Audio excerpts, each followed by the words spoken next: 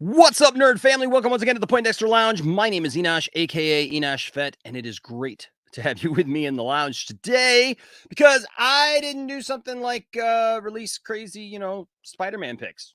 And that's probably a good thing right now in this climate.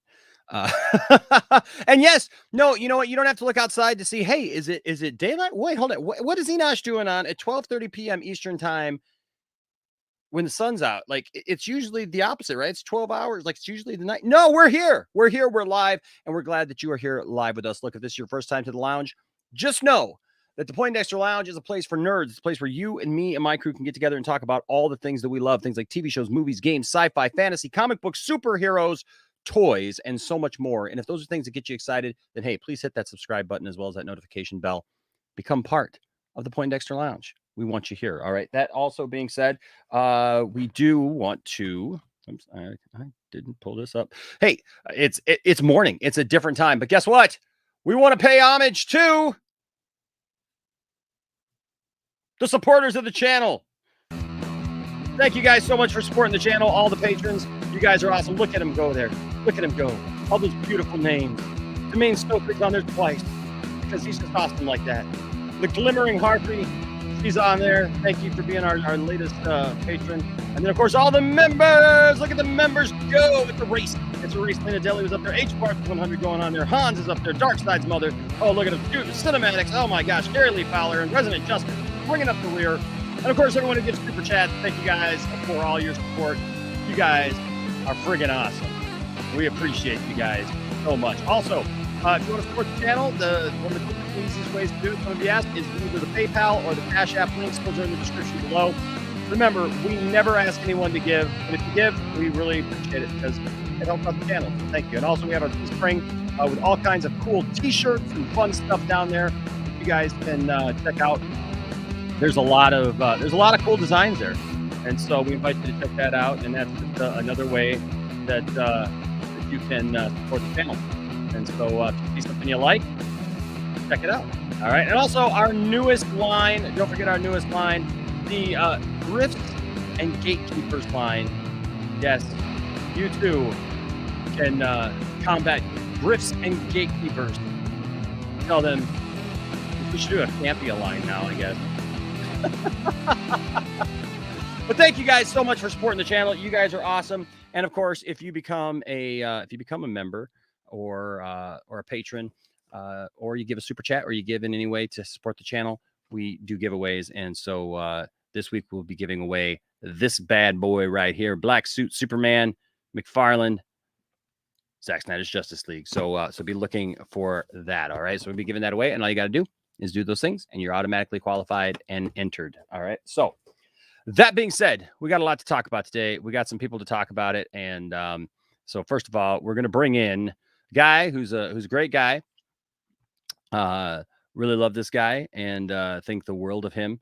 And all the way from my hometown, Las Vegas, ladies and gentlemen, welcome Austin, little big city. I think did he check out for a second? We'll remove him. Actually, we got a special guest. We do have a special guest. Mr. John Campia is here. Greetings and salutations, my friends. This is John Campia, live with the John Campia Show from my jail cell. Good evening. Oh, hey, welcome. And then also, from my home state here, Mr. Dial. What's up, Dial? Hey, what's up, people? Hope you're having a bright and sunny day. Yeah, where you're at. Also, ladies and gentlemen, from his car with his crazy concepts and his crazy ideas, ladies and gentlemen, Mr. Crazy Joe is here. What's up, Crazy Joe? Hey. And we don't know, is Austin back yet? Austin ain't back yet. We'll just throw him up there. Austin, he's a big A. He's a big Yeah. Oh no! Yeah. Scared me. Yeah. He scared me. But I had to get a bang because it's 9:30 here. You Get that caffeine in. I forgot to grab a rock star. Look, the sun came up. Like the sun. Why are we doing this? The sun is up. The sun was down. We were doing the overnight show. We were like, no, it's bright and sunny now. I'll let you in on a little secret. I haven't slept since 12 yesterday, so let's go. Yeah. Let's do this. Holy shit. Oh man, I just found out too. DL, you're from Vegas? No, I'm from Detroit, man. Oh, I thought You're you my brought him Vegas. in. You guys are my Vegas connection. Got DL's it. my Detroit connection. Got it. DL's just down the road. One of these days, me and DL are just going to get together and we're going to surprise everybody and do a stream live and just like blow people's minds. One of those days, it's gonna happen. It's gonna happen. Exactly. I'm gonna meet this girlfriend of his. Hey, Hey. Well, I'm going down to Vegas December You're doing what 14th now? to the 20th. yeah, so- you guys won't be here for the super stream. It's gonna be me, Bradley, RJ, and William. Wow. Oh, Yeah. yeah. Don't get married. The Don't get hope- married the while hope you're is that there. we're We're gonna go- actually all gonna get married to each other live. So check that out. Right December after we 17th. see Spider-Man, we're gonna be on adrenaline rush when we go see Spider-Man. I Oh lost my my God. ticket. Hey, also look before I get started, and this is just for any of you out there, if you could, my grandma is a big part of my life, and she's really important to everything that I am and everything. And so, just real quick, if you are a praying person, you could say a prayer for my grandma. She's really sick right now, and we don't really know what's going on with her. And so, my sister's been with her for the last night. They're doing a COVID test, but it doesn't really seem like she has COVID. But my sister got COVID, and my sister's symptoms were she threw up for 3 days. So, Oh, jeez. like it was like my sister didn't have any of the COVID stuff, like the breathing, the nothing. She was throwing up, and that's what my grandma's been doing. So they're concerned that maybe her kidneys or maybe this. So anyway, so just want to put that out there for you guys. I'd appreciate some love if you could. So Yeah, absolutely. Absolutely. yeah, 'cause- Sorry about that, enough. yeah, Praying for you, dude. thank you. I appreciate that. It's just it's just like a weird thing, to happen. So with everything else that's going on right now. So thank you guys. Appreciate the love. I see you guys. I see a lot of names that I don't normally see, and that's pretty awesome because usually I'm You're not super even awake. late, yeah. Yeah, No, this is a weird time for you. It is.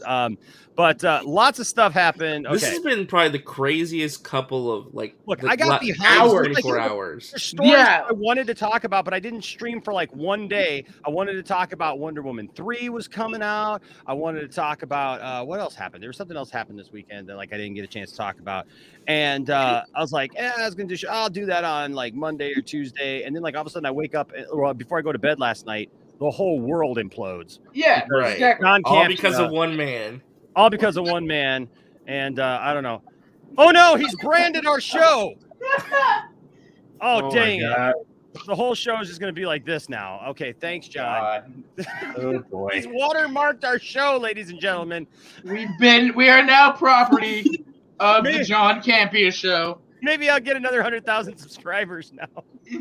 Hey, he got Oh like my 5,000 God. Twitter followers last night. Dude, okay. I went up 3,000 followers, but I still can't get over the Oh fact my that one photo showed Blue Beetle in the movie. Man, Oh, I know. Dude, that was crazy. I remember that. That's what's crazy. Dude, that was from the electric company, and I remember that. Let me show you guys. For those of you guys who didn't see, it There are brought so back- many amazing memes that Joe posted in the group chat, and just like the internet in general. There were so many great John Campia memes. Oh, they today. would. The internet did what the internet does best. Look, that is, and they that is- roasted the out Oh of that dude. my gosh, they did. Okay, so for those of you who don't know, last night John Campia accidentally tweeted out what could be a major spoiler for the leak of the Spider-Man. century. The leak of the century for Spider-Man No Way Home, right? So look, people have shown it. If you haven't seen it, I don't even know. Okay, listen, I'm just going to be straight up honest here, okay? I don't even know that this is that big of a deal. Everybody Really? Yeah, and here's why, because everybody Yeah, me has neither. assumed. Everybody has assumed that all three Spider-Men were going to be in this movie. Well, it is Yeah, such well, a it's a big deal. Though. Yeah, it's a big deal if it's real and if this is it. Because then Even it's like, if all it right, is- now it's even if it is real, it's not that big of a deal because we've all. It's like it's bigger in Iron Man 3 when you found out that the Mandarin wasn't actually the Mandarin. That was bigger because That's going to be nobody his saw that thumbnail coming. today. Nobody saw that coming. When this happens, like everyone's gonna be. It's gonna be like when Benedict Cumberbatch said he was Khan and Into Darkness. We're all gonna be like, yeah, we knew. Yeah, well, see, that's the so like, look, I saw everybody, getting upset about this, and with John, and I was just like, okay, look, I don't even know that this looks real, and I'll just be honest. I mean, I will tell you this, Enosh. yeah, For legal purposes, I will use the word hypothetically, just so we don't get in trouble. Hypothetically speaking, there are a lot of what I would call the online journalist scooper leaker community mhm. who have verified and said John Campia is in big trouble because these are 100% real, both images. But how is Hypothetically he in speaking. trouble? Who's gonna? He's not gonna get. He will. No. Yeah. The only reason he goofed up, man, is because he watermarked them. Either way. So that's where, yes, okay, that's where. But like, people were saying that like he's gonna get in trouble with Disney. They're gonna come after him. Look, he saw. It's not even a Disney movie. It's not even a Disney movie. Yeah, it's Sony. Yeah, but the thing is, so he puts this out for those of you who don't know, he puts this out, right, and then because he says that he put it out thinking that it was fake, and then right after he put it out, he claims that Somebody told him, "Hey, it might be real. Just delete it." Yeah, somebody told him it might be real. He says, "Okay, where is it? Okay, I'm sorry." Yeah, so somebody replied to him asking, "Why'd you watermark it?" Yeah, and then okay. he said, well, I got this. Okay, it says, and suddenly I gained over 1,000 new Twitter followers. This was the first, because I mean, like, he's blown up now. He says, "Okay, look, last thing I'll say here: if one, I thought the images were real, and two, wanted to share them, I would have done a headline video on my channel to get views, not on Twitter just to delete it 5 minutes later, because he put it up and then he took it down."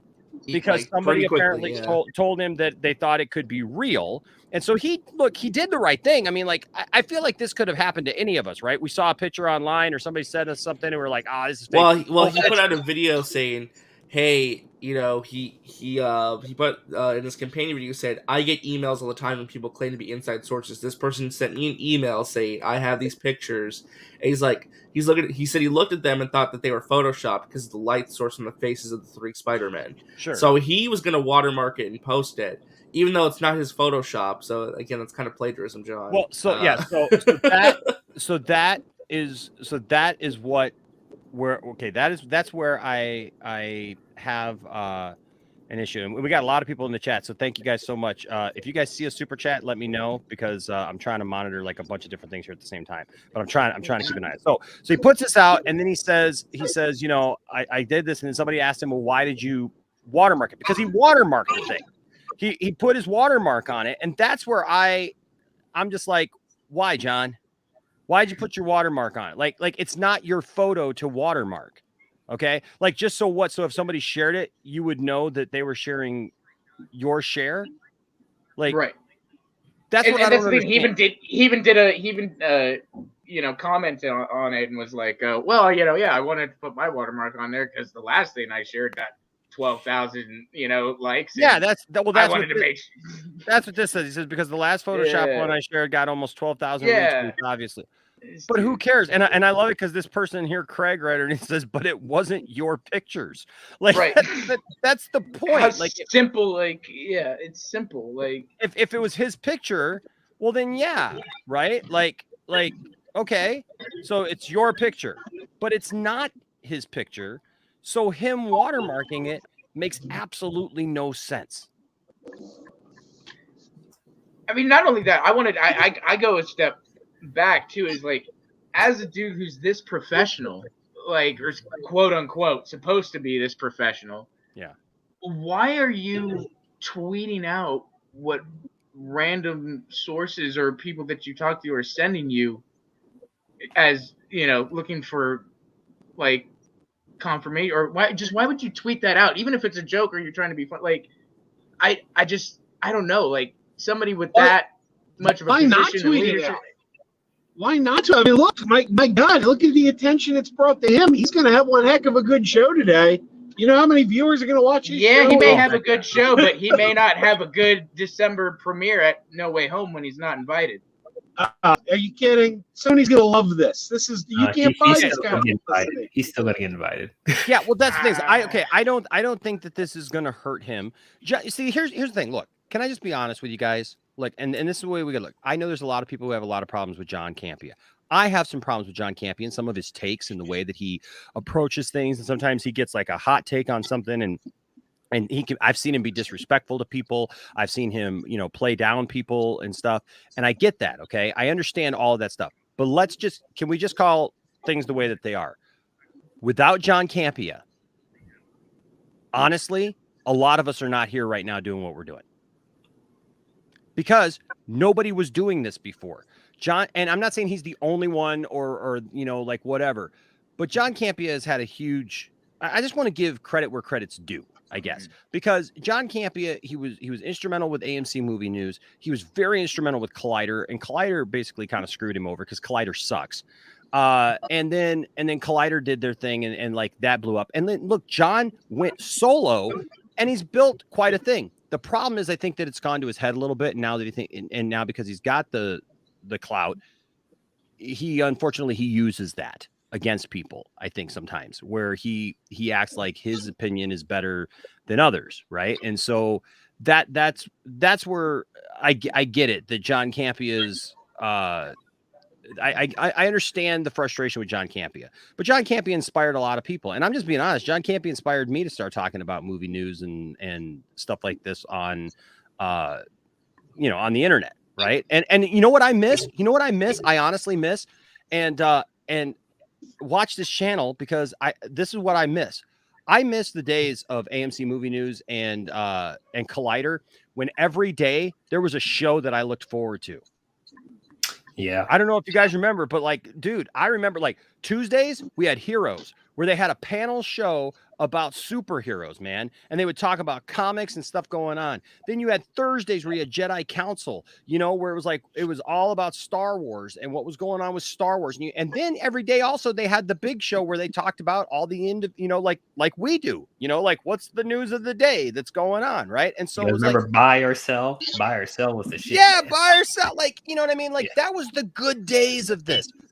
I would love to see that come back. I would love to see a channel, maybe the Poindexter Lounge, do something just like that, where you can look forward to every day having a show with different people and different things happening and talking about these. Because I think that's what we need to bring back is those simpler times before these pundits got these big heads.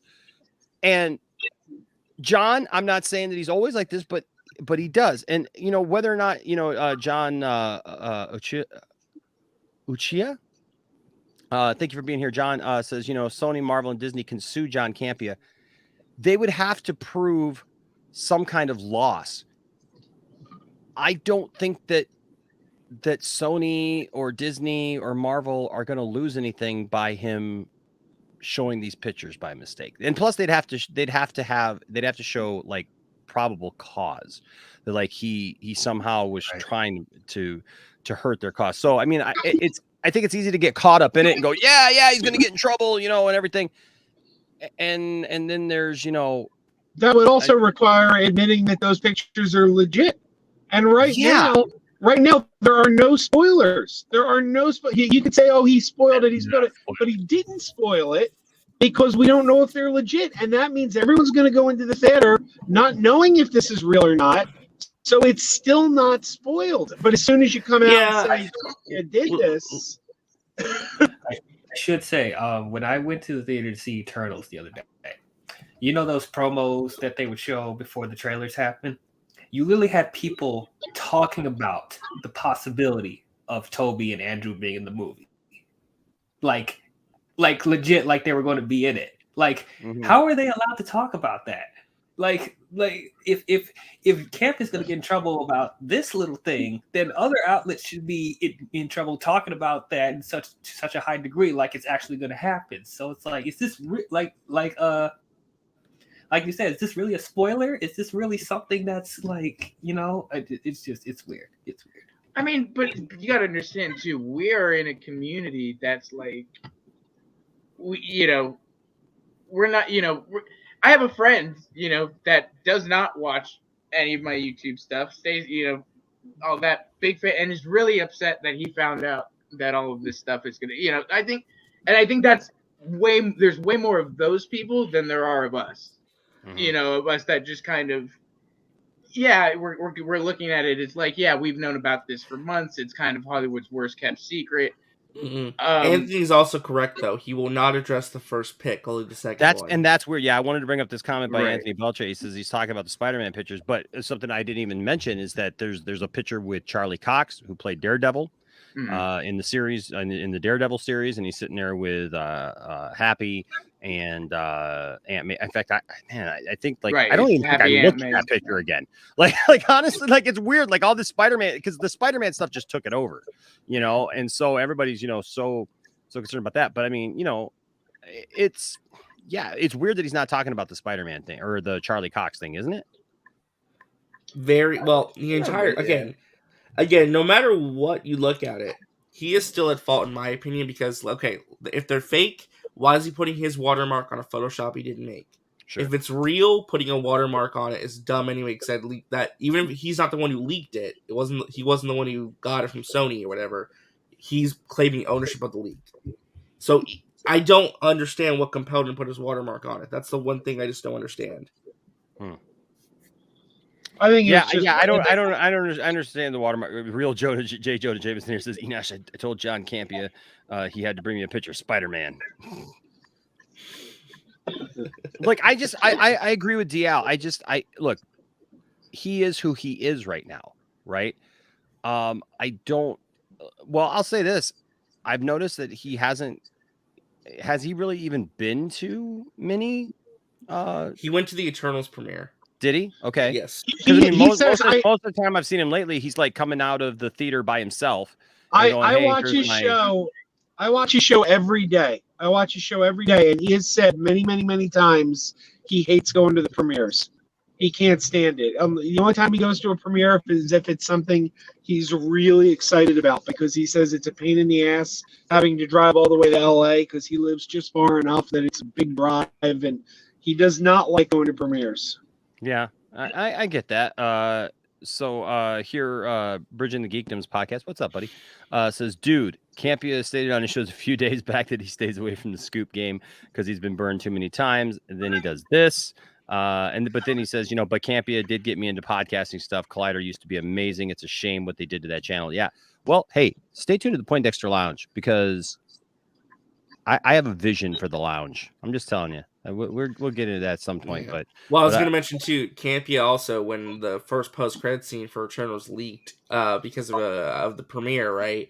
He put out a tweet saying, everyone who attends these premieres and screens should sign an NDA, and if you leak a spoiler, you need to pay $1 million to the studio. He said that? Like, yes, he did. Yeah, he did. He really did. He did. Lord. See, I try.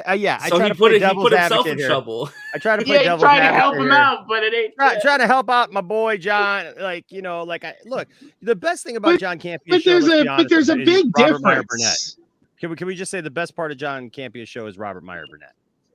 Can we all? Just I don't know about that. I get very frustrated by Robert Meyer Burnett. Yeah. Robert Meyer Burnett is the most. Even though I don't like his. Chill dude. Like, look, he frustrates me sometimes with the people he hangs out with, but that's because he's just a good guy, and he's just, you know, he's been here several times, and I actually like Robert Meyer Burnett because I think Robert Meyer Burnett like has a more grounded look at stuff. You know what I mean? And Robert, like I've talked to Robert. When Robert says something, he backs it up with like facts. He doesn't get emotional about it most of the time. And I like that. Unless he's hanging out with the fandom menace, in which case he just backs them up completely. Well, I don't know if he backs them up completely, but I think that a lot of times he'll stay quiet about some stuff, you know. And look, he's got his own opinions. There's nothing wrong with his opinions. I mean, but he's not a jerk either. I don't feel that. I'm not trying to throw Rob under the bus. I've hung out with Rob. Rob's a cool guy. Okay, what was that? What was that, DL? I would say, I think Rob is great. That's just one thing that he says that I don't like, in that he says that film is not subjective. That kind of bothered me a little bit. Yeah. Mary Wilcox. Yeah, this was after they, right when he. Actually, I kind of agree with that. His opinion. I think certain films aren't. I kind of agree with that. I think certain films aren't subjective. I do. Certain, not all, but certain. I do kind of think that. That's an interesting take. I mean, everything's really based on opinion, you know. I mean, I guess if you say that like opinions are subjective, fine, but like the film's subjective thing, I'm like, I mean, like, because people see films differently. Like, how is that? How is that not subjective? Not everyone's gonna love the same thing. It's because majority, you know, a majority loves it. You know, I don't know. Okay. That was just kind of Mr. Joe's got to go for a minute, but because he reached his destination, but he said he'll be back in a minute. So Joe, thank you, buddy, for being here, and we'll see you in just a few.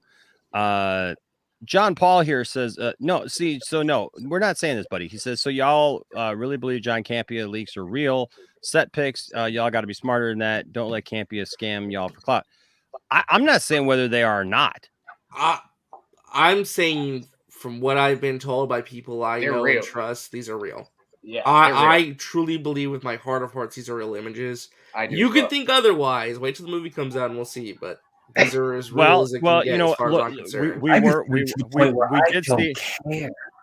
Yeah, I don't care either. I just feel like if they're real, they're real. Okay, if they're not, they're not. And there were so many leaks that I see online, and I'm just sick of them. I'm just really sick of them. Like, it is interesting. It is interesting though that you notice the rail behind them. Remember the blue screen stuff that came out a while back? Had the rail, because the blue screen leak was real too. That was a real thing too. Well, see, that's what I'm wondering is like, okay, so this may look weird because maybe it's not a finished product yet, but it's a picture, and all that behind them is blue screen, green screen, whatever, is blue screen, and and that's what they were doing. I mean, It's very, very possible. It's very, very possible. Yep. There's just so many layers to this thing. There really, really there is. There's at least 3. Red Comet Man with a $5 super chat. Thank you, Red Comet Man. You're awesome. Says, and you got the first super chat of the day. Yeah. So we got to give you something cool. We're gonna blow up a toaster for you. I've been thinking about blowing up my toaster, but then I would make my bread hot and hard at the same time. My good friend, it's Keys over on TikTok. So he says Marvel is doing worst kept secret like AEW did with Punk, and that worked big, so they are doing the right thing. I agree. Yeah, and this is something I'd like to hear you guys. Do you guys think this is a Marvel security issue, all this leaks and stuff, or is this a Sony security issue? Both. I think it's both. You think it's both? Yeah. I mean, I don't really see Marvel stuff leaking like this, like ever. So Doctor Strange 2, Black Panther 2 yesterday. What I will say, Diao, is that what happened with Doctor Strange 2 and this, as far as I'm aware, these are also real pre-visual concept of what some of the CGI stuff is going on. There was some previous concept art that leaked that was pretty bad. Black Panther 2, I wouldn't describe as a leak, but one of the scoopers came forward with like a major story detail. It's apparently a major spoiler for Black Panther 2. And I don't know. I feel like right now, I don't know if you guys will agree with me on this, I'm getting a little concerned because I feel like right now, entertainment journalism and the way people are covering these movies is getting to a point where do we draw the line between getting information about a movie reporting and just it and just giving it away? Yeah, like exactly. we're crossing a dangerous line where I think we're getting way too obsessed with leaks and spoilers in this online community. Yes, dude, I'm not gonna tell you you're wrong. I'm not gonna tell you wrong. Oh, and here, okay, so here's my other thing. So I'm looking at this. Whoops, where did it go? Where am I at? Okay. Oh, I'm sorry. I had a different StreamYard open. So this is 100%, this huge spoiler, 100%. And people are angry because of this. People prefer to see this surprise in the theaters. Sure. I'm just going to tell you, John Campia or no, they ain't holding this surprise until you go see it in the theater. I don't feel for a second that this surprise could be held until people walked into the theater. I don't believe it. I don't believe this was inevitable. If this is real, because people have already been talking about it. There's already been leaks about it. And as closer we get, we're less than a month away or a month away or whatever. When's it come out? December what? 17th. December 17th. So we're about a month away, right?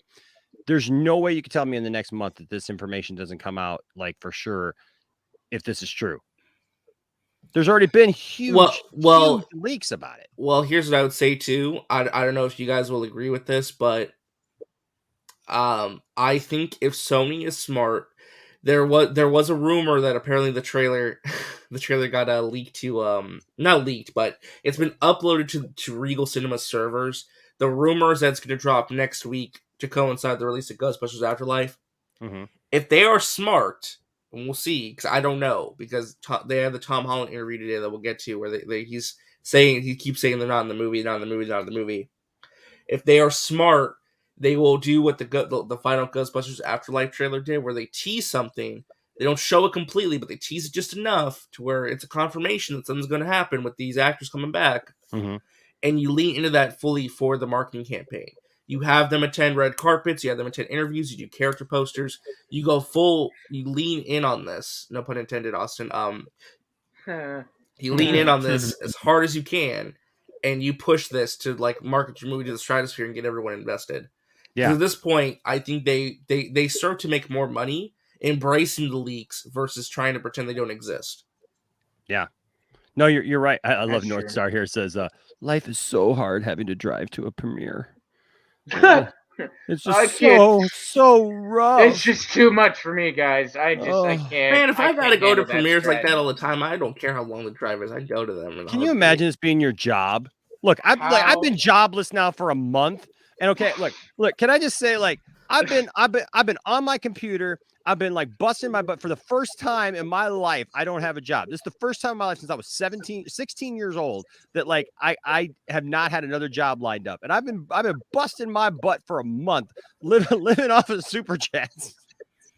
And like what I can't imagine being John Campia and going, I just 8 hours? I can't drive that. No, I just don't want to go to the premiere of that movie and have to see movie stars and watch a movie for free. Well, DL, if you're getting paid for it, it's a different.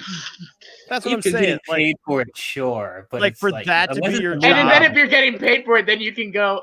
Screw the road trip. I'll take a plane. Like, look, dude, when that's your job, I'm really, really excited for. I wouldn't see myself driving 8 hours for.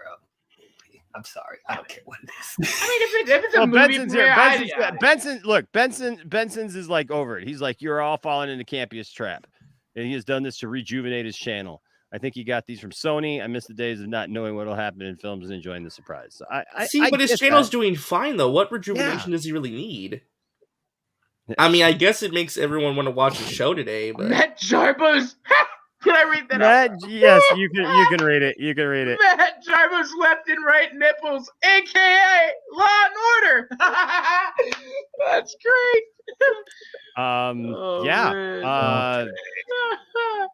That's an interesting screen name.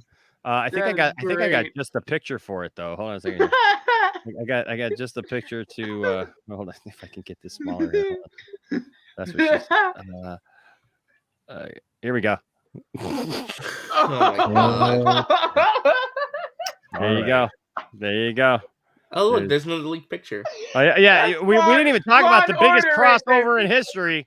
You guys, Spider-Man and the Blue Beetle. The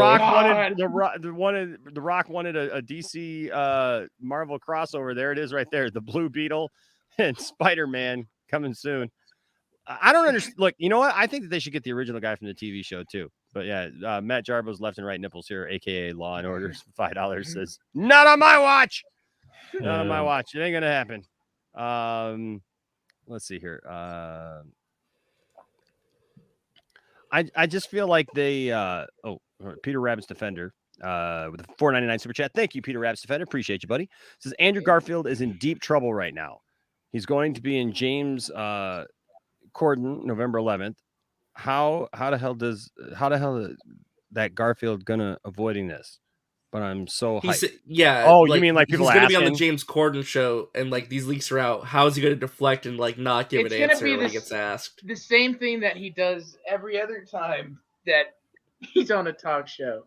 He's gonna be like, "No, I don't know what you're talking about. It's a fake. Don't shoot me, Kevin." What if? Okay, you can we just go like really like crazy? Sure. What if this is like a planned thing? See, I understand that line of thinking, but the reality is studios hate when stuff like this happens. because this puts people's jobs at risk. You know, leaks are never a good thing. The studio does not like leaks. Well, Can they use it to their benefit though? Absolutely, but they don't like it. They don't plan this to happen. I don't think. I don't know. I think you could.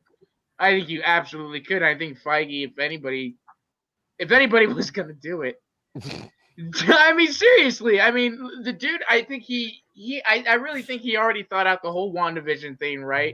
He's gonna get everybody to be questioning now for the next 8 months, no matter what, a scooper or a leaker. You're gonna always question if whatever they're talking about the Marvel movie, if it's true or not. You know who's going to be in Spider-Man? Oh, Mephisto. Mephisto Confirmed. He was in the poster. Did you not see him? I swear to God, when they eventually do use Mephisto, it's going to be like so anticlimactic. Oh yeah, and that's the thing. It's like, it's become, yeah. Can we stop talking about Mephisto? God damn it! What's that? Can we stop talking about Mephisto? God. But he's the next villain, though. Don't you know? He's not the next thing. Diao, there was a fly on the wall for a reason. Marvel does not. I'm going to squash that fly because that shit ain't real. Oh, I'm pissed off. God, I'm sick of y'all theories, bro. Diao, calm down, bro. I can't wait till this movie comes out. He's not in the movie, and I'm gonna be like, I told y'all, motherfuckers. Anyway, I'm sorry, Diao. God, I'm sorry. I'm tired of talking about this damn film. I think Mephisto's in the movie, DL. I'm sorry. I didn't mean to make you so upset. No, he's not. Listen, Spider-Man's gonna get caught in it. You know, he's gonna put his web, and fly's gonna fly into the web. It's gonna reveal it's Mephisto. Somebody with the name Fly on the wall just commented, "Lol, that's great." I did not plan that. Mephisto did. Mephisto confirmed. Mephisto confirmed, man. Oh yeah, you'll never escape it. Well, that does lead to a good question, though. In all seriousness, like, is there any surprise left going into this movie? I guess the post-credit scenes, maybe the ending. Well, okay, what is it? And I know I don't want to jump ahead because I know Enosh has the articles he wants to get into, but Tom did say, that he's gonna suffer in this movie. So I guess that's the one surprise. Maybe somebody will die or a couple people will die. Yeah, they're saying this is gonna there's a lot happening in this movie, but it's gonna be the darkest of the three. Like they're like it's a very serious movie, which I know Enosh is very happy about. Heck yeah. Put that kid through hell. That's what he deserves. How do you spell Mephisto? MEPhisto.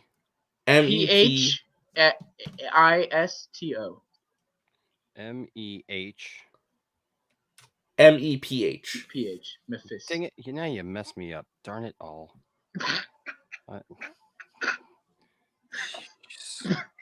Gosh darn it! I start freaking all over again. You could just move the. Probably help we put in the private chat, where we actually spell things and just have to say it out loud. Yeah, just put it in the private chat. Good. You guys keep talking. I'm gonna do my thing here. All right. You guys just do what you gotta do. I'm trying. I mean, I could literally look it up, but I was asking live because that's what we were doing, right? Just as you normally do. Let's just ask live on the air and spell like it's ABCs. Yes, exactly. Okay, but I'm just saying, I don't know if it's real or not. It looks weird. It looks, what it looks like to me is it looks like an unfinished shot. What about the Charlie Cox picture? The Charlie Cox picture looks absolutely on. I'm just going to be honest with you. The Charlie Cox picture looks like it's real. I mean, what do you guys think of the Charlie Cox picture? Oh yeah. It looks really real. I mean, I'm not sure how you fake something like that. If it's a fake, bravo, but there's no way. There's just no way. I mean, I guess. What does the chat think? The Charlie Cox picture does seem to look pretty good. The Charlie Cox is previs. Okay, so I got something just for DL. You ready, DL? No. Still confirmed. All right, here we go. Hold on a second. Just gotta let it. Yeah, don't look behind you. Here we go. This is for DL.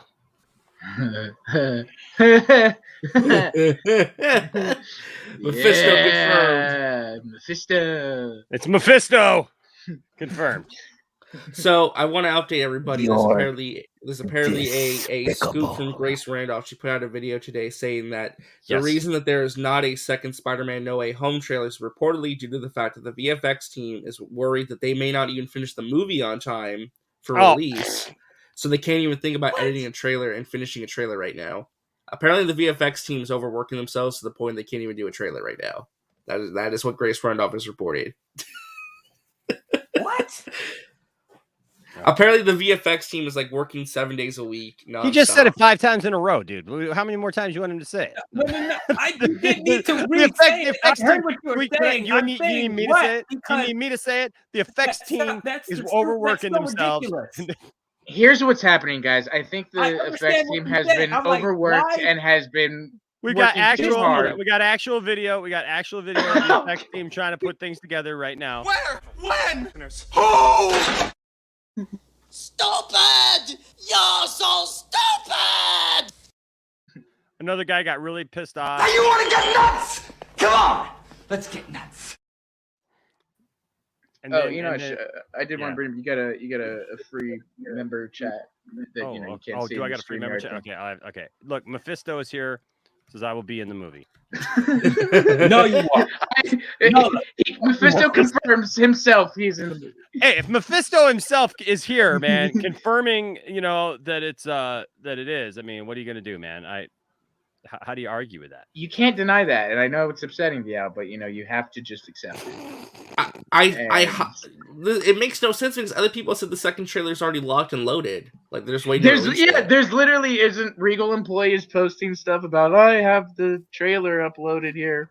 It spelled Mephisto. Yeah, it's like say, they don't have enough time to finish the effects before the movie. That's the biggest load of shit I've ever heard. How long has this movie been planned? So do you guys think it's possible though that the VFX team is worried they don't have enough time to finish the movie though, or do you think that's like fake?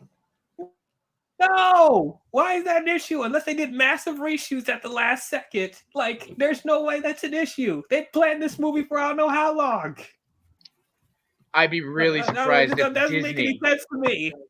I'd be really surprised if Disney is that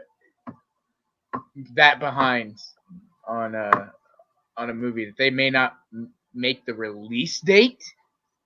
They're worried about making the release date. Yeah. Wow.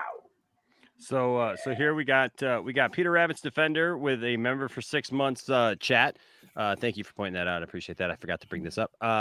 Says I believe that Kingpin and Karen will be in the movie. The movie. I admire the optimism, but there's so many characters already in this movie. Wherever they fit. Yeah, Grace Randolph 1, John Campia 0. Yeah, that might be where you overstuff it, dude. If your son shows up in this film, I'm gonna call Ray Porter right now. I'm just gonna be like, Ray, are you in this film? And he'll be no, they can't. Ray Porter could be an extra. You never know. He might have been in New York City when they were filming one day, and just walking by. The problem with this, the problem with the thing with Grace, is that she is right. She's been right a couple times, but she's also been so wrong as well. I know. She has times where she's like right on trash sometimes. Like, oh my god, we can never forget Mandalorian season 2 with the Pedro Pascal thing. Never forget that because that was really bad for her. Yeah, it was. But then like she has like Zack Snyder on. You know what I mean? I don't know. I don't know. Ben's here with the 5 pounds. Your takes are still trash. That's true. Benson's here with a 5 pound super chat. Thank you, Benson. Says this is far more exciting than a guy in a mask talking about his troubles with a married woman. Okay, then. What are you talking about? What am I missing there? What am I? This is far more exciting than a guy in a mask talking about his troubles with a married woman. Oh, okay. All right, Benson's. Hey man, I love you, bro, but that's not. Yeah, look, man. Yeah, no, I don't get it. Went over my head. I get exactly what he's saying, and like that's Spider-Man. Okay. All right. So, Okay. yeah. Spider-Man. Yeah, I get it, bro. I get it, bro. And thank you for the £5. I appreciate it. So I just put it in the private chat. So there you go. Okay. So there's all this takes and stuff. And who's Mike Pesto? Who's Mike Pesto? That's funny. Okay. Says we don't need a second trailer here. The Dark Lineal says we don't need a second trailer. At least play this like Avengers Endgame and show the first 10 minutes in. Don't need a second trailer for this film. I think you need at least one more trailer. We'll disagree with that. I think you just need one more trailer. I don't think you need 3 trailers or anything crazy. Just one more trailer next week. I think you'll be fine. Yeah, maybe one more, just so we can understand understand where the story is going. Not exactly tell us what's going to happen, but just like get a better understanding of what's going on. Yeah. So speaking of getting a better understanding of what's going on, not only in midst of all of this, in the midst of everything being leaked and all this stuff, Tom Holland comes out and says, Spider-Man No Way Home is not fun. It's going to be brutal. Well, we got a new image. Look, really? a little bit. We got a new image. It's an actual real image from the movie. It's the main setting of the movie, a bridge. That bridge is everywhere, man. Every image, it's a stupid bridge. This? What? Oh, I'm seeing like if you scroll down a little bit, they show the image from the article. It's a Scream image. It's got a lot of. Why is there Scream stuff in? Okay. Is this me or is like the Scream lagging? Like still at the top. Maybe that's why I said. Hold on. Is it moving? Am I in the right article? I'm not in the right. You're at the right article. It's just not. There we go. There we go. That's the image I was talking about. I had 2 articles because there's 2 different articles. Yeah, there is. Yeah, there's 2 different articles, so I had the wrong one open. So I apologize. Yeah. So he says it's not going to be fun. He says it's going to be brutal. And hey, Meta's here. What's up, Meta? Hello, Meta. Hello. What's going on, bro? Oh, all right. This is not much. Look, it's more images of the famous bridge. Yeah, right. Okay, so the whole movie takes place here on the bridge. The whole movie takes place here on the bridge. This is where everybody shows up. Everybody shows right up. Like the first half of the movie is them just sitting in that room with Charlie Cox, and they're just like talking about the fact, like, wow, it's so crazy that you're here, man. Like I've heard the second about half, you. it's all on the bridge. Everything's on the bridge. Second half, Thor has the rainbow bridge. Thor has the rainbow bridge, and Spider-Man has the bridge to Manhattan. Yeah. Andrew Casale's here. Hey, Andrew, what do you think, man? Do you think Toby's in it? You think those pictures are real? Okay. So Spider-Man bridge from home. Spider-Man bridge from home. Spider-Man, no way off this damn bridge. Spider-Man bridging the gap.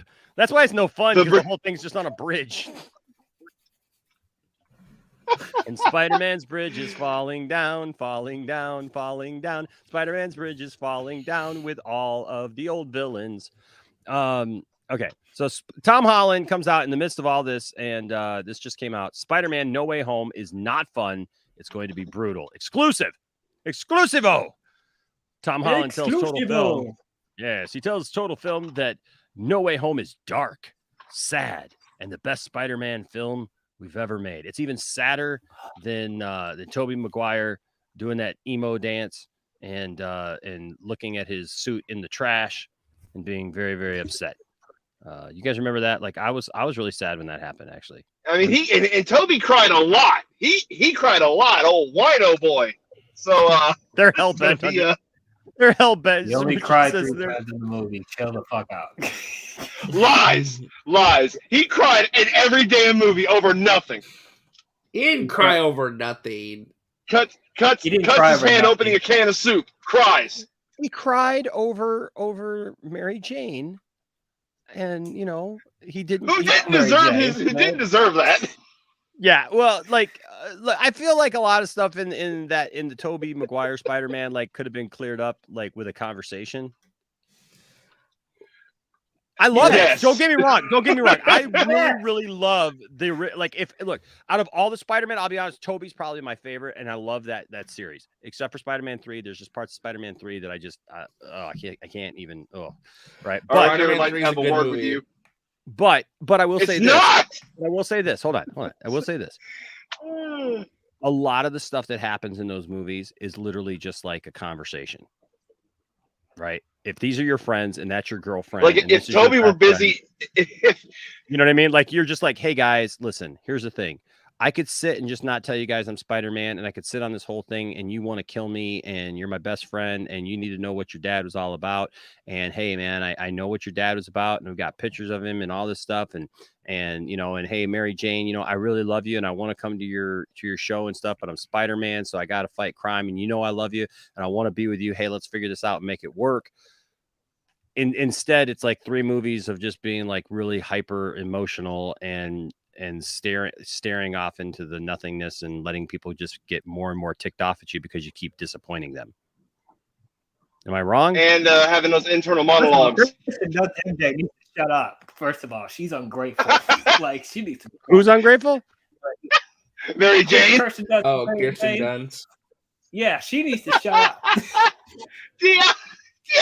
That ungrateful bitch. I swear to God.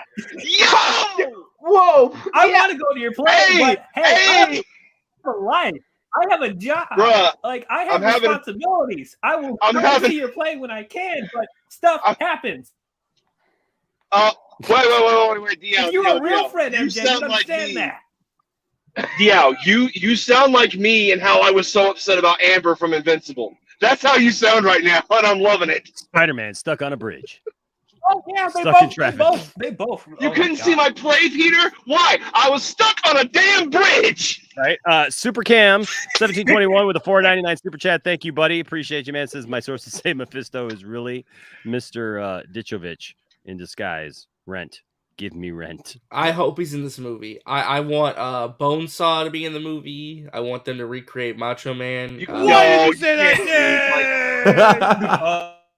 I want you Mr. can't replace Dickovich. Macho Man. I want the lady who you gave can't Peter replace Parker her Macho cookies. Man, dude. If we're doing that, then I get to play him. You can't replace Macho Bruce Man. Campbell. Bruce Campbell needs to be in this as the announcer. Oh, Bruce Campbell would be great. That'd be fire. I mean, like it's a massive thing, and You're asking for too I many want to see his thing. You're asking for way too much Maguire love, and I can't be for that right now. I'm sorry. Yeah, we need a balance. That's way too many Maguire characters. Yeah, we need balance. Thanos didn't die for nothing. I get it, but Maguire's Spider-Man started the whole thing. Well, I mean, look, you know what I would love to see? That's favoritism. Okay, I get that, but if we're really going to do this, I mentioned this. Why not go back and get the guy who was Spider-Man in the TV show? If you're going to do a true Spider-Verse, right? Do all the live-action Spider-Man. Get the Spider-Man from the old TV show. Get the Spider-Man that we just showed from the Electric Company back in the 70s and early 80s, right?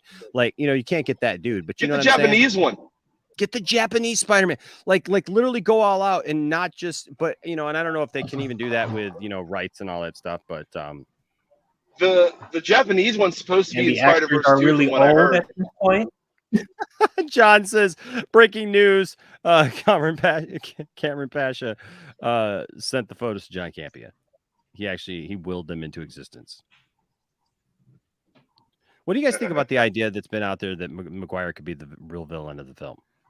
Not happy. That is hilarious, and I would support it 100%. I would support it 100%. If that happened, Andrew Casale would go like it would be a melt. No. I would love if he takes off his mask and Tom Holland's Peter I basically want it to be like a reference, like, oh, you look like my Uncle Ben. Like, make that fan theory come true. Okay. Mladen, I apologize. Yes, we're gonna read the article. Hold on, let's read the article. So he says it's gonna be brutal. The best Spider-Man film that we've ever made. All right. He says Spider-Man No Way Home won't be like the other Spider-Man movies, where Spider-Man Homecoming and Spider-Man Far From Home were both relatively lighthearted. The upcoming sequel promises to be much darker. What people will really be surprised about is that it's not fun. This film, Tom Holland says, Total Film, in the new issue of the magazine featuring Scream on the cover, it's dark and it's sad, and it's going to be really affecting. You're going to see characters that you love go through things that you would never wish for them to go through. And I was just really excited to kind of lean into that side of Peter Parker. Peter Parker is always someone who's looking up. He's always really positive. He's always like, I can fix this. I can do this. Whereas in this film, he feels like he's met his match. He's like, I don't know what to do. Probably because he's like 17. Thank you. Right. Like, that's how he should be. Thank you. He should have been facing villains like this in the beginning. Like, instead, like he's fought in space, for God's sake, on another planet at this point. Like, you know, it's kind of hard to go back to, oh, hey, you got pumpkin bombs? Okay. Well, no, because like he acted that way. He acted that way towards Vulture and Mysterio. He didn't know how to defeat them either. He had to like, it came to him naturally on how to defeat them. He had to like learn about self-confidence and stuff like that. Yeah. Like those saying this Spider-Man has it easy. Like, don't know what they're talking about. I'm sorry. Well, anyways, he says that was an aspect of the character that I'd never seen before, and I was really, really excited to try to tackle. He says, I haven't seen the film yet, but I've seen pieces of the film, and it's the best work we've ever done. It's the best Spider-Man film that we've ever made. I really don't think fans are at all ready for what they've put together. I know that I'm ready, and I know that it's going to be brutal. Holland also spoke about 3 generations of Spider-Man movies coming together thanks to the inclusion. The second article. Yeah. Does it continue here? No, it doesn't continue. It basically gives you a link to where you can click to read the second part. All right. Well, let's read the second part then. Tom Holland's talks Spider-Man No Way Home. It's 3 generations coming together. I mean, why don't we just say, hey, both the other Spider-Men are coming to this film? I mean, they've teased this so much that it's like it's not a surprise to me now. Okay, but it's the worst kept secret in Hollywood. I know it's a Spider-Man No Way Home springs into cinema soon with Tom Holland, Benedict Cumberbatch, Zendaya, and more, featuring in the fantastic cast. However, star-studded as the MCU already is, the most intriguing new additions are Alfred Molina's Dr. Octopus and Jamie Foxx Electro, which we still haven't seen. 2 villains who appeared in different Spider-Man franchises led by Tobey Maguire and Andrew Garfield, respectively. When Total Film meets with Holland for the new issue of the magazine, which features Scream on the cover, Scream's on the cover, guys. We list off the massive cast, mentioning rumors that Maguire and Garfield may also appear alongside him, and ask whether, with all these actors on set, Holland felt any need to prove himself among them. He says everyone puts their trousers on in the same way in the morning, he says. It was interesting having those guys come in because they have a certain ownership over Spider-Man in their own way. And he pauses. Our spider senses start tingling.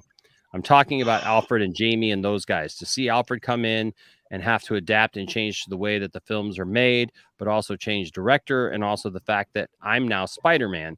It was really interesting to see these actors adapt and change what they were doing to fit the modern era.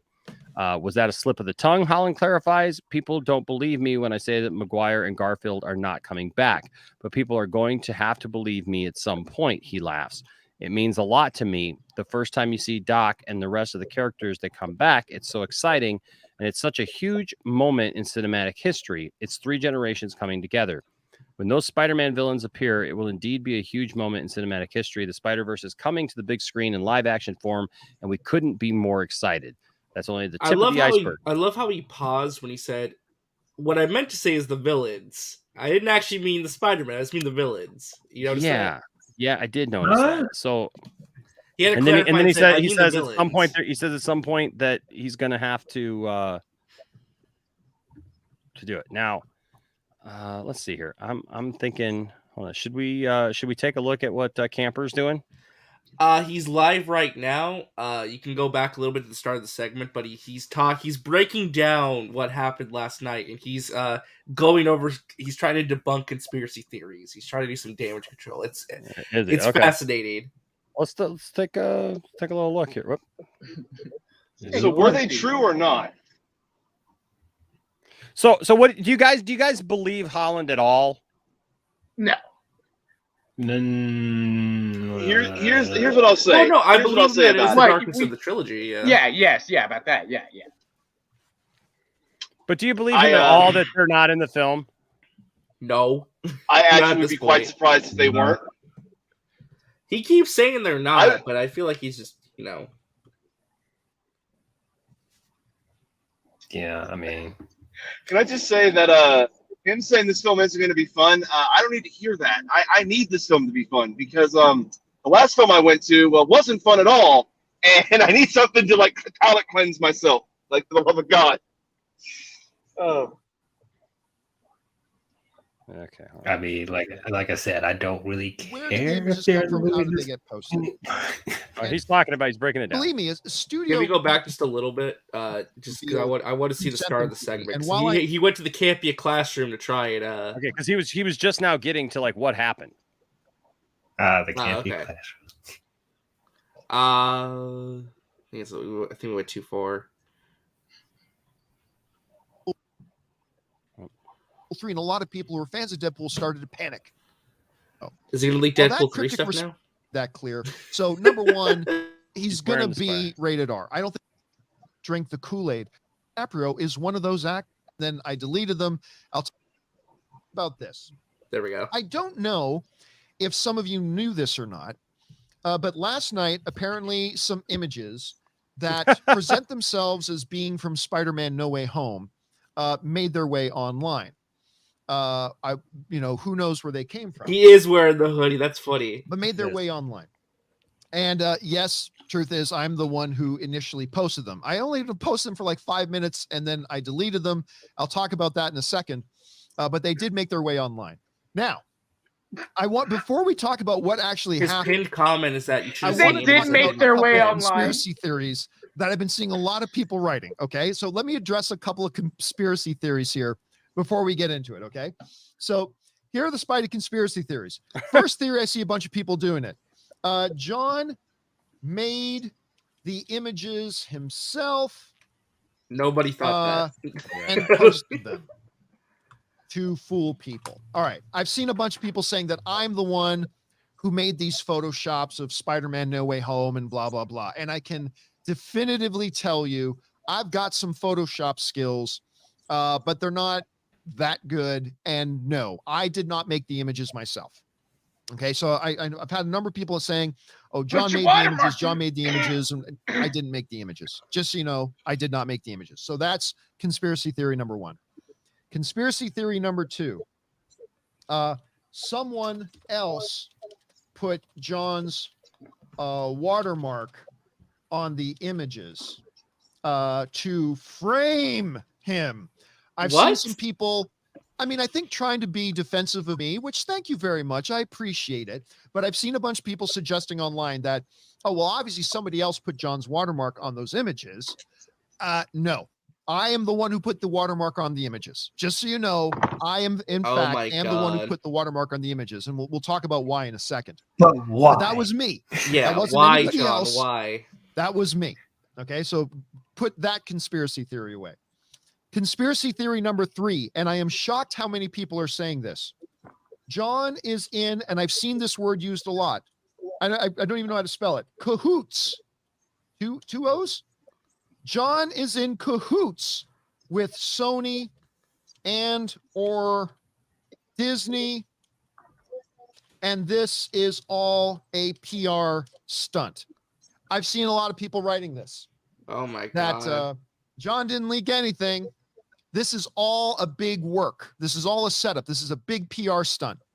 John and Sony are actually working together. John and Disney are actually working together. And they planned this to get a big swell of promo going out there. It's all a PR stunt. Number 4, I made a mistake. While I wish that were true, it is not. This was not a PR stunt. Sony had nothing to do with this. Disney had absolutely nothing to do with this. So no, it was not a PR stunt. To recap the 3 conspiracy theories I've been seeing a bunch of. Number 1, no, John did not make the images himself and posted them. No, someone else did not put John's watermark on the images to frame him. And no, John is not in cahoots with Sony and or Disney, and this is all some kind of PR stunt. No, none of that is true. None of that is true. So I talked about this last night. What actually happened? But let me go over it again here. So where did the images come from? How did they get posted? And believe me, a studio rep has talked to me and asked me to reveal who sent them to me. And while I am not happy, while I am not happy about what has transpired, I am not giving up the person that sent it to me. I may not be happy about it, but I'm not going to give up the source. It's just, I can't. They may have done something. Oh my God, somebody else doing something unethical, I don't think justifies me doing something unethical. And I think it's unethical to give up a source who trusts you in anonymity, even though it turned out to be something that I did not expect it to be at all. But anyway, so here's what happens. So you guys know I get a bunch of pictures sent to me, right? I get a bunch of stuff sent to me all the time.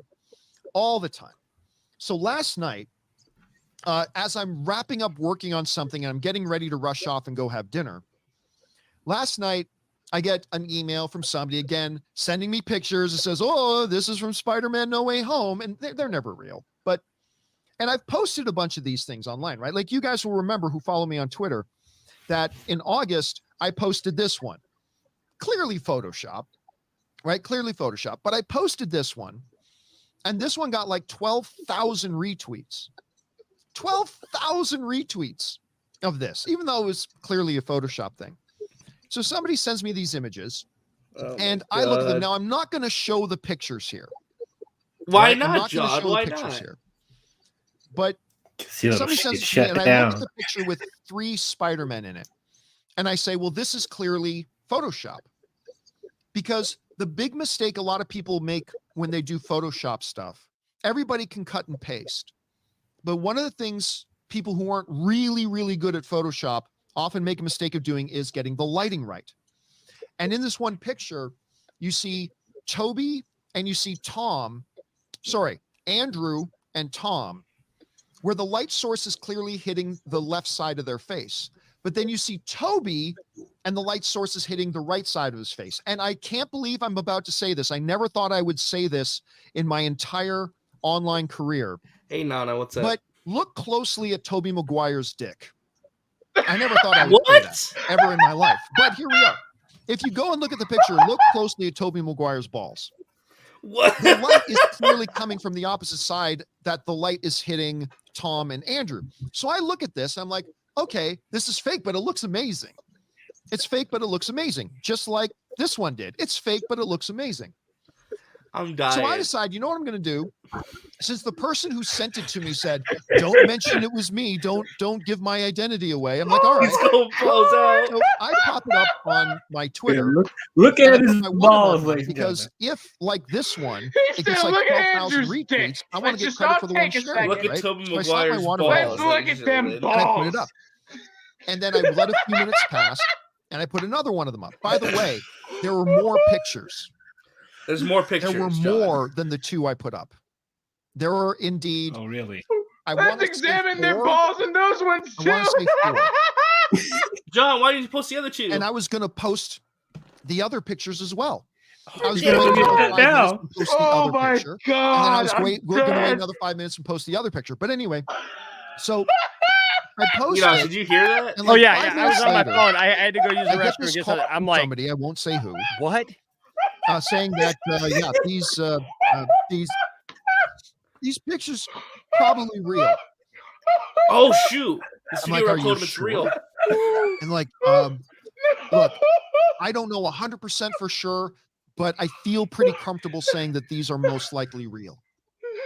And I'm like, well, shit. After examination of his balls, so I immediately jumped on Twitter. Again, only about 5 minutes had passed, and I delete them immediately. I obviously didn't share the other 2 pictures.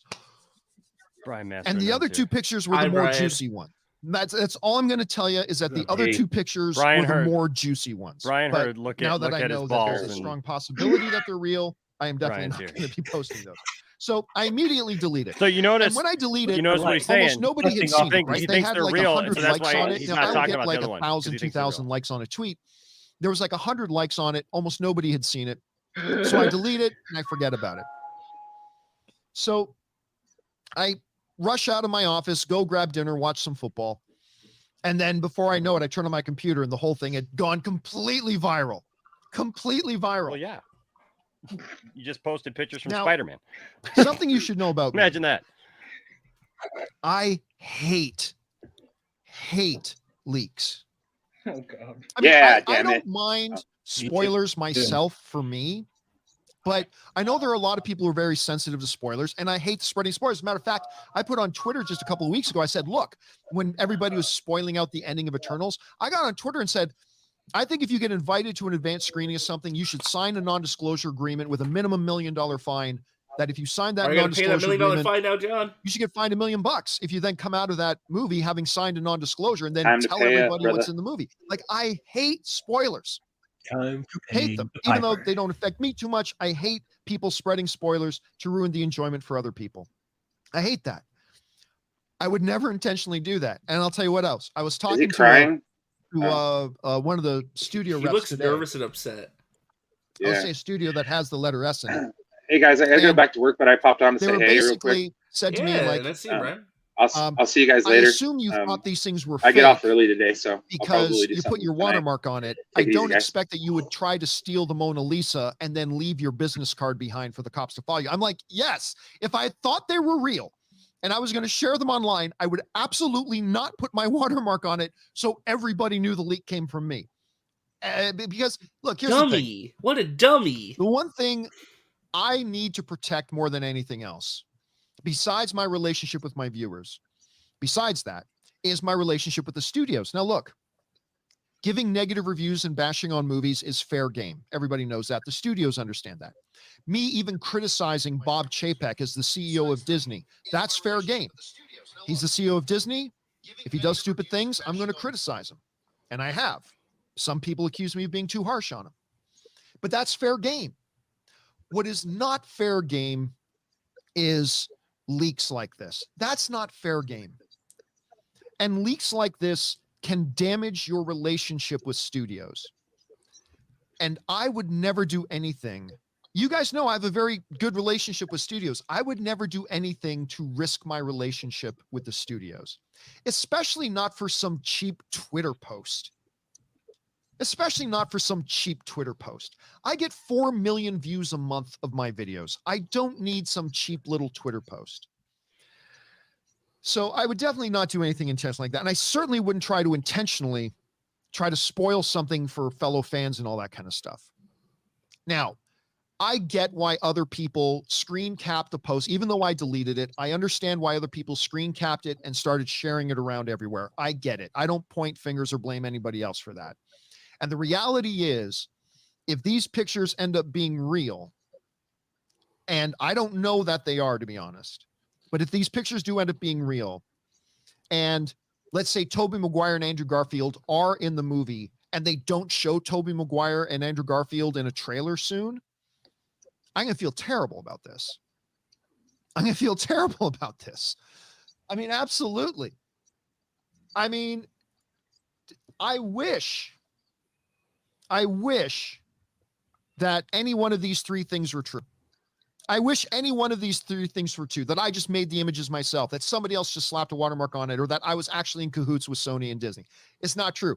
I got sent these pictures. I thought they were fake. Slapped my watermark on it because I wanted credit for sharing them, put them up. As soon as I heard But that why? they could be real. Why I do you want deleted them credit for immediately, and I sharing didn't something? We even share stuff all the all day pictures. long, and we don't put watermarks I on didn't them, even John. share all the pictures. Apparently, there's two other Should I pictures he give you a saw. little tease John Campia Oh, show. hold on. into what was one of the other pictures that you'd never be able Shared to by John Campia. deduce That what makes the it actual special. image is? Oh my god. I'll give you a little tease. Going to give you a tease, only because you'll never actually guess or deduce what the actual picture is. But it involves somebody in a mocap suit. You can take a million guesses. You're never going to guess it. So it doesn't matter that I said that. You're never going to guess it. So, and others. And then on top of that, I got another email last night after the pictures got out, because somebody thought, well, I'm the guy to send these pictures to now. And I'm like, 24 hours ago, I never would have considered that they could even possibly be real. But I'm like, I'm not even going to look at these things now. I'm not even going to look at them. And I didn't even open them. I did not open the attachments. I didn't even look at them because of all this. Not even one little peek did I take at these things. And you know what's funny? Here's what's funny. There are scoopers and leakers who have probably tried for a year and a half if those pictures are real, there are scoopers and leakers and all that kind of stuff who've probably killed themselves, would probably walk over their own dead mother to have gotten those images. That's an interesting thing to say. That's Ass a little much. fat out of nowhere got sent to me. I still have no idea why they got sent to me. That probably would have walked over their own dead mother to get those pictures and to post them. And for some unfair why do you thing keep in the saying universe, that? those people who actually wanted them. Nana. I just don't understand why he put but his. Today, I kind of wish they went to somebody else. Why would you put? I kind of wish they went to somebody else. Your watermark. But they didn't. They came to me, and I thought it was fake, and I posted it just like I've posted other fake stuff. Just transitioned into 2 cents on nonsense. Johnny Campia is here. Right? Maybe this time it's real.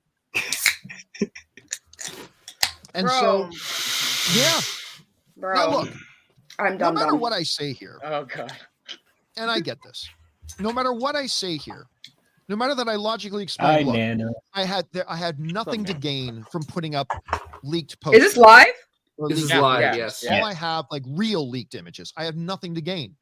I have like 4 million Hold views. on, a I'm month going on to my a stream right videos. now.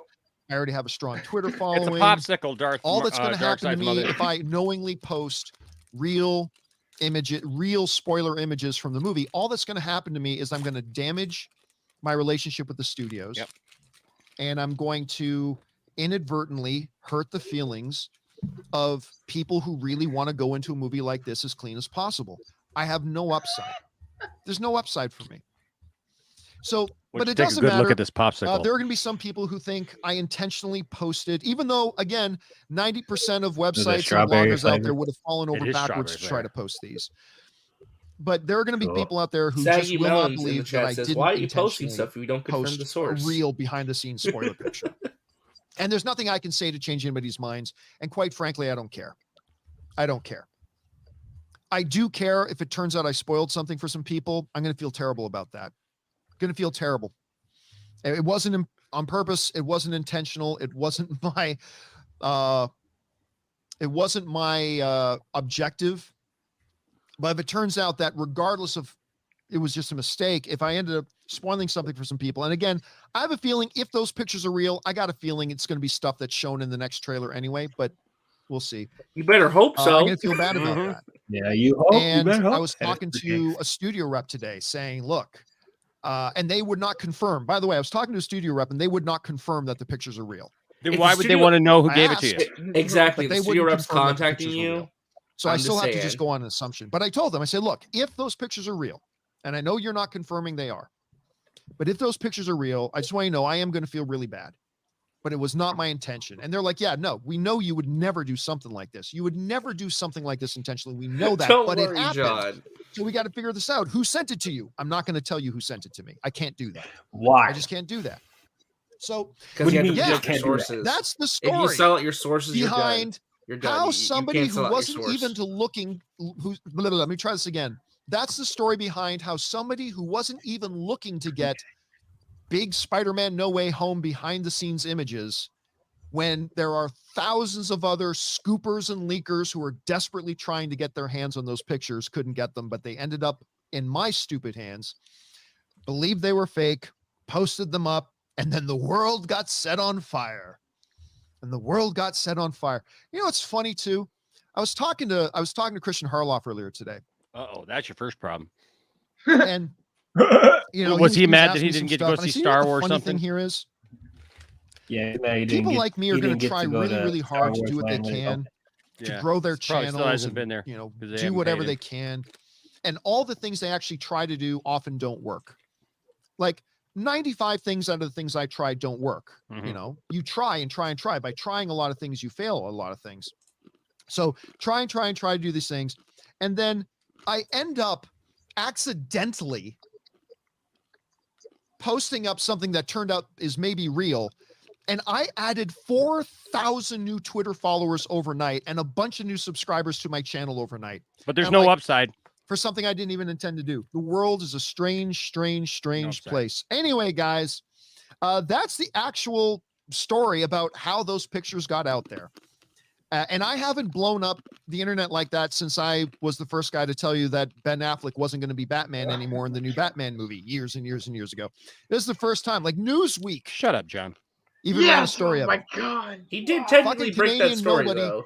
Yeah, Doing- but now he's doing a changing it to YouTube like show credit out of the himself. spare room in his house. I'm in Oh my Newsweek now. God. But anyway, Oh, that's the story for that, guys. Yeah, what are you this is it. thinking? Do you want me? I'll tell you what, guys. Yeah, he Uh, moves on Welcome after to this. Two Wire Cents me on Nonsense. 2,000 I'm in Bitcoin. Right. 2,000 Bitcoin, and I might send you one of these pictures. I'm obviously completely kidding. I'm not going to send these pictures to anybody else. What a especially the ones that I horrible have not joke shown to yet. make.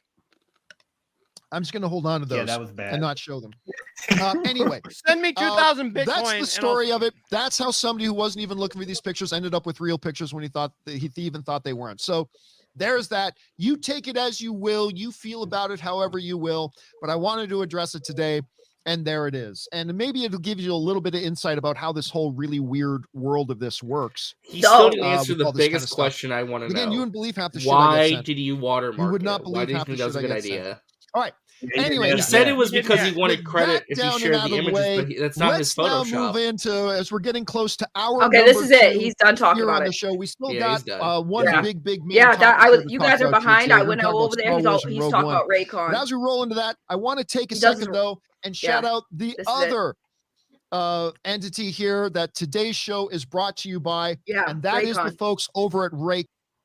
Yeah, that's it. So I came on it because this whole situation is infuriating me because he's so full of crap, dude. He is so full of crap. Well, I Number want to say real quick though, he confirmed two things. One, a studio rep reached out to him and asked, "Who sent you those pictures?" And he said, "I will not tell you." Secondly, Big he deal. got sent 2 other pictures of someone in a mocap suit, which is probably real. Who's in the mocap suit?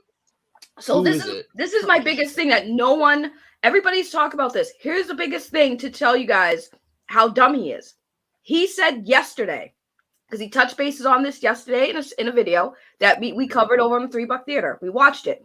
He was basically saying that he gets people who pretend to be credible sources or people who work in the entertainment industry all the time.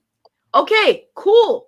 Then why are you posting things that you don't know for a fact is coming from a credible source or not? Why would you think if you're not sure if it's real or not, don't post it. You have access to the entertainment industry. You get first looks at things that other people don't. So you should be even more cautious and more careful about the stuff you're getting sent and resharing it. And on top of that, he Saggy, admits this is not 2 cents on nonsense. You start talking sense, I'm gonna have to like mute you like I do Johnny. I'm sorry, but I'm sorry, but it's like what the actual F? We mentioned this on $3 as well. If they're fake, he's putting a watermark on photoshopped images he didn't even create, and he's claiming ownership of them because he wants the credit for putting it out there. Exactly. And who the heck does that? That's my thing. Jarbo. Okay. Right? Is I think that's stupid. I just think that's so stupid, right? Is that why would you even put your watermark on something you didn't create? That's like Mask of Shy or something like that, like in the chat, making a picture and posting it. It's like if I drew a picture of SpongeBob and then I put my stamp on it and said, "Alien." but look, Mask of Shy is a great artist, right? So he sends me a picture or something like that, and then I put it up, or I share it on Twitter, but I put my Poindexter Lounge thing on it to make people associate it with Poindexter Lounge when it has nothing to do with Poindexter Lounge. You know what I mean? Unless him and I work together on something, unless him and I, like collaborated on something, whatever, or I'm promoting something for him, why the heck would I ever just put my stamp on something or some random thing that somebody sends me if I don't think it's real even? It's because he wanted people to look at him. He admitted it, Enosh, when he literally his first excuse when somebody asked him why he put the watermark on the picture, he literally admitted, well, the last time I posted a Photoshop image and I got 12,000 views on it. Exactly. I want people to know it came from me. That's exactly he literally admits that is for attention. Well, again, the most damning thing that he probably shouldn't have said this either. He basically admitted that he was so stupid because Sony, the studio rep, came out and said, "Where'd you get those images? Who sent you?" Right. So they're real. But he still said They didn't tell me it was real or not. I'm like, John, if the studio rep's coming out and asking you where the images came from, they're Then it's probably real. legit. Right. But I got another one. Guys, you'll never guess who was in it. Guys, you'll never guess who was in this one. It was such a cool one, guys. And you'll never get, so I'm going to go ahead and talk about somebody who's in a mocap suit. Right, Yeah, and like, and there's some other ones that are really juicy, and I didn't share. And I can't even tell you about those. If you gave me like 2,000 You ain't gonna guess Bitcoin, it. You ain't gonna no, I wouldn't do that. Don't email me or anything, you know. I'd never do that, guys. Come on, I wouldn't share that. I put my watermark on it, you know, but I wouldn't share it. I wouldn't like if you guys gave me like a bunch of money. No. Right, Yeah. but that's the Well, thing. that's the question. Is he really that stupid, or I don't understand how you make a mistake like this. I really don't. No, you know how he makes a mistake like this. I thought they were fake, guys. I thought they were fake. The person who sent it to me, I thought it was fake, so I decided to post it. And then when they told me it might be real, I deleted it. And then I did a stupid thing where I posted it again, trying to explain why it happened. And then I deleted that again because I realized I was again being stupid. He's just, oh my god, man, this dude, I don't even know this dude. It's like even I know people would kill to have this man's platform, right? Exactly. So, and it's like people would kill to have the access to be at his level, to be at his level of respect. This is the biggest and John Campia professionalism. episode I've seen in many. He has like 4,000 people watching him right now. Right, Almost it's like 5,000. It's literally like this whole situation. He just needed to pay bills this month. Like, I'm sorry, dude. Like, the fact that you literally admit all the stuff, like, you would have to be completely stupid not to see through his BS. Honestly, you can cut that BS like butter with a hot knife, guys. Like, you don't sit there and admit that you get people pretending to be sources butter. from the... Yes, exactly, butter. You don't pretend... You don't say, oh, people pretend to be sources all the time. Why are you using them? If you don't know where these images are coming from, or who these people are that are sending them to you, why would you be dumb enough to not only put your let me ask logo this. on it, but repost it, dude? Do you guys think he's being legit though, where he said if they are real that he feels really bad? No, because if he really didn't want to spoil stuff for people, he would be doing the right thing. He would have never tweeted those pictures. He would have never happened. He would have fact checked it, RJ. Whoever sent him that, and here's the thing, he's saying, "Oh, what? I don't want to tell you who sent me those." Why don't you want to tell you the people who sent you the real image if it's making you look bad and you're going to get in trouble? Hello? Well, that's Nana says here, look, at best, he admitted publicly trying to steal someone else's work for clout. At worst, he leaked real images and put his watermark on them for clout. Either way, he admitted it on his live stream. Yeah. He wanted clout. And here's somebody who knows all about clout, Mr. Matt Jarbo. Hey! I do. I know a thing or two. Jarbo, what the hell do you make of this, man? What's up, man? Campia right? is a boomer. I said this last night on my stream.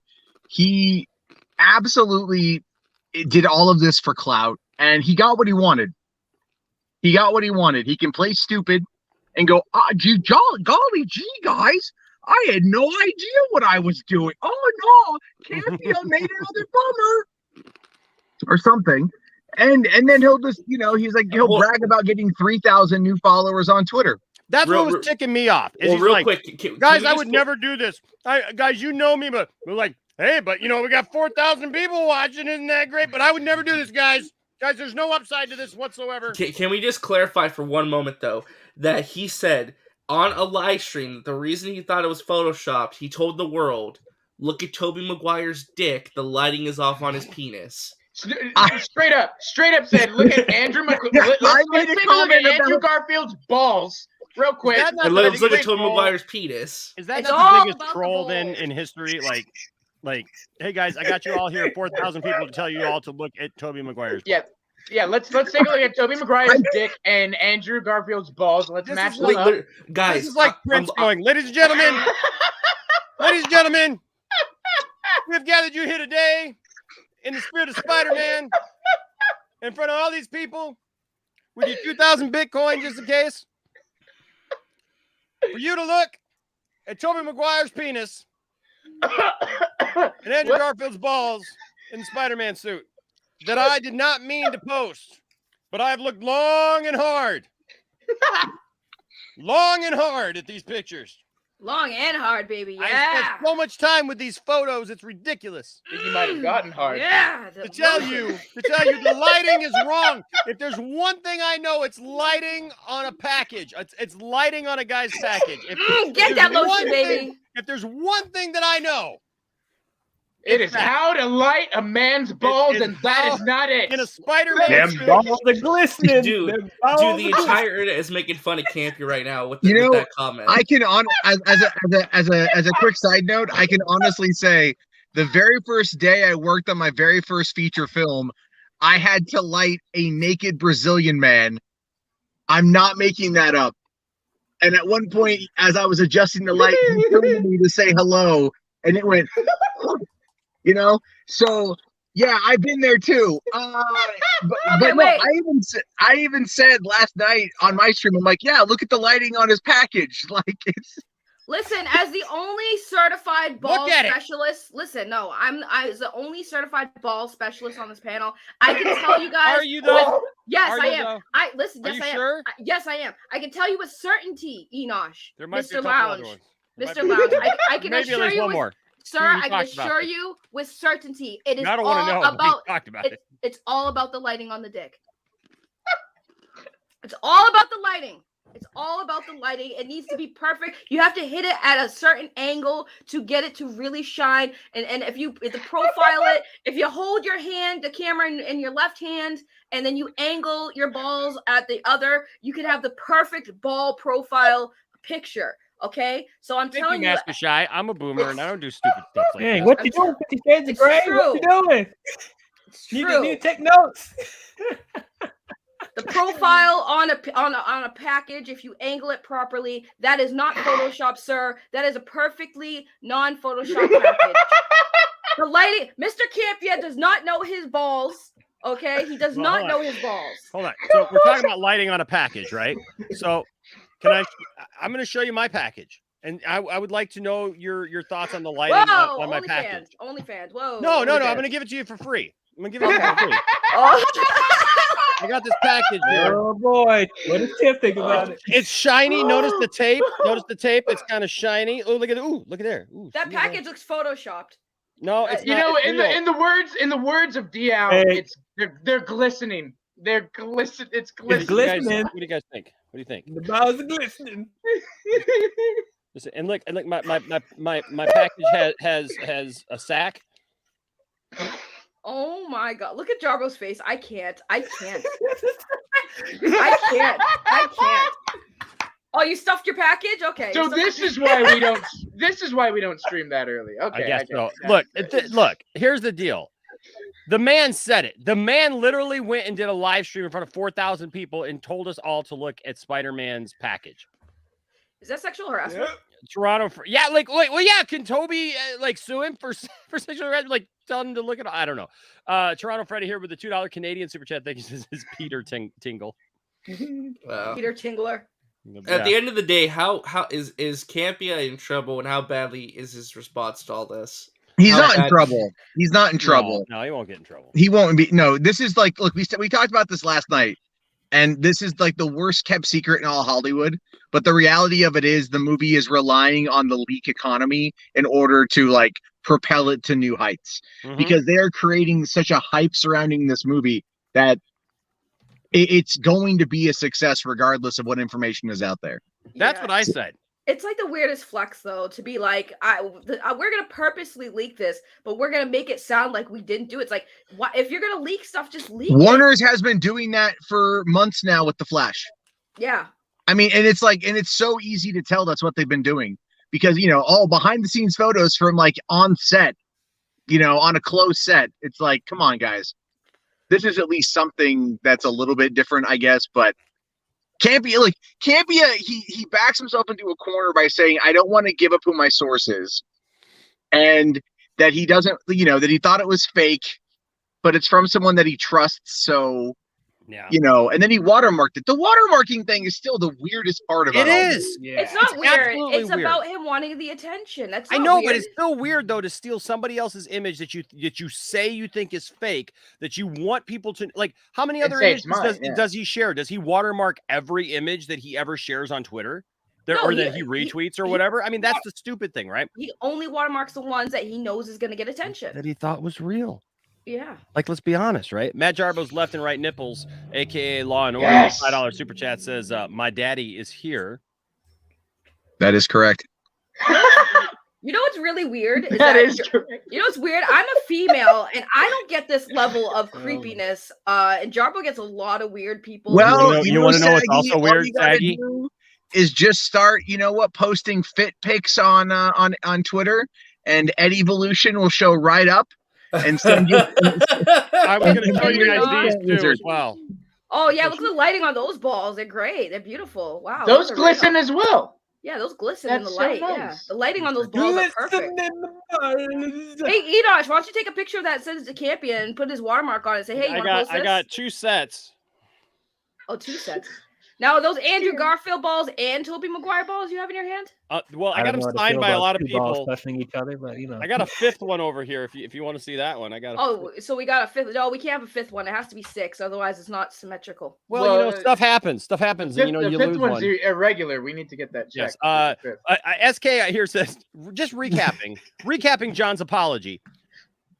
Balls, 2,000 Bitcoin, mocap spoiler, 2 more picks. This was actually 4 million views, not 4 million subs, though. Am I missing any more numbers? No, I think that pretty much covered. Wait, it. what? I'm sorry. What's the Bitcoin?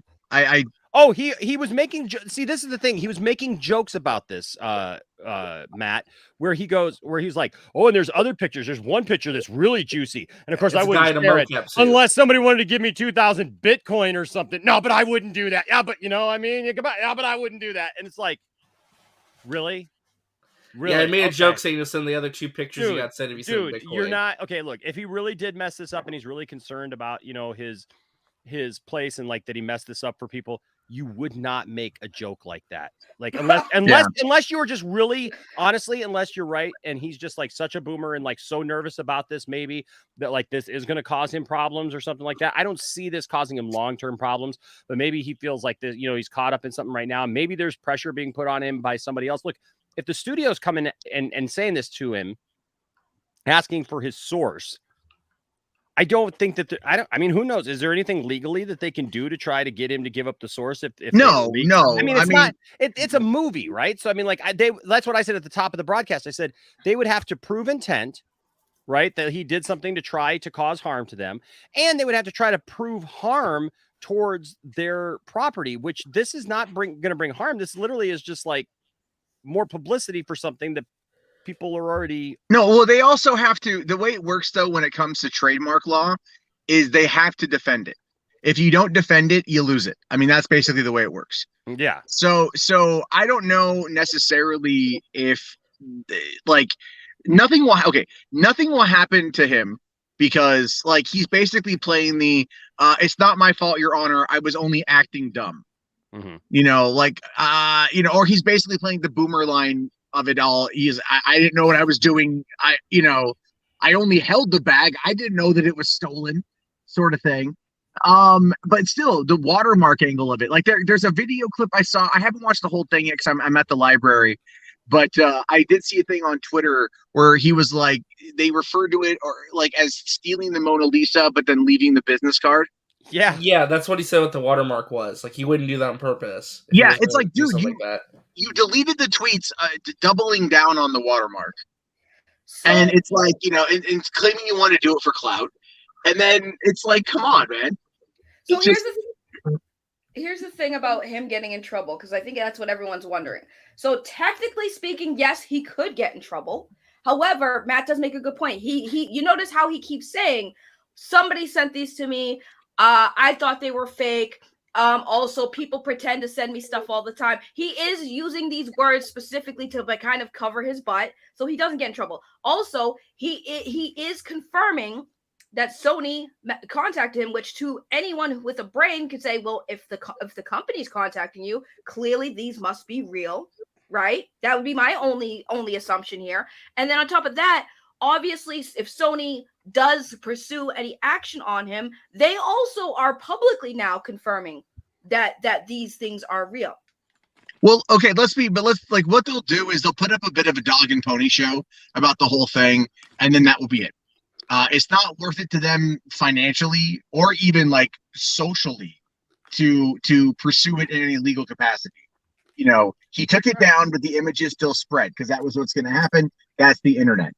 And then after that, it's basically just like he'll run around on this defense and his, you know, I've had a lot of comments today on my video, my stream about it last night from people saying like they were defending Campia, like he didn't know, you just did that. I'm like, no, the guy turns 50. Well, look, in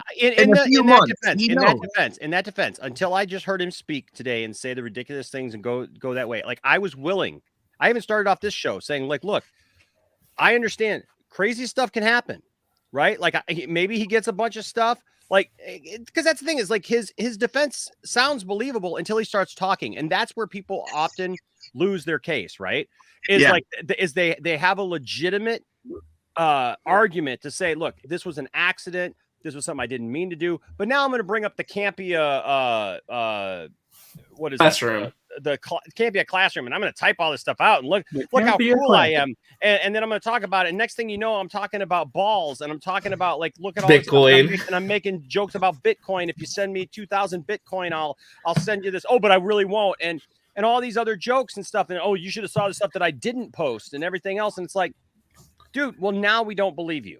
Right. And Goober316 here with a $5 super chat. Thank you, buddy. Says this isn't 2,000 Bitcoins, but thanks for showing your package. And just for that, I will show the package again. You can see the package there. It's a nice package. It's got some blue on it, but most of the package is not blue. It's got a nice kind of tone to it. And oh no, John has watermarked my package. John, come on, man. You can't have my package. Come on, you can't even see the package now, John. John, you've watermarked this so bad now that we can't even see it. Well, okay, I'll just take it down. Yeah, see, my biggest thing that makes me mad about this, I think the reason why I'm actually like mad is because if this was like a rookie mistake and he was new and that's one thing I would give him that pass. But he's a veteran on YouTube. This he almost made the genre of a lot of the stuff that we're talking about. So like, right. And or at least he was very influential in it. You know what I mean? Right. So it's like you're not new, dude. You're not new to this. So why are you? Well, I have a theory on that. And I mentioned it last night too. I am wondering if revenue has started to decrease. And I say that because he posted a community tab a couple days ago that I actually saw just pop up today, and talking about how he got a sponsor. And as far as I know, and maybe I haven't been paying attention, he hasn't been doing much in regards to sponsorships. He relies mostly on ad revenue. He just got sponsorships this week. He got Raycon. Well, yeah, that's what I mean. It's like he also put out an ad that he's hiring somebody for $75,000, so he can't be hurting too. He just did what for $75,000? That he just put out an ad, or because of the sponsorship, he's looking to hire an additional tech in anywhere from $50,000 to $75,000. So when you put that kind of thing out, you're not broke. You're not hurting. Yeah, I need a job. No. I'll go work for Campia. That's it. I mean, dude, that's legit. Yeah, and that's the thing. Poindexter Lounge brought to you by the John Campia Show. It's what I mean by that. What I mean by that is it's he makes good money. Don't get me wrong. I'm not arguing. I'm saying that like there's got to be something that's going on, either a decline in viewership, because he's growing, but it doesn't look like his views are going up. We are noticing a lot of that now with legacy channels on YouTube. I'm sorry, Monkey. Sorry to hear that, man. Heart goes out to you.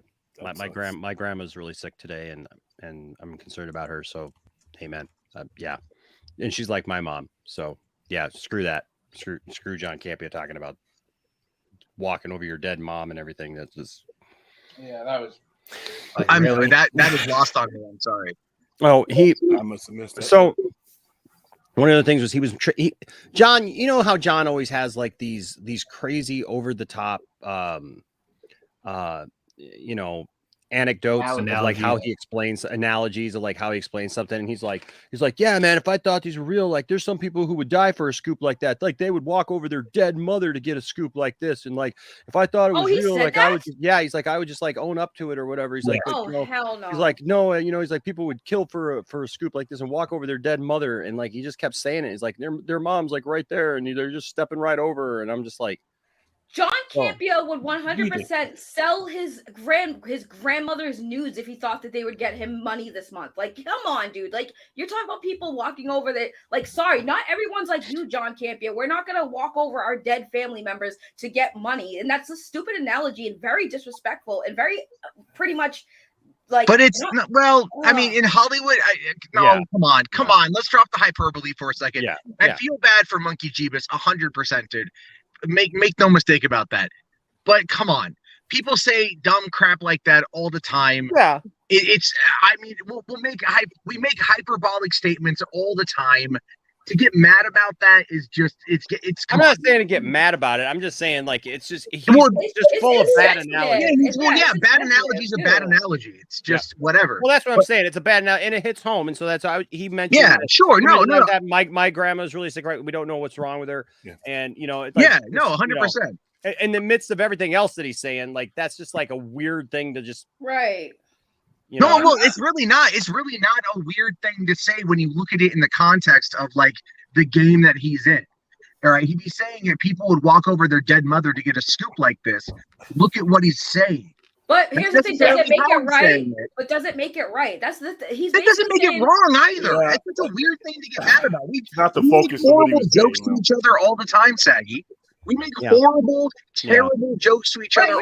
Right, we do. But here's the thing: what he's talking about is basically saying people will literally sell their souls for the stuff. Do we not make fun of the Fandom Menace all the time? There are people who will. Right, there are not make fun of the Fandom Menace for that all the time. Exactly, that's my point, Jarbo. We call people out who do that all the time. So clearly, we know that we don't agree with selling your soul for selling out. But there are people out there who would.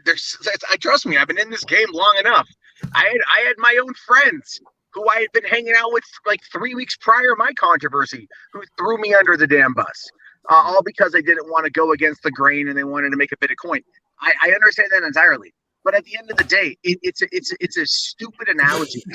I wouldn't get too upset about it. But I actually do have to go because I got to go pick up my kid. Bye, Jarbo. So I'll see you later. But seriously though, Monkey Jeebus, man, I feel really bad for your mom. That's terrible, dude. That really is.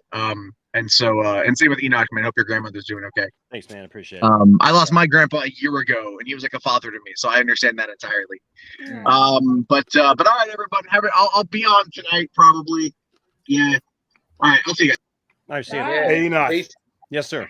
Hey, I got a bolt too, but I just want to jump on real quick and say, Sony made this happen. All right, and I think he's being truthful in one way.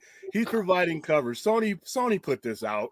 And there's a conflict between them and their little partners on which should be put out. There's no other trailer yet. The movie's coming out on December 17th. He put his watermark on it because he got somebody authorized. He's basically taking cover. He's not stupid. He's not. If you look at the fact that he's not stupid in Sony's history, and the fact that what was leaked, wow, I'm shocked. There's 3 Spider-Man in this movie. Damn it, they're not getting my money now. All right, they're not going to lose $1 over this. I don't think anybody's going to be spoiled over this. And he's not an idiot. All right, so when you put all this together, I mean, come on. All right, and the reason why he's stumbling over himself, because that's what happens when you provide cover and you got an out. All right, he didn't get a call from somebody asking where he got. If he got a call from somebody asking where he got the pictures, that person he got the call from was lower than the person who gave him the authorization to do it. All right. I don't think that's necessarily true. Nobody in this game is dumb enough. And like I said, look at Sony's history of pushing this stuff just into your peripheral. All right, it's in their benefit. They're doing it. They didn't release anything that's going to stop anybody from going to see this movie. All right, like not one penny has been lost. And if anything, now you have people talking about it on a whole bunch of streams and getting the hype engine going. And when's the movie? December 17th. Mm-hmm. So, yeah, okay. He put it on. I mean, he like I said, the man's not a fool, and Sony, they're not. That's what they've done. But William, here's the thing. I see everyone saying, yeah, Sony did it. Here's the thing. Sony who? Well, what do you consider Sony? One person, one guy who has access to these things, or the whole company? The higher ups. You talk about the higher ups because those are the people who initially have for the most part, final say in this stuff. So are you saying Sony, the higher ups, are responsible? The higher ups. I'm saying that somebody high enough to where he ain't got anything to worry about. He could have put his fingerprint over Tobey Maguire's balls if he wanted to, and there's not going to be any repercussions to him. Real quick. That could be possible. Yeah, it could be possible. Real quick, Dat Dude Vince with $1.99 super chat, and Dat Dude, I'm actually going to do a complete video. 5 years old, man. He had a good run though. Yeah, I'm going to do actually a video. The reason why I didn't put it in with this video because we actually still have another topic to talk about. Yeah, you're on early, man. Yeah, but we have another topic to talk about. But instead of just lumping Dean Stockwell in, look, Dean Stockwell was somebody who's very special to me because I'm a huge Quantum Leap fan. And I really appreciate his acting, and I appreciate what he's done. And he's somebody that I grew up with, and so yeah, I will be doing a special video about Dean Stockwell later. But yes, rest in peace, Dean Stockwell. And it's sad because now, you know, we just did a video not too long ago, or did a topic about the possibility of them doing some kind of Quantum Leap revival, and the thought that, you know, Al now, you know, even if what's his name comes back as Sam, now we won't see Dean Stockwell back as Al. So I mean, I wouldn't say you won't see him. They might do something. If they're going to do that, I feel like because he passed, they would probably maybe take some old footage or something to try to do something for him. Which would be really nice. I mean, you got people that are still alive that are being replaced in the movie. Look at Morpheus. Yeah. I know. Matrix is not being played by. I know. I mean, it's sad when anyone passes, but you know, the way I think of it is, 85. And he died of natural causes. So he didn't suffer. He wasn't sick. He died of natural causes. Oh, for sure. 85 probably had a lot of kids, grandkids, got to see them all grow up. So, you know, it's sad to see anyone lose anyone. But, you know, with considering he was 85 and died of natural causes, you know, all I can say is, you know, God bless him and his family. I know it sucks losing people. That's how I felt when I lost my grandmother. My grandmother had just turned 90. Then like a few months later, she had passed. And, you know, it was sad. But it's like, you know, she got to see all of us grow up. You know, she was awesome, and I miss her every day. But great grandchildren, so, yeah. Right? She got to see her great grandkids grow up. That's how crazy. Hey, Enosh, I got spit, but in response to Double Down there, he says, "I don't think Sony did this on purpose. Sony and Disney are too selfish to share plot points. They didn't share anything that anybody on existence didn't already know. I mean, that's the worst kept secret in the world. If you're shocked by seeing those three individuals in Spider-Man costumes, I'm sorry, but that's just right. But what happens now, though? So what happens now? Okay, real quick, I got a question about that. But real quick, I did have Monkey Jeebus does make a good point. He is kind of dumb. He cried about not being able to ride the rides that he wanted to ride at Disneyland. So we can't really give him too much credit. Yeah, he paid a lot of money.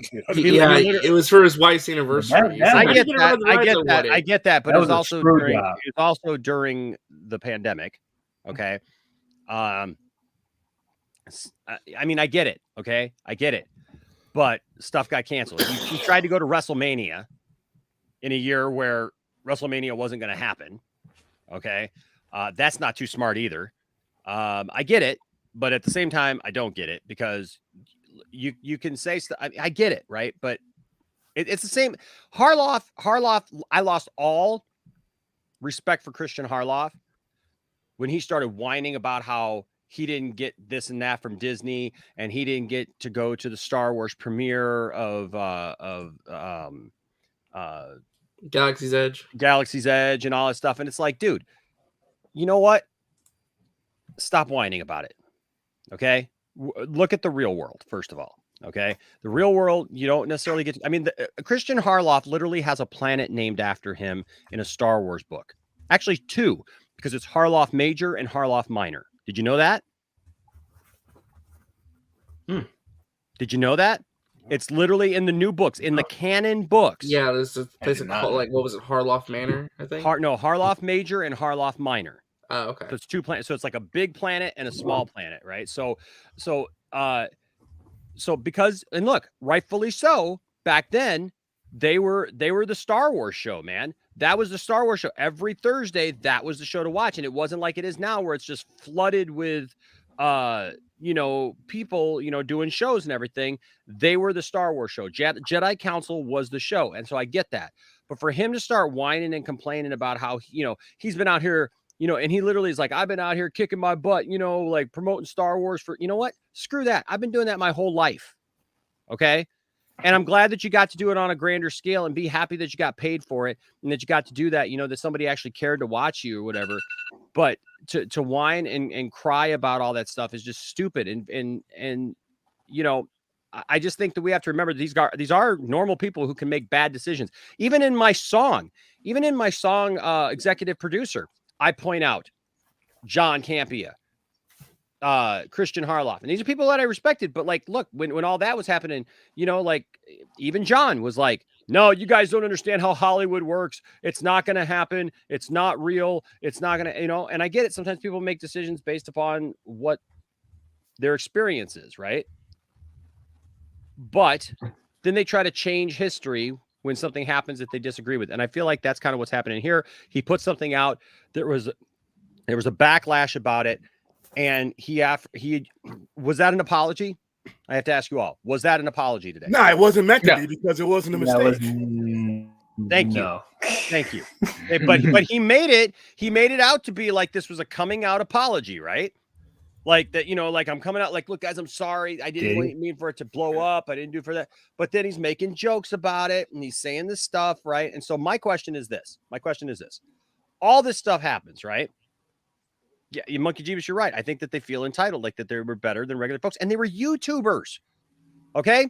Like I keep saying this, like YouTube is fun. And yes, you can make a living out of it, right? And right now, like it's my only source of income. So I appreciate every super chat you guys give and everything that you give to everything. Like that is so greatly appreciated. But I would never else. And look, I know never say never because you don't know when you're in somebody else's shoes. I get that, right? And people achieve a level of success or whatever. But also I think it has to do with your heart. Okay? And I've achieved success in my life, right? Beyond YouTube, I've achieved other successes in my life. Okay. I got to tour with a Grammy Award winner. I've been justified and in my music and what you may think my music sucks, but people have liked my music. Okay. My wife's ex-husband thinks that I suck. He liked me a lot when we were friends, but then, once Tiffany and I got together, then all of a sudden I sucked. Right. And I was still trying to live out my childhood, when I was 32 years old because I was still touring. Right. Whatever. I'm just saying I've achieved success there, but I never felt that I was better than anybody else. Okay. No matter what I achieved as a musician, I would still sit down with a couple of kids and I would go to my kids' school and we'd play some music and have some fun. And I'd play SpongeBob songs and I'd play Fruit Salad, Yummy, Yummy by the Wiggles and have some fun. And I would teach somebody how to play guitar and I'd have a good time. It has to do with your heart too. And, it is what it is. That being said, what happens? All this mess, all this junk, and Toby and Andrew aren't in the film. Oh, I'm riding. It's I'm not. 100% I'm riding. We will. It's forks. We don't even need to speculate on that. I don't That's care. not happening. There's no universe. No, there's no that don't care, care. DL. They need to be in this movie. I don't care. Mostly I wish they fighting. weren't, but I know they fighting, are. bro. So there you go. Right, I know they are. That's the thing. I've always known they were going to be. It would be stupid and bad storytelling if they weren't. Honestly, that's just how I feel. And the fact is, how is it bad storytelling? How is it bad storytelling? You have the villains. Why how's would it you have bad the villains? storytelling? I didn't need those villains either, but hey. Hold on, pause. This movie But why is do you literally need them to tell a good story? because Why do you need them to tell a good story? DL, because this story is basically a live action Into the Spider-Verse. Fan service. If you're It's going just to- fan if you're- service, y'all. Exactly. That's But hold on, what you because we need. just because we just read the article. Yeah, we just read the article, right? We just literally read the article, and right before Matt came on, and so Matt Matt's right. People lie when they're told. No, to lie. I get it. But hold on though. Let's read what he said. Let's read what he said. Wait, hold on. Let's bring up actually what he said because remember what happened when JJ flat out said Benedict Cumberbatch is not Khan. He didn't kind of wiggle around it. He said they're not Khan. and I'm just wondering, does this blow up and become an issue for people? Right? Because where does he say here? Because this is a slip of the tongue. Okay. He says it means a lot to me. The first time you see Doc Ock and the rest of the characters come back, whatever. It's before that, isn't it? Yeah, it's yeah. Okay, he says I'm talking. Oh, because he mentioned that it's 3 generations villains coming together, right? It says then he pauses and says, our spider senses start tingling. I'm talking about Alfred and Jamie and those guys. To see Alfred come in and to have to adapt and change to the way that the films are made, but also change director, and also the fact that I'm now Spider-Man. It was really interesting to see that these actors adapt and change what they were doing to fit the modern era. Right. And then the next paragraph. The next paragraph says, when those Spider-Man villains appear.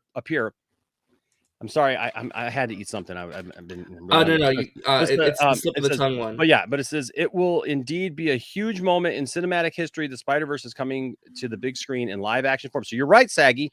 This is the Spider-Verse, right? He says that's only the tip of the iceberg. From our Holland interview, you missed the paragraph. Okay. Was that a slip of the tongue? Sorry. Holland clarifies. People don't believe me when I say that Maguire and Garfield are not coming back, but people are going to have to believe me at some point. He laughs. It means a lot to me the first time you see Doc Ock. So he's saying flat out, they're not coming back. Right. But so I'm just saying, I get it. He could be okay. I totally get he could be lying. You guys, no, here's the thing. Tom Holland is notorious for spoiling things all the time. They don't they give him the scripts last minute so he doesn't spoil things. You think they're gonna tell Tom Holland the biggest kept secret, I guess, for the biggest surprise in the movie? There's a picture of the 3 of them standing together. Yeah, he acted with them on screen. Like there's no way. Okay, Saggy, I get that if they make a cameo that he's not a part of, but there's no way that the 3 of these guys don't appear on screen together. Yeah. But There's no way. But here's the thing: they take special precautions with Tom, and Tom has even spoke about this. But he has to act with them. No, Enosh, we have the technology where you can shoot scenes separately and put them in post. That picture was not. You can't shoot around that. What are you going to be? I you would literally have to address that. Saggy, I get what you're saying. In any other form, yes, but you can't tell me that he's acting against another Spider-Man and doesn't know. What I would say to Saggy though, RJ, no. Hold Here's on. the thing. No, because I'm agreeing with you in a sense. No, I get it, but what you guys said is that picture was them standing together. Again, we don't know if that picture is them on the set or if that's a post already put in the movie. So you can't say for sure either. Let me propose this idea. What if, as Saggy said, he has a really bad history of leaking stuff and spoiling things to where he knows he has to keep denying it every single time, and he knows he's gotten better at it to where he could say, no, they're not in it. Like, what if he's like protecting himself and saying, no, they're not in it, because he knows he has a bad history of leaking stuff, so he's saying they're not in it. There are compilations on YouTube. You guys can look it up yourselves of Tom Holland spoiling stuff. So he's notorious for it. So when he says they're not going to be in it, do you know why I don't believe him? Because number one, he's like, oh, you got to believe me. It's like, Tom, you are notorious for spoiling things. The fact that you're saying this and emphasizing it on so much makes me believe the opposite because you're notorious for spoiling things. They're not going to tell Tom. And even if he does know, like RJ said, that's where I disagree with you. I'm telling you, I understand what you're saying. They're not in it. He actually. I'm telling you, I understand what you're saying, Saggy. But there's no way that those guys are in this movie and Tom doesn't know it already. There's no way. Okay. There's no way that he acted against. Even if you put a tennis ball up and you have him act against a tennis ball, there's no way that he doesn't know that he's talking to another Spider-Man at that point. Right. Based on the script alone. Okay, he can't be talking about Spider-Man stuff. They're in the movie. They don't act. Yeah, I mean, I get what you're saying. Yes, I know all those things. Don't have them in the same room together. I'm gonna put. I know all those things, Saggy. I get all those things. I've watched all those compilations. I've watched all those videos. I know that he's done that. We've covered stuff that he is. I'm gonna make a bet with you. I get all that. No, I'm not even making a bet with you. I'm just saying. I know all those things, but I'm telling you, if they're in the movie. Tom Holland already knows it. That's not my point. My point is, if they are in the film, and he just told us all they are not in the film, right? And actually, I want to break it down because he actually says they're not coming back. What does that mean? I think that more could possibly mean they're in this film, but they're not coming back. So later he can go, well, they're not coming back, guys. They were only in this film. That's what I was saying. But if he pulls the same thing that J.J. Abrams pulled, J.J. Abrams has never lived that down. How ticked off do you think fans are going to be if they go see this film with all this anticipation and with Tom Holland flat out telling them that they're not in the film, and then they're in the film, they're going to be ticked at Tom for lying to them. They'll understand it at some point, but they'll be ticked at him for lying, for just flat out lying to the fans, because the people will look at that as disrespectful. But then what if he's telling the truth? Well, here's what I'd say though, I don't think he's gonna get a backlash, because at the end of the day, nobody believes him. Even if he is telling the truth, nobody believes he's telling the truth. So there's not gonna be any backlash. And this was the bet I was gonna make. This was the bet I was gonna make. If the next trailer, right, trailer 2, like TJ said, if trailer 2 comes out, and we even get a possible tease that the possibility, because from what I read from the leaks, that it's possible that we're gonna maybe see hints that the other Spider-Man are there. I want Poindexter Lounge merch, pro bono. I don't think Enoch should say they're not in the movie. I'm not saying they're not in the movie, Saggy. I want it anyways. I think they're in the movie. I think that they are in the movie. That's not my point. My point is that fans are known to revolt and get ticked off at people when they're lied to about. Look what just happened to Kevin Smith, and it really wasn't even as bad as people made it out to be, that they acted like, well, he just lied to us and told us, that it was going to have He-Man in it, and like He-Man's in it. Like He-Man is definitely a part of it, but they took it another way. And so my point is that I agree with you, RJ, that he may not suffer like some huge backlash, but do you think that it sours people a little bit then to ever listen to Tom Holland again? And was it worth it? Not exactly, no, because the thing is that at the end of the day, I think fans will be understanding that he needs to protect the movie. He has to protect the integrity of the movie and not spoil it. He's in a compromised position, right? So, I get it, but so was Kevin Smith. And so was J.J. Abrams. But I would say with J.J. Abrams and Kevin Smith, though, that was weaponized by certain groups of people who wanted to push an agenda. This is not the same case in that. There's no agenda to push here. There's no fandom meta script to go on with this movie, really. I do have to run because I have to get ready for work. All right, hon. But great conversation. Love you guys. Dang, I'm streaming early. But I guess the final thing I will say on this is I say that I know they're going to be in it. Obviously, I don't know, but I very much hope they are, because I think it would be the best type of cameo appearances, and it would be really, really legendary to have Toby and Andrew back as Spider-Man. But I love you guys. Thank you for having me on. I'll see you guys later. Bye. All right, we'll Teenager TJ Nadoze here with $2 Canadian super chat says they are in the movie. Just wait for trailer 2. Hey, I didn't get your reaction. Like we barely scratched the surface of this, but like Enosh, what do you think about him saying it's the darkest of the 3 movies thus far? I love it. I love it. I love it. I love it because look, what have I been saying, RJ? One of my problems with all this suffer in this movie, as he should. Spider-Man. Look, the reason why most of these characters work, right? The reason why these powerful characters work, and Spider-Man is a powerful character, right? The reason why these powerful characters work is mostly because they've suffered great loss. They've suffered greatly, and that makes them better for who they are. And see, DL knows. DL's plugged into that. Look, Batman watched his parents gunned down right in front of him. People are like, I don't need to see that anymore. That is what defines the character, though. Like I don't think you can properly tell a Batman story without seeing that Batman, whoever it is, actually go through that, right? Because even though I've seen it with Ben Affleck. Granted, if I see that in Robert Pattinson, I'm going to lose my mind. But I agree with you. I just don't. I feel like each Batman, you almost have to have that moment because you have to establish that this Batman went through that. You know what I mean? Like it's part of the DNA of the character. Just right, like this is the catalyst. Yeah, it's the catalyst that projects, that character to be what they become.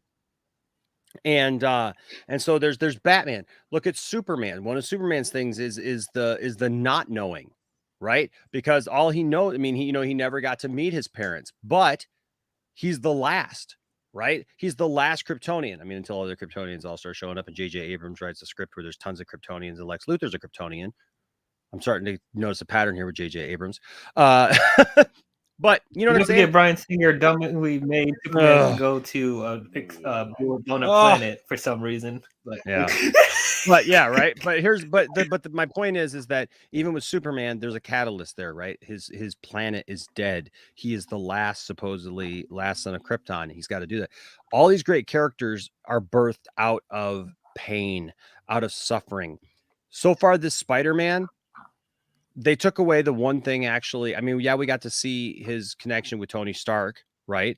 Which was good. But like Jason just said here, the biggest one that we should have seen, and I get it, people, I don't want to see, I don't need to see it anymore. But Peter needs it. Peter needs it. It's not that we need it. Yeah, can you just acknowledge him? Can you acknowledge what he went through? Like Aunt May is like young and hot and like hot to back try, on the market. Yeah, she's back on the market. She's out there hanging out with overweight guys, so we all got a chance. I'm just saying, like, you know what I mean?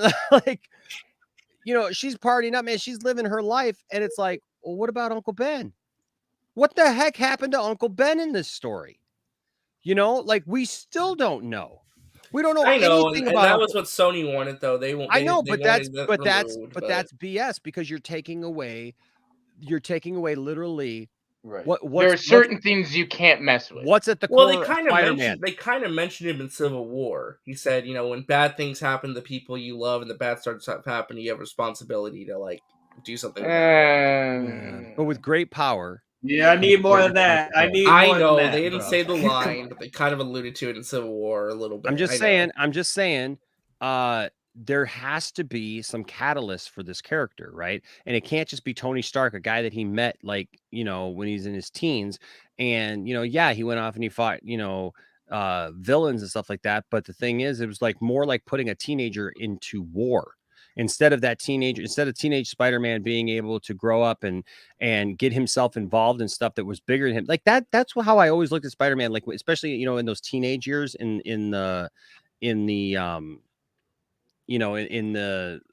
high school years, is the fact that he is a teenager, right? He's Spider-Man, but really he's Spider Kid, right?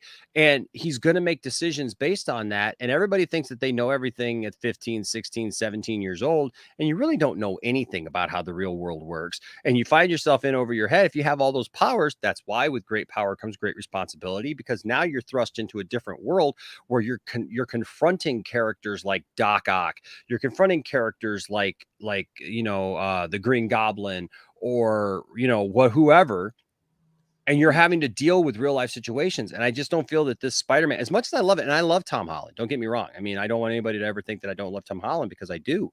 But the thing is we still have yet to really see this Tom Holland go. The stuff that he's gone through have been really kind of surface level things. I mean, like he wants to impress Tony Stark, which is great.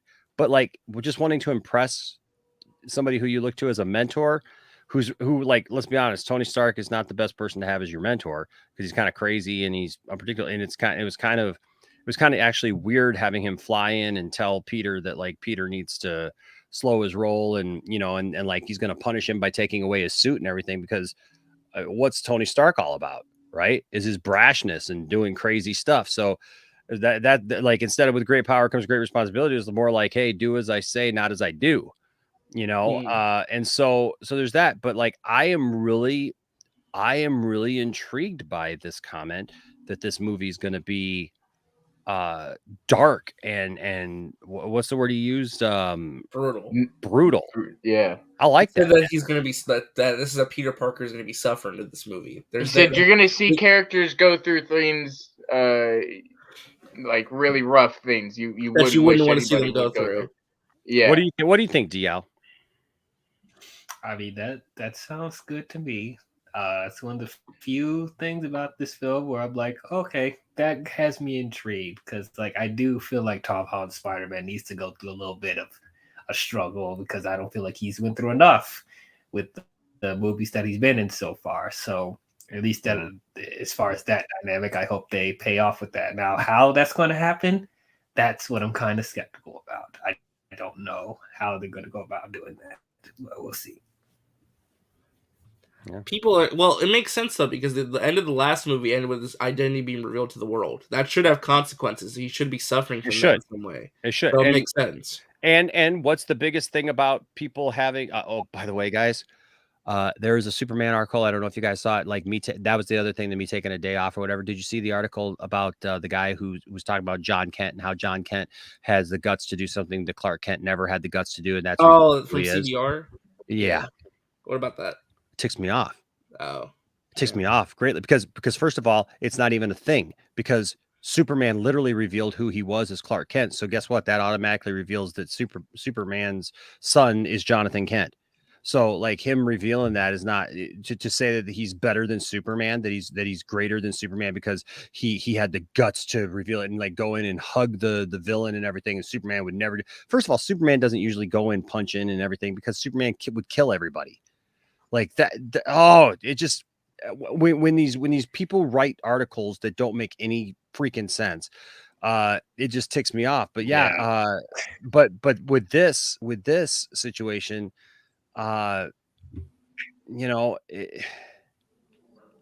it's just off, man. It's just, I don't know. TJ Nadozi here with another Canadian $5 super chat. Thank you, TJ. Says the person who says the line "with great power comes great responsibility" will die. I know how this trifecta of movies ends. Can't wait for the film. Like, TJ, are you saying that you have insider knowledge? Yes, he communicated with Cameron. I don't want to hear it. I don't want to hear it. I don't care. I'm just asking. Hey, it's not impossible. People could die in this movie. You never know. Oh, I definitely think people could die. Like, what if Zendaya dies? Nah, they ain't gonna kill her off. What if Zendaya dies to like make room for like a real Mary Jane? Even better, what if Holland dies? No, I know. I'm sorry. You guys like Holland. Jarbro in the chat saying Tobey Maguire could die. You guys think Tobey Maguire could die? If Tobey Maguire comes back, I think that's the most. Yeah, that's the most likely. You know, it's kind of more likely that Andrew or Toby would die. And I know people don't like that, but I think between Andrew and Toby makes Spider-Man 4 or Amazing Spider-Man 3, so y'all need to chill out. Or I would be, somebody like Happy, or Ned. or Ned, somebody, Aunt May. Somebody put in the chat, yeah, what if Goblin goes after Aunt May again? You're younger this time. What if he tries to date Aunt May? Right. Finish it. Wait a minute. No, I actually I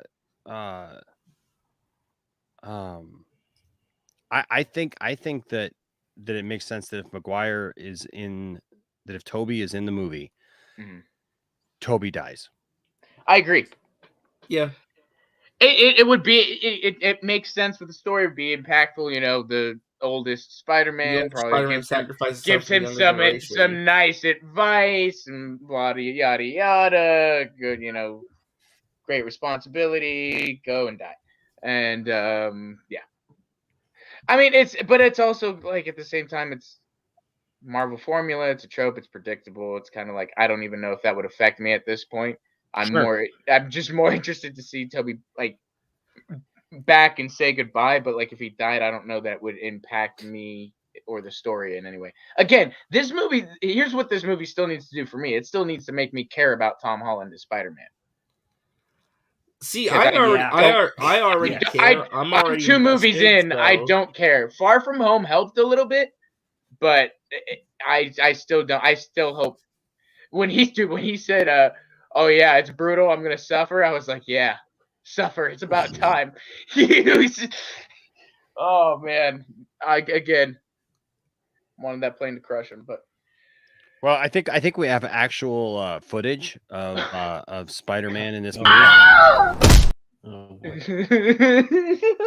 There's a huge fight. Any trouble? I'm here fishing, minding my own business. Look, I'm gonna need you to leave. I'm gonna need you to leave. This is my property. This is my property.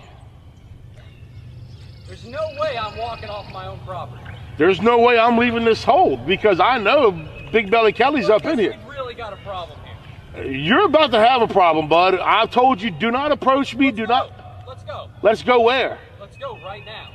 Where are we going? To the ground. Are you threatening me? To the ground. Okay. I'm telling you right now, bud. I'm the wrong dude. Okay? What the hell is that? This. That's what it is, bud. All right. Listen, I don't want to hurt you. Kumite. Have you ever heard of a Kumite? 1987 Kumite champion right here, bud. These right here, go that way. Actual footage from the film. Wow. That's Tobey Maguire's Spider-Man off camera. He gets See, I don't agree with the notion that it's disrespectful, or it's like, like nobody wants Toby to die. I mean, it's not like we're trying to like disrespect the guy or anything. It's just like, let's look at the story from a logical point of view and say, if someone's gonna die in the movie, killing off the legacy character to pass the torch to the younger generation, that's a trope in movies since the beginning of time. I mean, if they do it in a way that's respectful to the characters, I don't really see a problem with them doing it. It's not, yes. It's not, like I said, it's not like they're trying to bring Andrew and Toby back for more movies after this. So it's like, it really Don't you know they're gonna make Spider-Man 4, dude. And if they do, no, oh my god, I'd be so mad. Stop, Toby. No, just this is your swan song. Goodbye. They're gonna bring him back, man. Spider-Man 4. Shut it down. Why don't they bring Andrew back to be the Spider-Man of the Venom universe? That's the one I want. This is crack. Yeah, no, I don't want that. Yeah, I mean, just to like put a bow on it, like I love the Home trilogy. I liked Homecoming. I really loved Far From Home. I like both those movies. I'm invested to see the consequences of the end credit scene for Far From Home, see how this affects Peter and his journey going forward. I think he's going to go through hell in this movie. I think he's going to go through a lot of emotional trauma. Yes. He's going to get beat to hell. He's going to go through a lot of bad stuff in this movie, but but it makes sense. Spider-Man getting his identity revealed is a huge thing, and they need to tell a story that has a lot of consequences and stuff on his part. So I hope it's not too depressing, because I would like it to have some of that fun Spider-Man stuff, still keep that nice Spider-Man tone, but obviously there needs to be consequences as well. I wouldn't be shocked if this movie ends in a way where it's very sad, like if the spell works, for example, and all his friends forget him or something. He's on his own again. That's what I wonder too. Is I think maybe that's really the point. Is he loses everyone so close to him because he has to. You know what I mean? Like he has. There's no other way. Point. Yeah, there's no other way. And and then a giant shark just comes and kills him.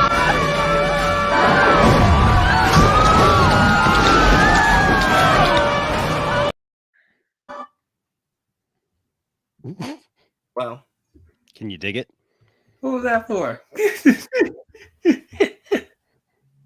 It's just death to Mary Jane or MJ, I should say. Yeah, it's Michelle Jones, MJ. Yes. What's up, Steve Dombrowski? Good to see you, man. Yeah, it's definitely his property now. Good to see you, Steve, man. I haven't talked to you in a while, bro. I hope you're doing well, bro. Yeah, it's just look. At the end of the day, Caleb says R.I.P. McGuire. We just don't know, right? Like if for some reason they don't show up in this film, I don't know what to say. I think there's going to be a revolt. I think that like seriously, that's going to backfire on them if they do not have if they don't have all 3 Spider-Men now, it's been this anticipation thing now, right? I mean, don't you It's not think? even the movie's fault though, which sucks. That's what I know, I've been and saying from the beginning. Level your expectation. But Dial, Please. as right as you are, you know just as well as I do that people now have this in their mind that all 3 Spider-Men are going to be there, all these other villains are going to be there, everybody's there. And if they don't come through on that, dude, revolt. It could literally go from being the best Spider-Man movie ever anticipated ever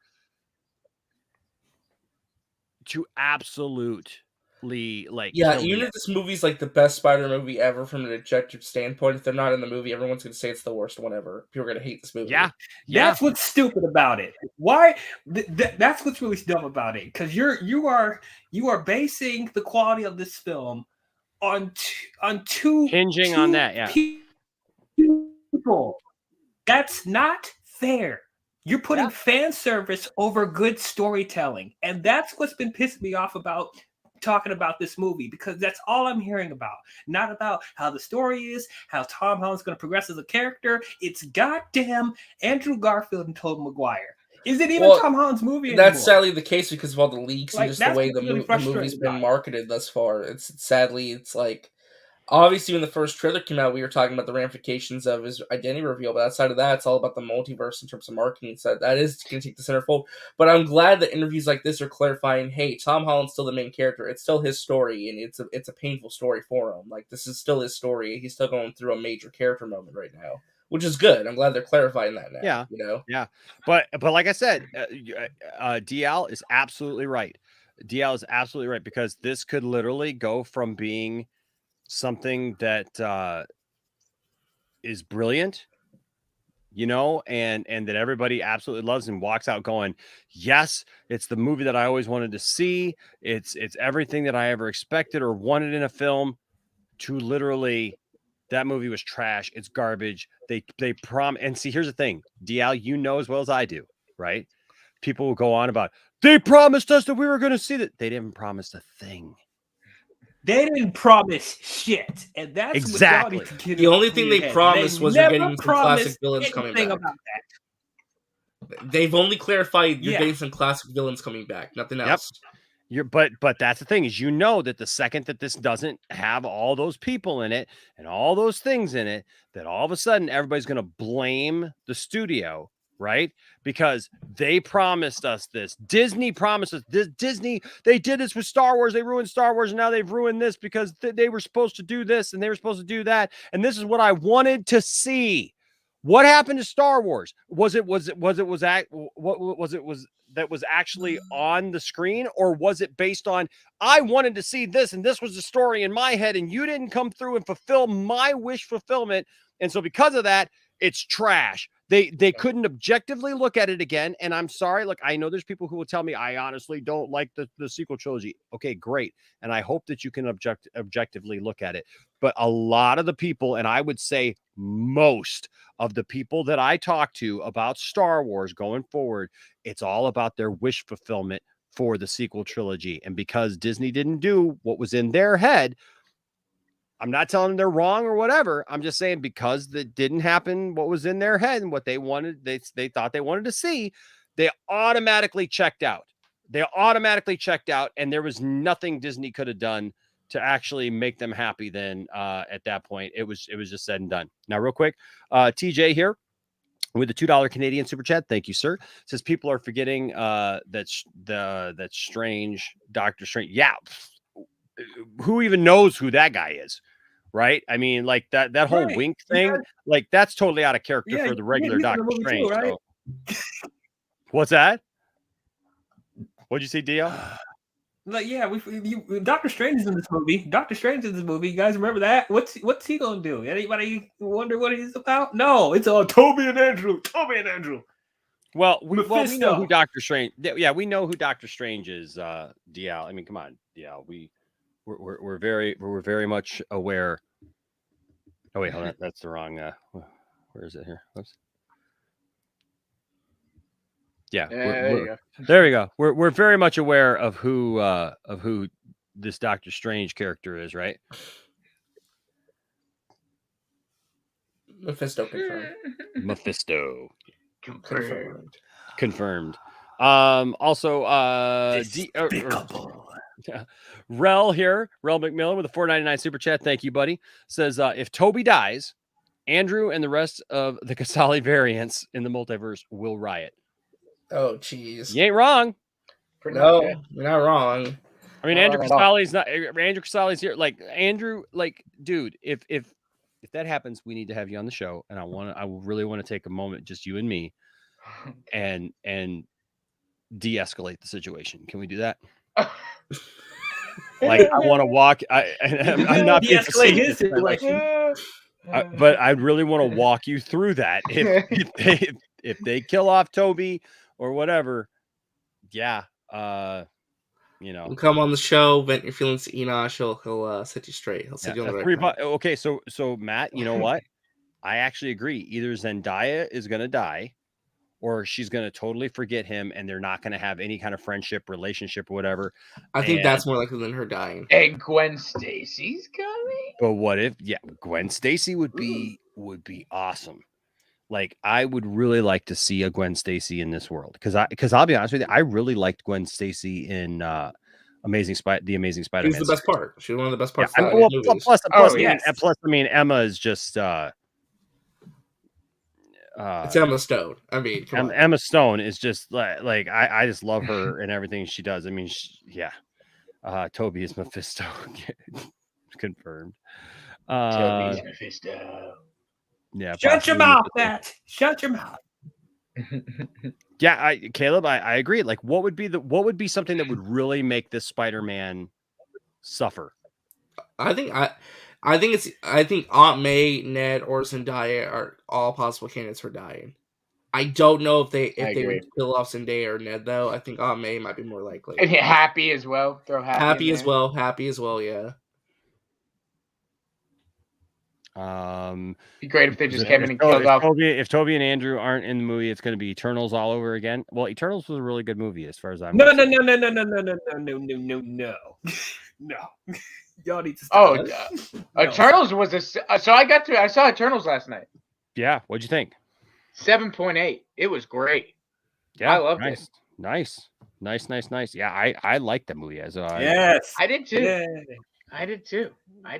I really enjoyed it as well. Wait, DL and I agree? What? Yes. Yeah, you liked Eternals? You liked Eternals? Yes, I enjoyed it quite a bit. Yes. Me too. I gave it an 8 out of 10. I gave it like a 7.5. I liked it as well. Wow, you telling me I was more positive about a Marvel movie than RJ? What?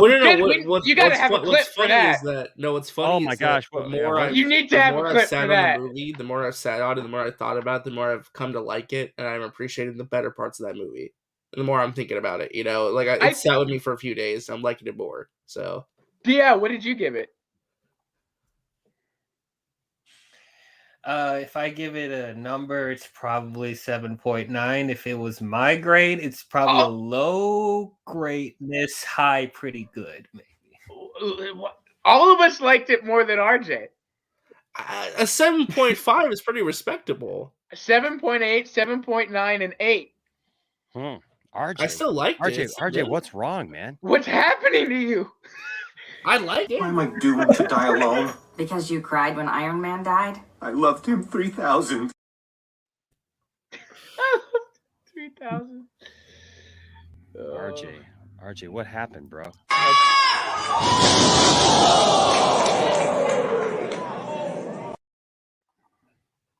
7.5 is pretty good. It's a good score. Maybe, yeah, that's pretty good. That's pretty good. This is why I don't do numbers anymore, because everybody be like, "Oh, wait, what? 7.5? You didn't like it? No, that's a good rating. That's a good 7's ratings, bro. Yeah, 6 is when you start to get into the so-so stuff, but 7's good. 7's good. Yeah, like I said, originally I would have given it a 6.5. Hey! The more I thought about it, the more it's TJ better. TJ in the house, new member. Woo! You know what that is? It's member time, folks. And anytime we get a new member, it's time for We're getting naked. Well, I mean, do whatever you want to do. I don't have a clip for that. But I do have some woo for TJ. Showtime! Woo! Woo! Woo! Woo! Woo! Woo! Woo! Woo! Silent and profiling. Woo!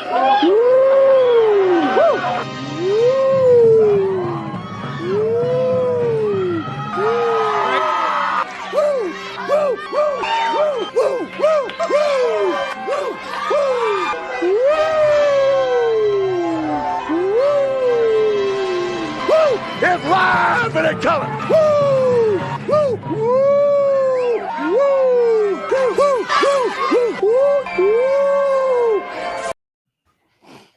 Woo! Woo! Woo!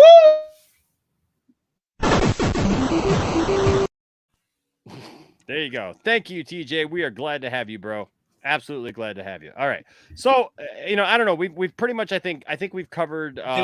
We've circled the wagon at this point. Yeah, I think we've covered everything we can. Like, it's all speculation now as to what happens in the movie. It is what it is. But Spider-Man, folks, who would have known that we would have woke up today or before we went to bed last night even, and there would be like all this surrounding John Campia, Spider-Man, the future of the movie, like what the movie's going to be like. I just want a second trailer already, man. Just give me the trailer. Yeah, just drop it. Yes, TJ. I just want the movie to come out so we'll stop talking about it. Right? Drop it like yeah. So TJ here with the $2 Canadian super chat says, "Who's seen the actual poster?" Woo woo woo woo. Absolutely. I love the poster that came out. I really like it. Poster's great. It feels like there's a part of the poster missing though, doesn't there? There's a big giant open space. There's a big giant open space in the back. Like it's like it doesn't feel like it's completely filled in.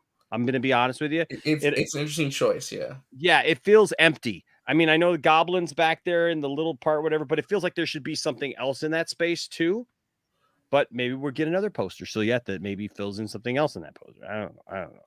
But thank you for the $2 Canadian super chat, sir. All right. So Star Wars. Yes. Let's talk. We do have one more thing to talk about here. And that of course is Kevin Feige Star Wars. Kevin Feige. Yeah, this came out of nowhere. Boy. Dropped in the middle of the morning. Yes, Kevin Feige Star Wars. Now look, I have said we talk a lot about Feige around here. Our good friend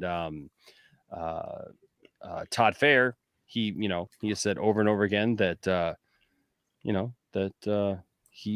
Feige is God, basically, to him. Marvel is the gold standard. Marvel is the gold standard by which we join, all things. And I don't know if I necessarily agree with that, but are you guys interested in a Kevin Feige Star Wars film? Why not at this point? There's so many more movies coming out Star Wars. Why not try it, I will say this is not the director I thought he was going to go with, though. I really thought that he was going to produce a movie and get the Russo brothers to do a Star Wars movie with them. Getting Chloe Zhao is very fascinating. I do not want that. What don't you want? You just said you liked the Turtles. I don't want the Russos to direct a Star Wars film. No. He said, the Russos. No, the Russos would make sense though. The Russos, I think, would do a great Star Wars film. Actually, no. Yes, they would. That's Come like on. Great acting I have my issues.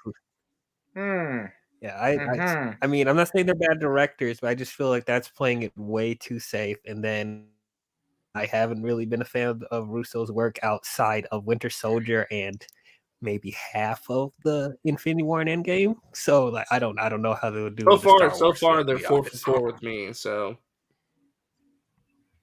yeah, that's for a lot of people, which I understand. Yeah, I don't know. I don't know that I would. Do you like this choice? Think it might be controversial though after Eternals. I think it's definitely going to be controversial. I think for some people it's controversial for sure. For me, it's not controversial. I'll be honest with you. For me, it's not controversial at all because I liked Eternals, and I thought Eternals was a really well done film. And from a directing standpoint, the movie looks great. It's a great looking movie. I mean, yeah, but I mean, as far as your idea though, of having the Russos direct something, heck no. This is what I got to say to that. But Look, Whoops. And the lights. Oh, no. And the light. It doesn't let you go full screen. Doesn't. Hello? But look closely at Tobey Maguire's dick. Toby and the light source is hitting the right side.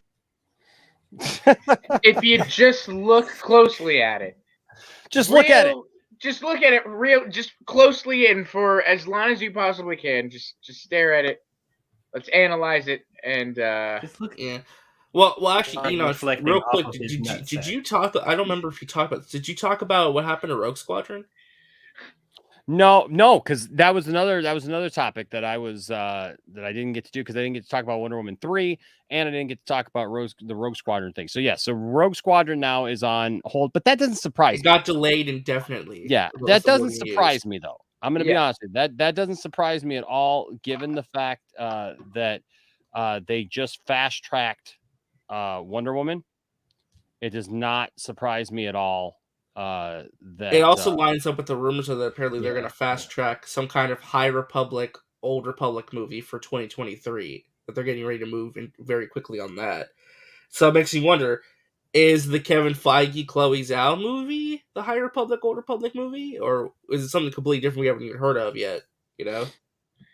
I think that one's probably still in development, and the one that we haven't heard of. Really good. I don't know. I don't know. I don't know. You think Kevin? You think Kevin?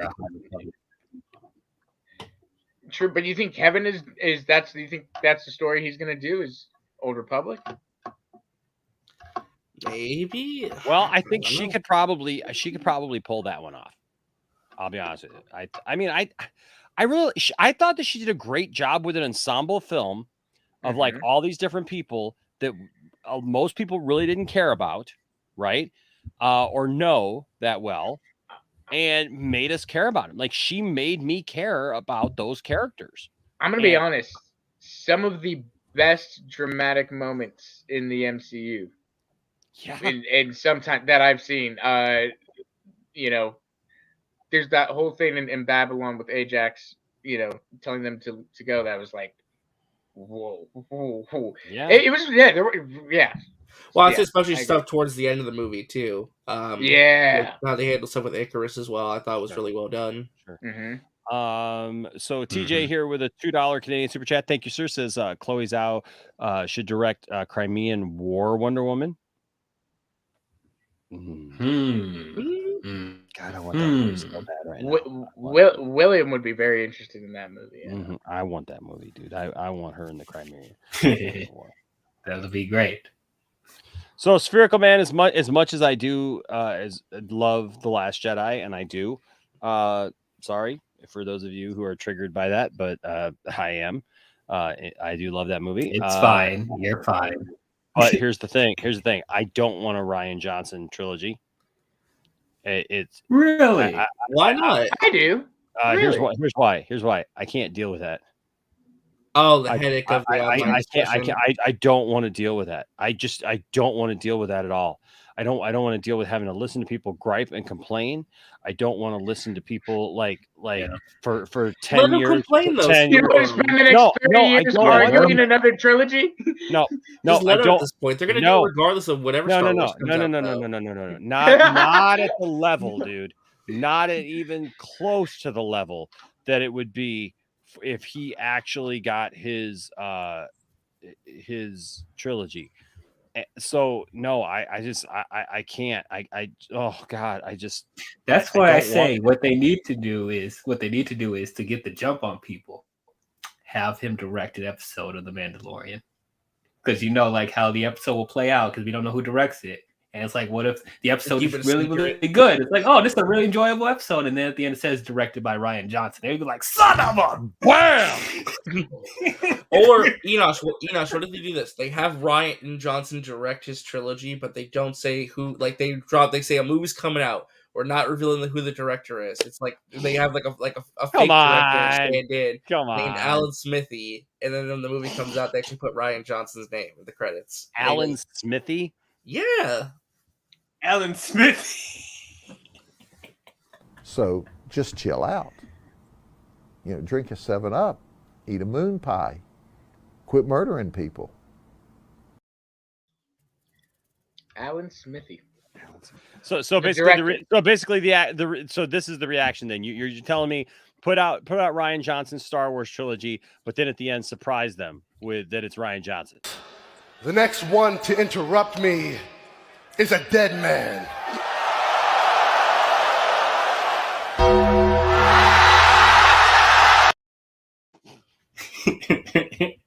Rian Johnson Yes. goes out. Rest. I think that would be brilliant if they just didn't say who the director was and waited until the movie came Until the out. very end. This year, from legendary director, you've got to figure it out. Yeah, right. Take a wild guess. You can't have the director do any public interviews or anything like that. He's a mystery. Yeah, it's one of those. He's in From a the silhouette. beautiful mind of some dude. From Academy Award winning director. Some guy. We'll see you in 2.5 hours. Produced by Kevin Feige. Right, yeah, pretty, yeah. Oh my gosh. Produced by Kevin Feige. That's all you put. Yeah, well, Go see like it. I said, I'm interested in this movie because if you remember, they announced who's writing the script. It's Michael Waldron, who wrote the Loki TV show, and he's working on Doctor Strange too. He's basically curating the multiverse for Feige. So, Stop, McLovin. McLovin. I'd be interested though if he picks Chloe Zhao, I'm totally cool with that. You know, so yeah. So let's see what this says. Let's see what this is. Hold on a second here. Okay, so Chloe Zhao to direct Kevin Feige Star Wars movie exclusive. How is it exclusive? How is it exclusive if it's literally a rumor? It's they exclusive. got the exclusive, man. It's an exclusive. That's what. They're the first ones reporting on it. It's not actual news. You don't question it. I got an exclusive for you. You ready? Here's a rumor.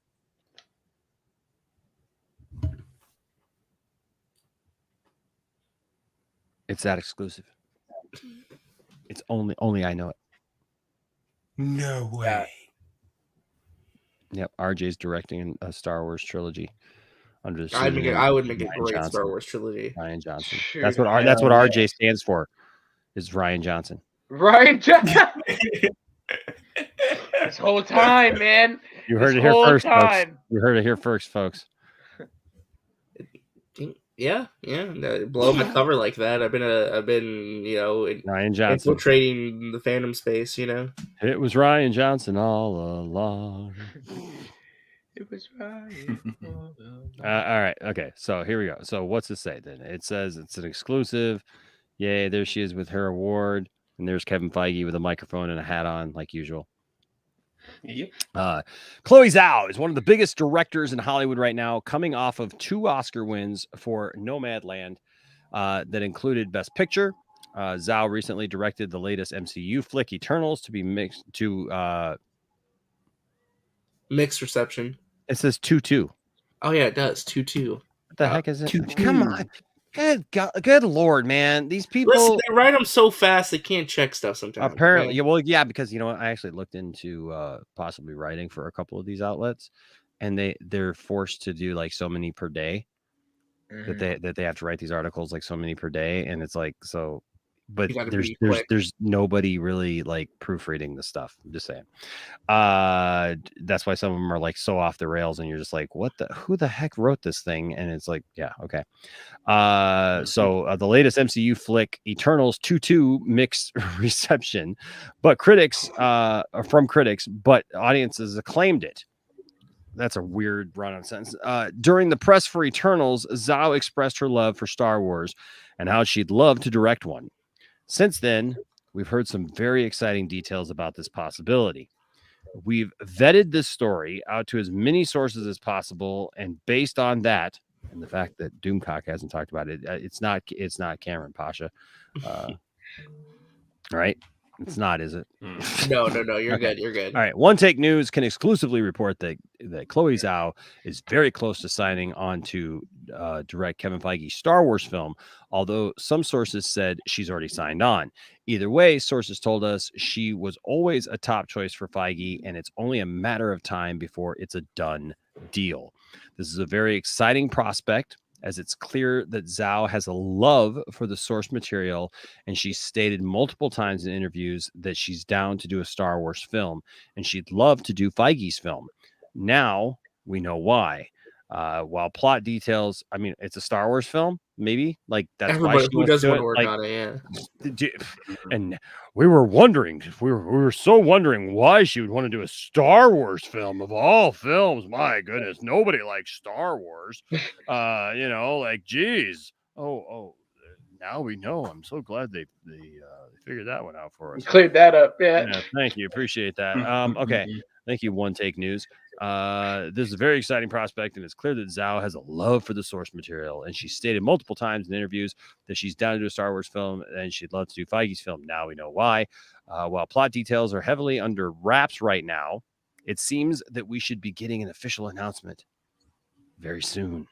Kevin Feige's Star Wars film is in development for an unknown release date.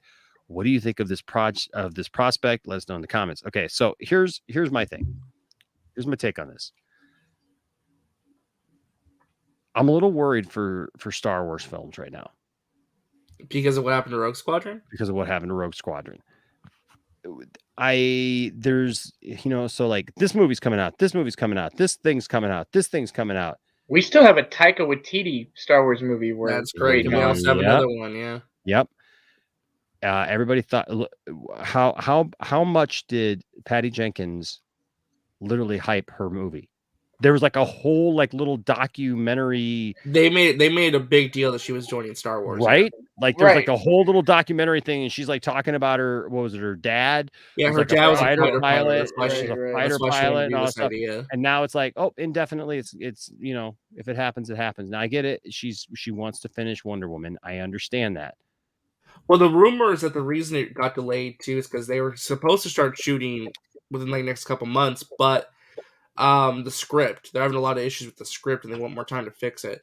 At least it's a positive development this way, Enosh. They're not kicking the director off and redoing the whole thing. At least they're going to give it time to like gel and properly, right. She's process. Are they, or is this like one of those slow processes where it's like, first it's, oh, well, there's issue with the script. And then like a couple months from now, you start hearing, well, she's working on Wonder Woman now. So, hopefully she gets back to it. And then like within 5-6 months from now to a year, it's like, yeah, we just couldn't come together on a script. We just couldn't come together on everything. And so like, I had to walk away from it.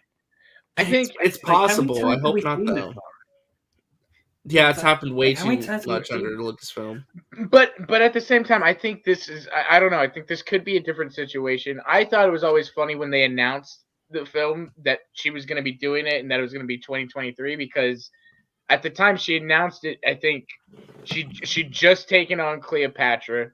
They just announced Wonder Woman 3 at Fandom. So it was like, what are you doing? Gonna do? She's when about are you to be in do Snow White.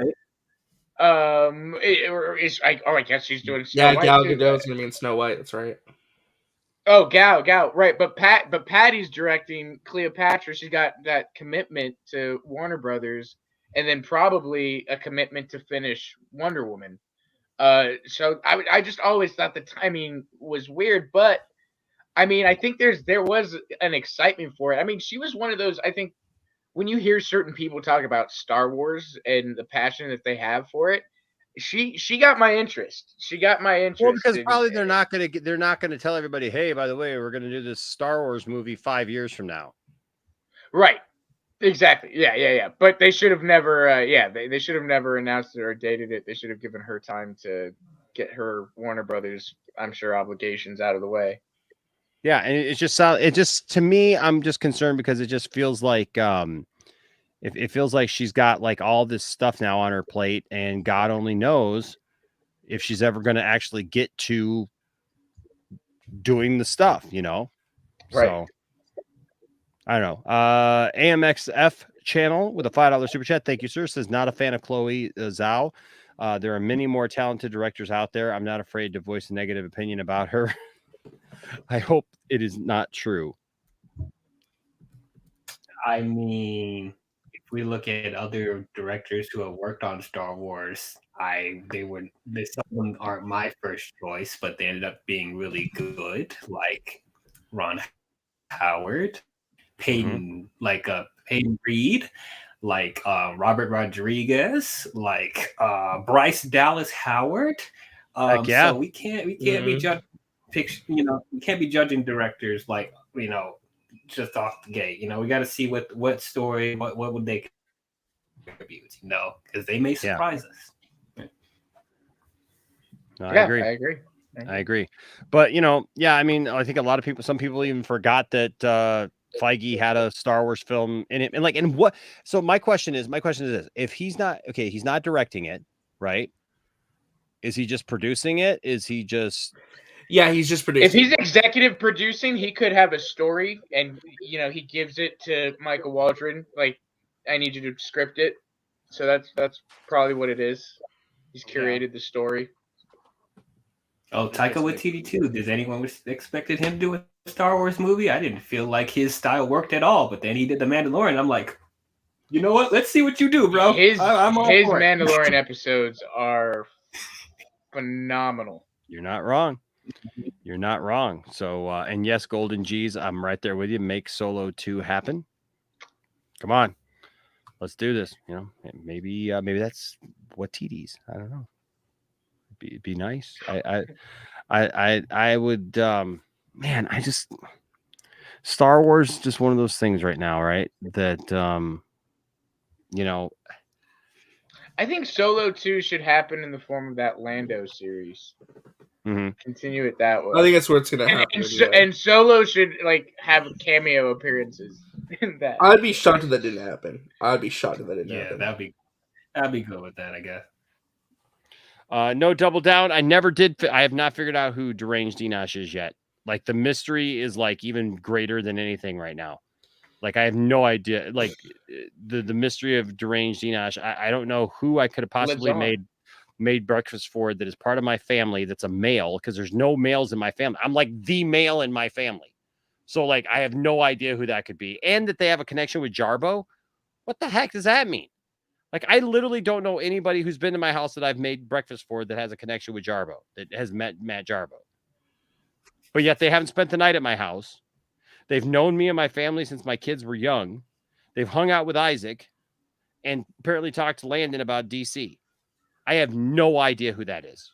One of your kids' friends, maybe? It's actually Tiff. Tiff is Deranged Enosh. That would be giving super chats to ourselves. I don't know. Okay.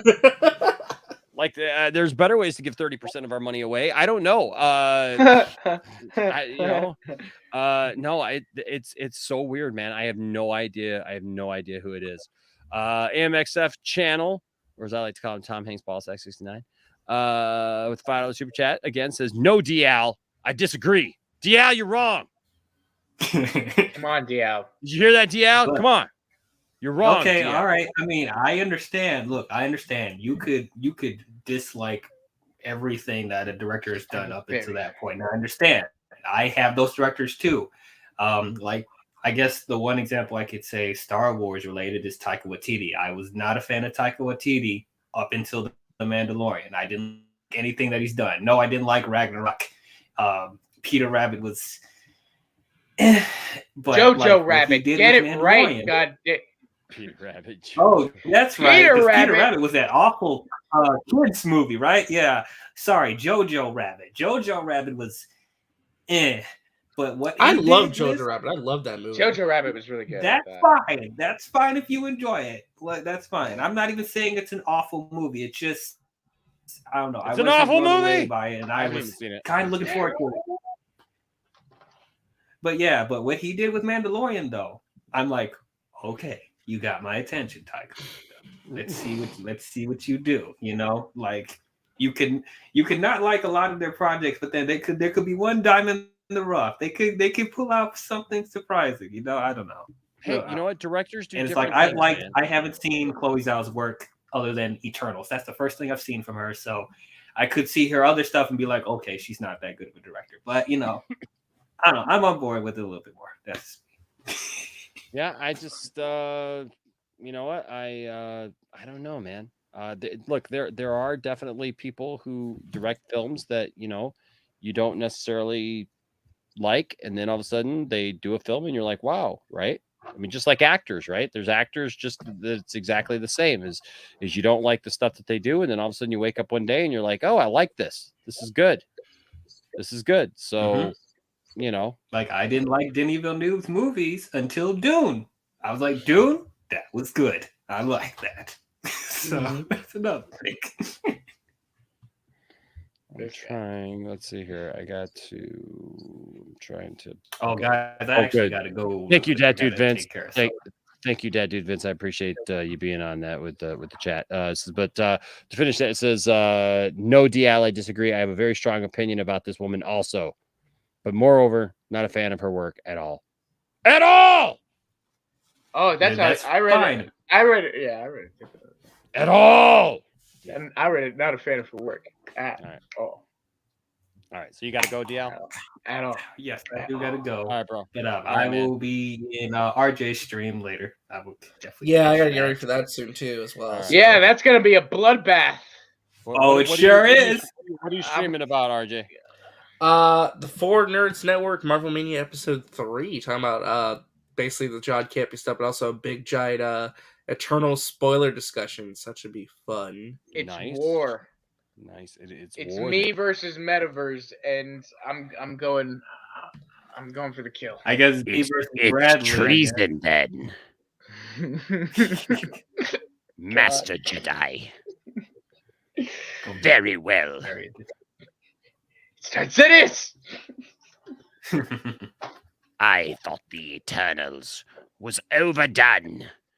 There can be only one Eternal. That is me. The Sith will rise again. I feel the Force within you. The dark side rising.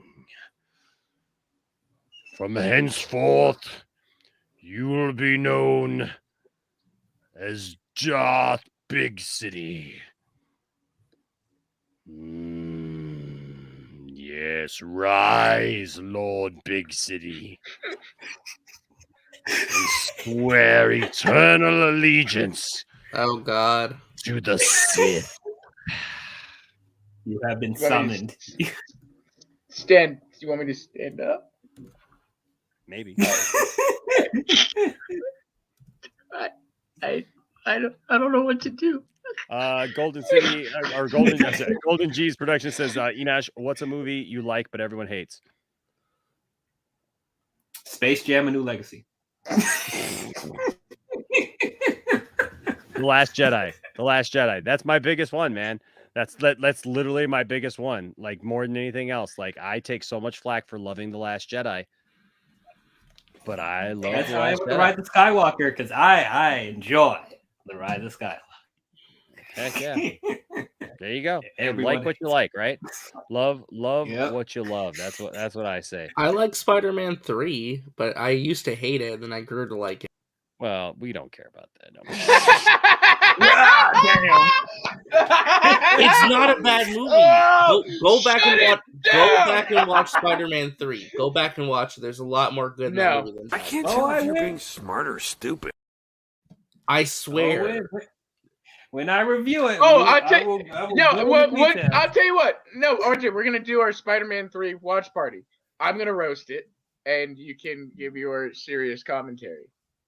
Okay, That'd be good. That'd be good. Yeah. That sounds like a. We probably a should really- do a watch party about the Spider movies before No Way Home comes out. That'd be fun. Right, watch all 5 or 6. What was it? Was it Oh, now? 12 of them. I think it's like 6. Oh, No. No, it's 3. Hold on. There's 3 and then 2 and then 2 5. more. 5. It's No. There's 7. I think there's 7. 7. I think there's 7 or 8. 7, because Toby had Are you 3. just- Andrew Toby had 2. 3. Andrew had 2, and now Holland's had 2. So that's Yeah, enough. that's 7. Oh, okay. I guess. That's a lot of movies.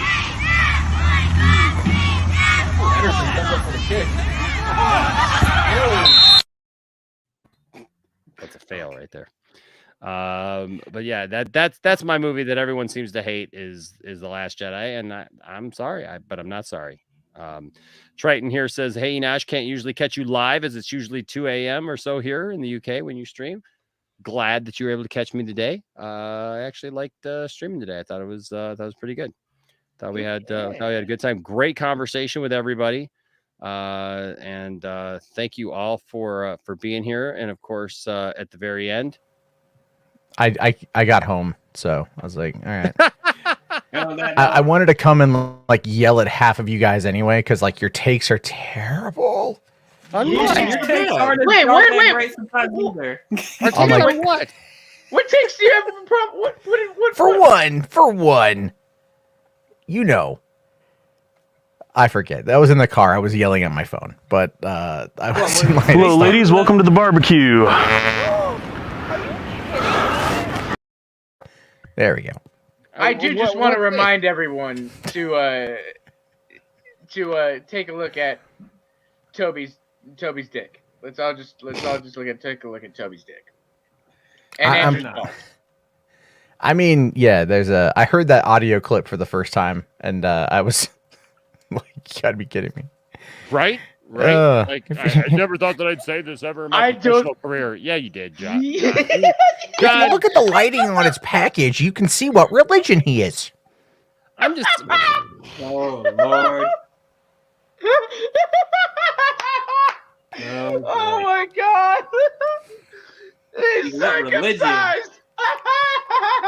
Oh no, okay, no, we're not going there. We are. Oh yeah.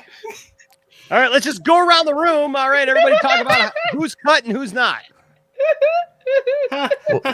Well, you know, as a true male. This is totally off topic. But Doomcock has talked to Johnny Pop. He has replied to him publicly on social media. What? He put in the group chat. Bring this up. Where? Oh yeah. What? Yeah.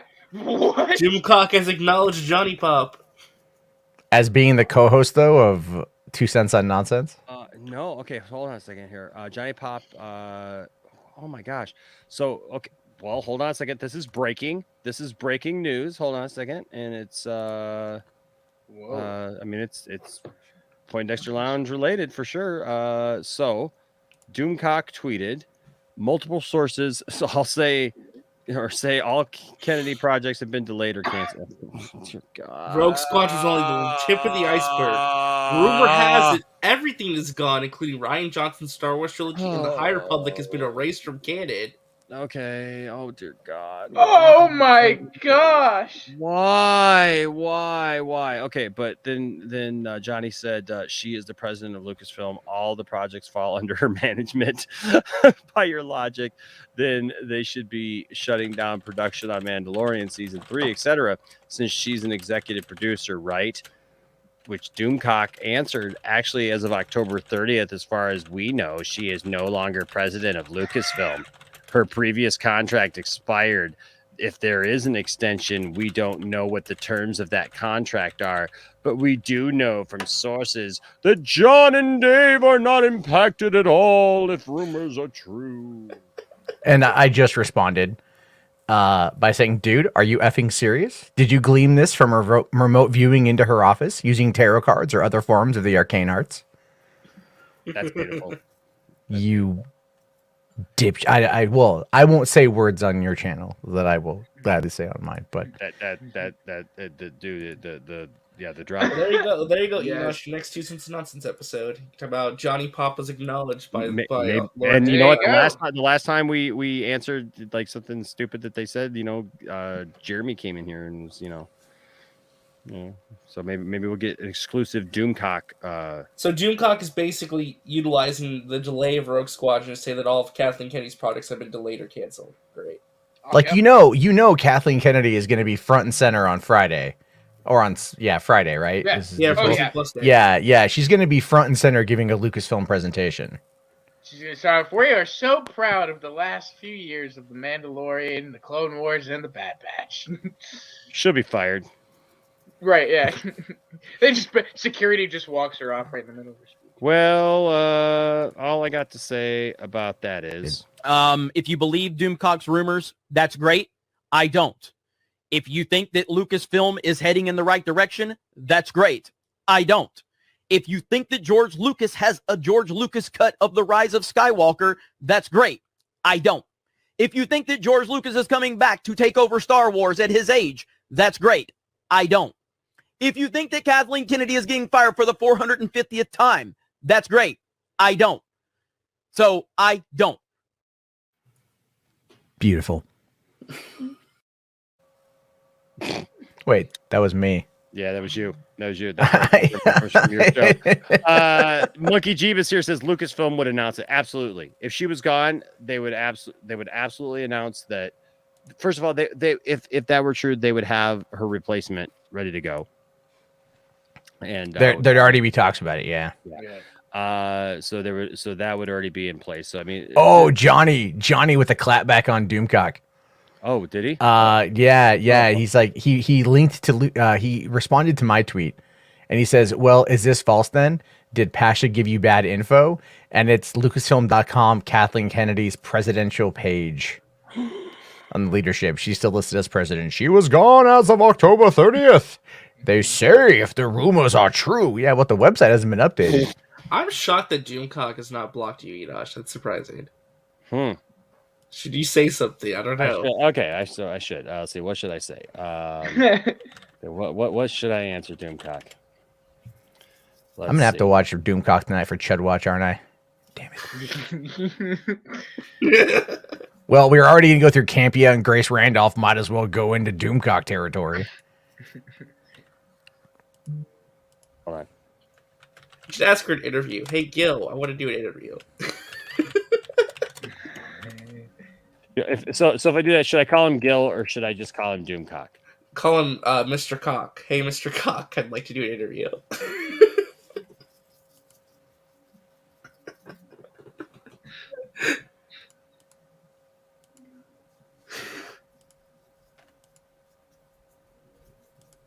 All right. Well, that's just dead air. No, it's beautiful. You're watching me type, right? So I'd love the opportunity. I'm not, but they are. Okay. Hey, Mr. Cock, I'd love the opportunity to interview and get your professional thoughts and opinions regarding the future of Lucasfilm and the ongoing, slow, repeated demise of Kathleen.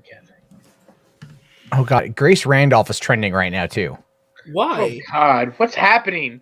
Apparently, Binge watched this on Twitter is saying that the delay of the next Spider-Man No Way Home trailer is reportedly due to the VFX team worrying that they may not even finish the film on time. Yeah, I mentioned that. Yeah, okay. Yeah, And she people- put out that 5-minute people video say- where she talked about the leaks and she. Okay. Well, I haven't watched it yet. Campia. Yeah, she did at Campia a little bit. Some subtle. Okay. Because I mean, more or less, it's like, for one, the VFX team handling the trailer is not the same VFX team that's handling the movie. Sure it is, man. Don't you know how movies are made? So it's probably went to a third party. They're gonna this is a Marvel Studios production. This stuff is already done. No, they're working on it still. They I have hate people. like the script isn't even done, dude. They're still shooting season 2 of The Mandalorian. Didn't you know? Yes. It's not Yes. Remember that comment by Gil? TJ here with a $5 Canadian super chat says, "Who's excited for Supergirl season finale and the Flash Armageddon special? What about the Green Lantern HBO Max series?" Care about Green Lantern a little bit. The other ones I don't care. Yeah, dude, I'm just being honest with you, man. Regarding this, so I'm not. Then I got to show you guys something funny. That's a Doomcock thing that I'm not going to wait till 2 cents of nonsense. Who's excited for Supergirl series finale, dude? I'm just glad it's done.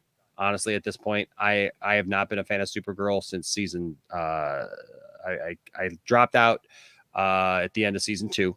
And I couldn't do it anymore, dude. I tried so bad, and I love Superman so much, and I love the Super Family so much, and I love Supergirl so much, but just not that interpretation of the character and that show. I just couldn't anymore. And so, even my wife watched it for a long time, and even she, I think, gave up on it. The Flash Armageddon. So I'll be honest with you, you guys all know that I love the Flash, and I've watched every season of the Flash. I did not watch season 6. I watched 2 episodes of season 6. and Armageddon.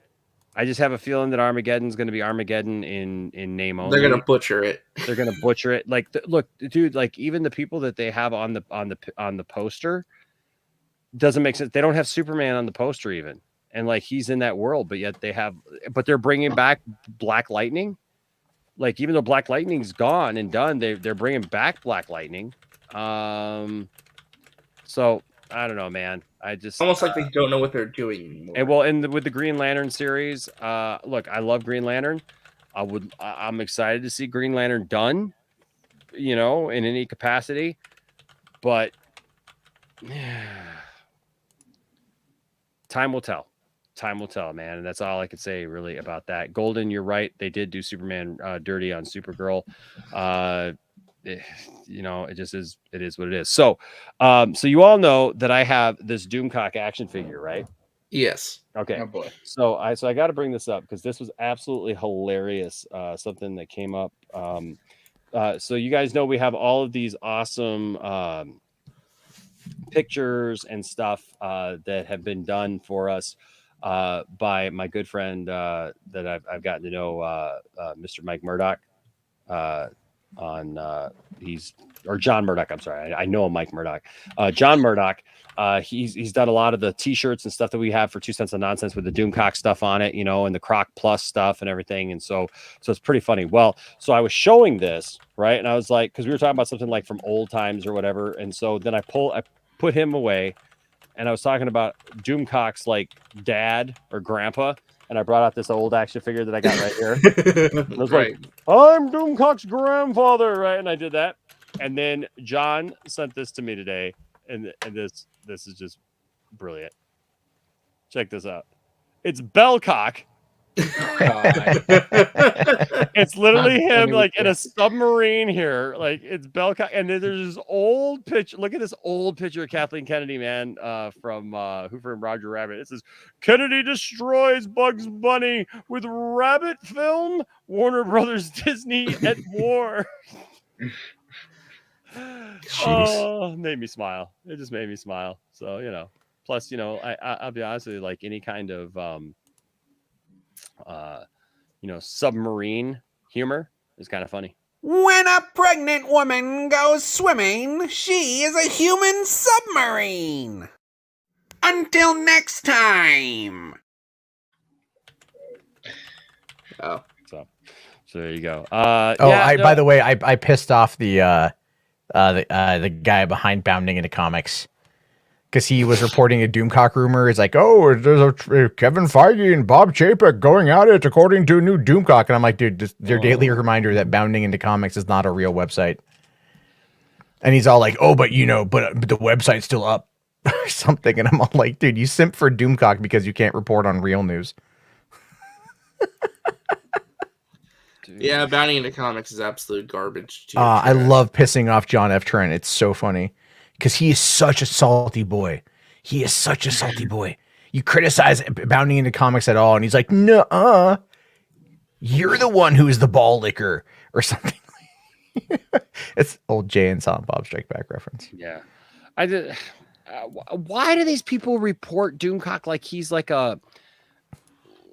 he's a credible source? Because he says what they want to hear. That's all it is. He says the things they want to hear because they want to believe that entertainment's awful, everything is horrible, everyone's out to get you, the left this, left that, identity politics garbage, all that stuff. He's saying what they want to hear because they like to capitalize on people's idiocy and rage. That's all it is.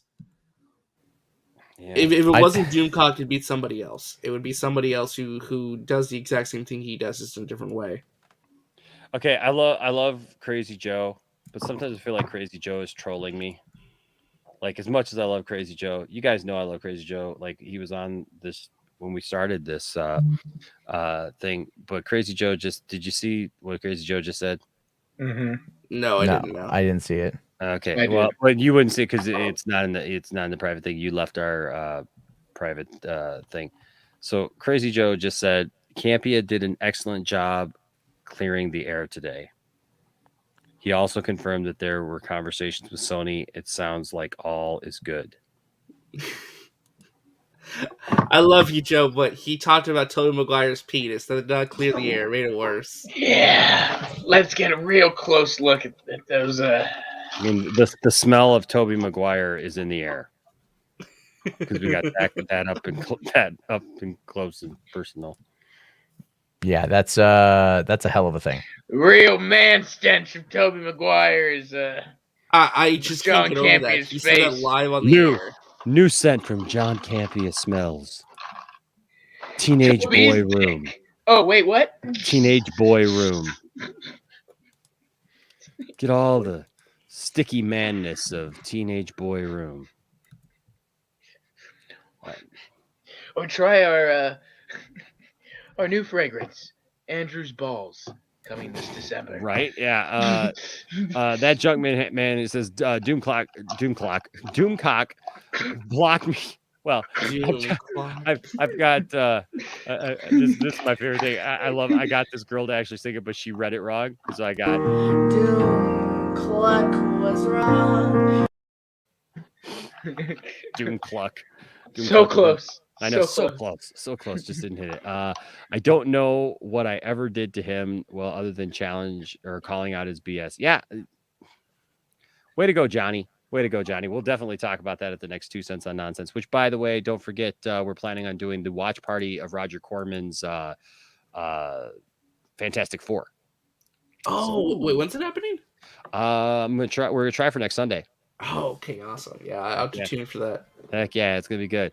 Lewis Coxer with a £5 super chat. Thank you, sir. Says, let me guess, Doomcock is saying Kathleen is fired again. Come on, people. Come on.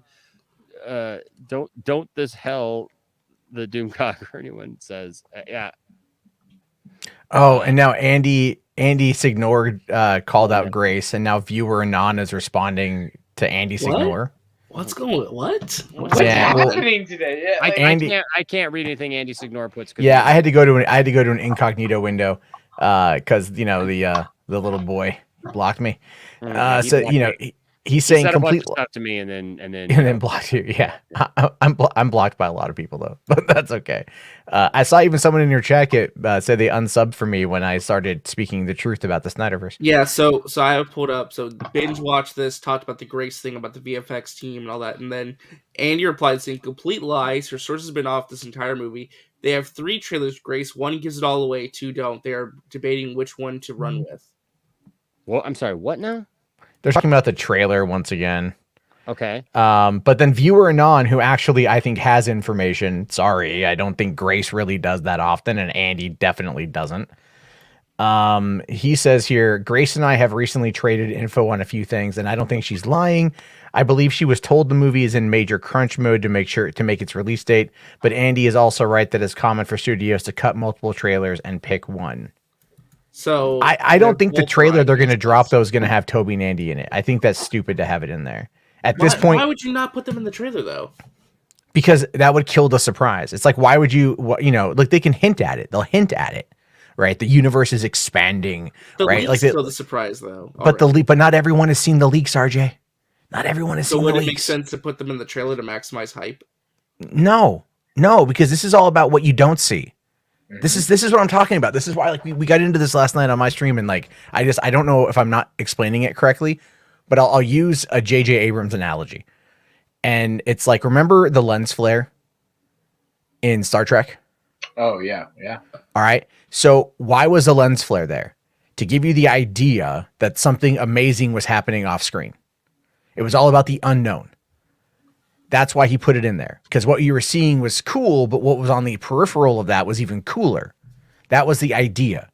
So it's the same concept here. You don't show people what they're going to be getting, but you hint at it. And that's what's going to fuel hype. It's going to fuel discussion. It's going to fuel everything else. It's like, why buy the cow when you get the sex for free? What? Which is, that's a Mallrats quote. I know it's a Mallrats quote, just came out of nowhere. No, it's like, why buy the cow when you get the milk for free, sort of thing, right? Yeah. Why buy the cow? So why give away the milk? Yeah, and expect people to buy the part. It was the having sex with a cow part that we. It's an old Brody reference, man. You guys are off your game today on your Kevin Smith stuff. We're on. It's just that we just weren't expecting. Just don't stand up, Enosh. I don't want to see how on you are. Whoa! Hey, if it's good enough to watch Toby, it's good enough to watch me. Oh, here comes Crazy Joe. Crazy Joe, I love you, man, but you're wrong, bro. Hey, hang on a second. That's a great shirt, though, by the way. That's a great shirt. I'll be right back. Hang on. What's going on? Whoa! Hey! Whoa! Whoa! Hold on. What the heck? What's happening? Is he trying to show us his dick?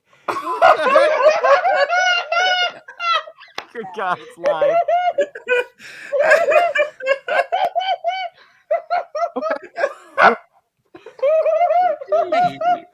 You know, just take him off the screen, man. Just take him off until he's ready.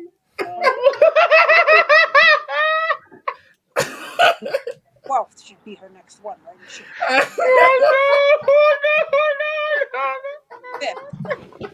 Oh God, it's terrible. Show your live, man. I don't know. It hurt. You having an Or argument? the fifth. Yeah, mute him, Enosh. I have to mute him there. Yeah. Okay. Yeah, we don't know what we don't want to get him in trouble or nothing. Is he trying to recreate the meme like his point of view, her point of view?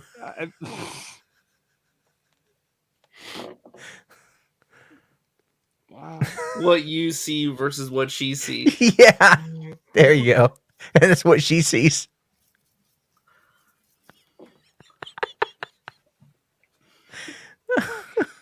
He's still going.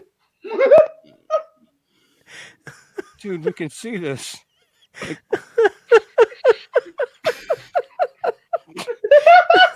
Oh my gosh. Oh my, this comment right here by Ed. Really let himself go. Oh my God. Oh, I'm sorry. Can someone like text Joe and be like, dude, just turn your camera off?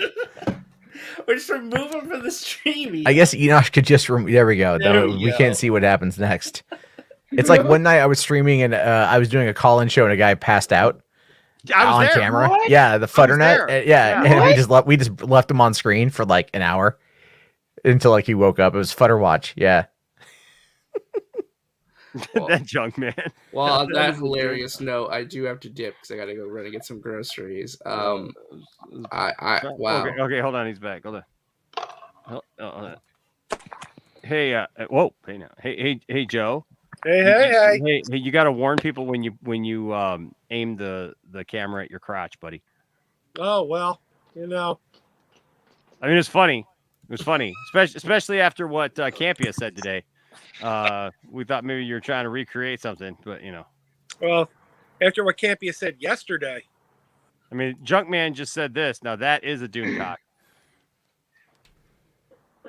Oh yes. But you know what I love? I love that Joe's still got a smile on his face. Right. Unlike him, I'm not cowardly enough to hide my face. There you go. Drinking out of Harley Quinn there. Hey, you know. I can't believe I'm still alive. I am still alive. I'm the master of this. Don't you know, man? Like it's what I do, bro. What did I miss? I haven't even had time to rinse off that gunk the Joker's girl squirted on me. Get this man to a hospital now. Well then. Yes. Triton here says, Enosh, did you ever read the leaked full and official script from the original Star Wars Episode 9 Colin Trevorrow's Duel of the Fates? It's a Snyder Cut level of improvement. I haven't read the entire script. No, I read a couple parts of it and then I never got back to it, and I can't remember what I did with it. It was interesting though. I remember it was interesting for sure. But I'm still sad we never got that. yeah. RJ here says Campia versus Doomcock, Dawn of Joe's Crotch. Oh my God. I'd watch that movie. Hugmongus. All right. Well, hey, we were bringing it to an end, and then we got to the point with Joe. By the way, Joe, I love that shirt. That shirt is great. The Pigs Thank in you. Space shirt. That's awesome. That's awesome. I love Joe. Pigs in space. Yeah, Pigs in Space. But yeah, interesting day today, wasn't it? Did you see his response? He actually Dude, we watched the whole thing well. live, man. We watched Yeah. the whole thing live. Dude, he Yeah. came across as backpedaling so bad on that, and I don't know that I look at the beginning, dude. I was giving him the benefit of the doubt, but I did not like the fact that he started making jokes about it and saying stuff like, "Oh yeah, you should have saw the pictures that I didn't show," and hey, for a couple thousand Right. bitcoins, wink, wink. Oh, I wouldn't do that. And all I'll say is it involved a dude in a green suit. Yeah, I liked that. I thought that was a good way to handle it. Like that's how I handled it. I handle everything with humor. So But it That's wasn't not humor. It That's wasn't- yeah. that's not humor. See, the thing is, though, he's a Canadian, and Canadians have a very interesting take on humor, and that wasn't it. And I say this as a half Canadian. I can identify humor. John is humorless. I don't think he's Canadian. I don't think did you guys talk yesterday where he was talking about the power of the Campia Wang? He doesn't have children, so how powerful is it? The lights went off, and then like he said that the power of Campia Wang turned the lights off. If you're trying to use your wang to turn the power on in your house, you're doing it wrong. Yeah, you Could be electrifying. It could be the only way. It's probably more potent than Viagra if you think about it. It's alive. Alive. You gave me Canadian bacon instead of bacon. This will not go unpunished. Yeah. Everyone he mentions from Canada, he calls a good Canadian kid. Yeah, I don't know, man. What about the bad Canadian kids? He never talks about the bad Canadian. Exactly. I've known a couple. I got a lot of friends from Canada. I met my wife in Canada, so yeah, I don't know. Like I said at the beginning, I was willing to give him some benefit of the doubt that maybe it was like a thing. Okay, he just made a mistake, or whatever. Towards the end, the more he talked, I'll be honest with you, he came across as somebody trying to fill in space, and the more he talked, the less I was giving him the benefit of the doubt, because I felt like he was nervously trying to correct something that he knew he screwed up, and it was a non-apology. It wasn't an apology for screwing it up, and I don't think that he was. I mean, he wasn't upset at all that he did what he did, and I'm not even saying that what he did was necessarily so bad, and that if he did accidentally share the thing. I mean, Joe, you were in the thing last night when I was agreeing with you. Like, I don't think that last night I didn't think that this was like some big deal that it was like crazy out of hand, and I don't think that anything's going to happen to him. I don't, I don't wish anything to happen to him, but I don't think anything's gonna. He's not going to get in trouble. When I was seeing people like, oh, he's going to get in trouble. He's not going to get in trouble. There's, he's doing that. But I do kind of feel like he inserted himself into something. And then today he basically outed it as being almost real, because when you start talking about how the studio is asking contacted you and asking you who you got the leak from, that kind of confirms it. Without confirming it, you know what I mean? And it just felt like, look, I've liked John Campia and I've defended John Campia a lot, but I also recognize when John Campia is full of himself. And that's the problem, is John Campia has risen to a point where he gets to this level where he thinks he just can talk over everybody and kind of tell everybody what's up because he supposedly knows better than everybody else. And look, he does it to Robert, like on the program a lot of times. And I'll be honest with you, Robert comes across a lot smarter most of the time than John does.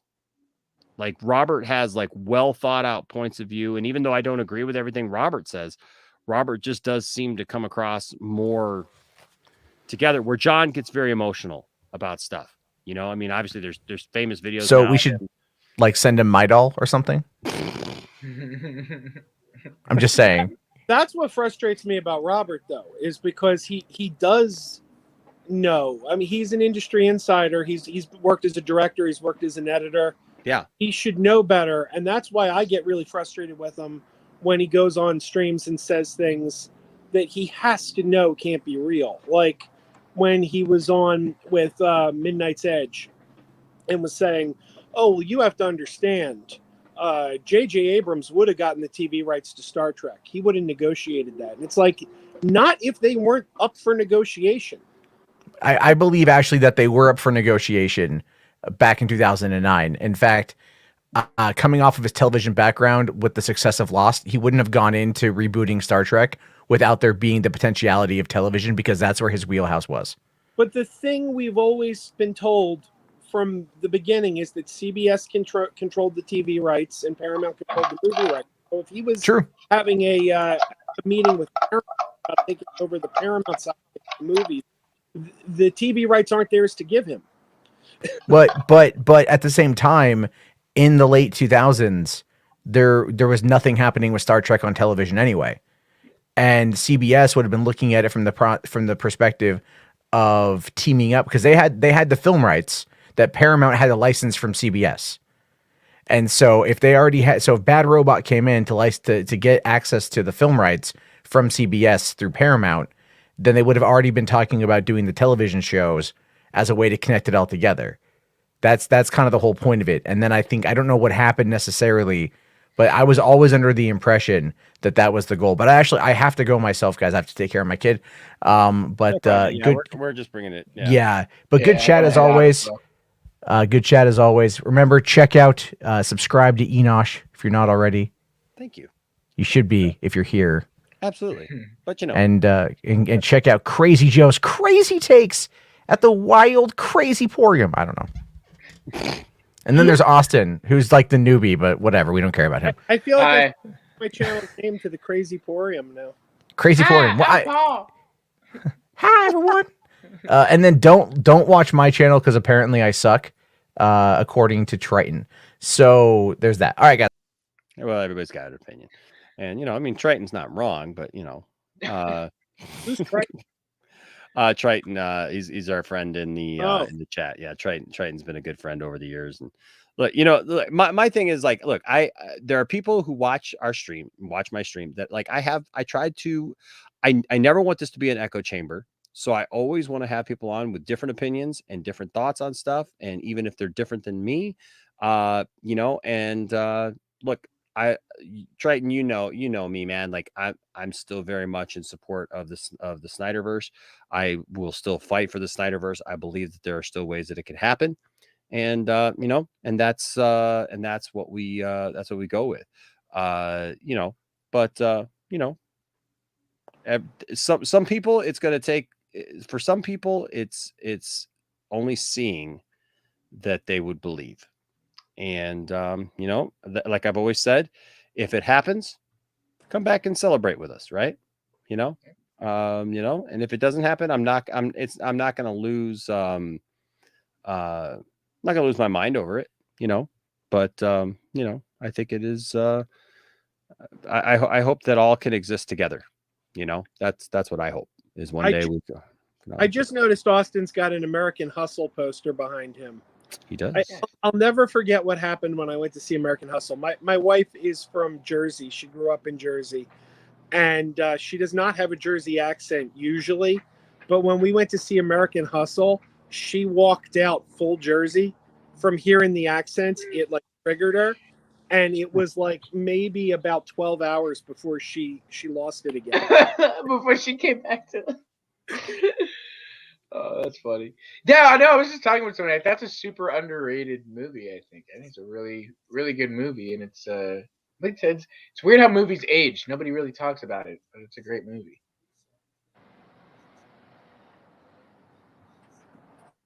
Yeah, I'm sorry. I was just looking at another thing here. Yeah, so this is interesting.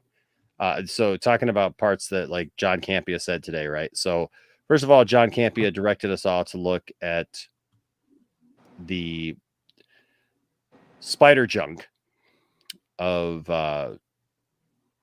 Toby and Andrew Garfield. Spider junk.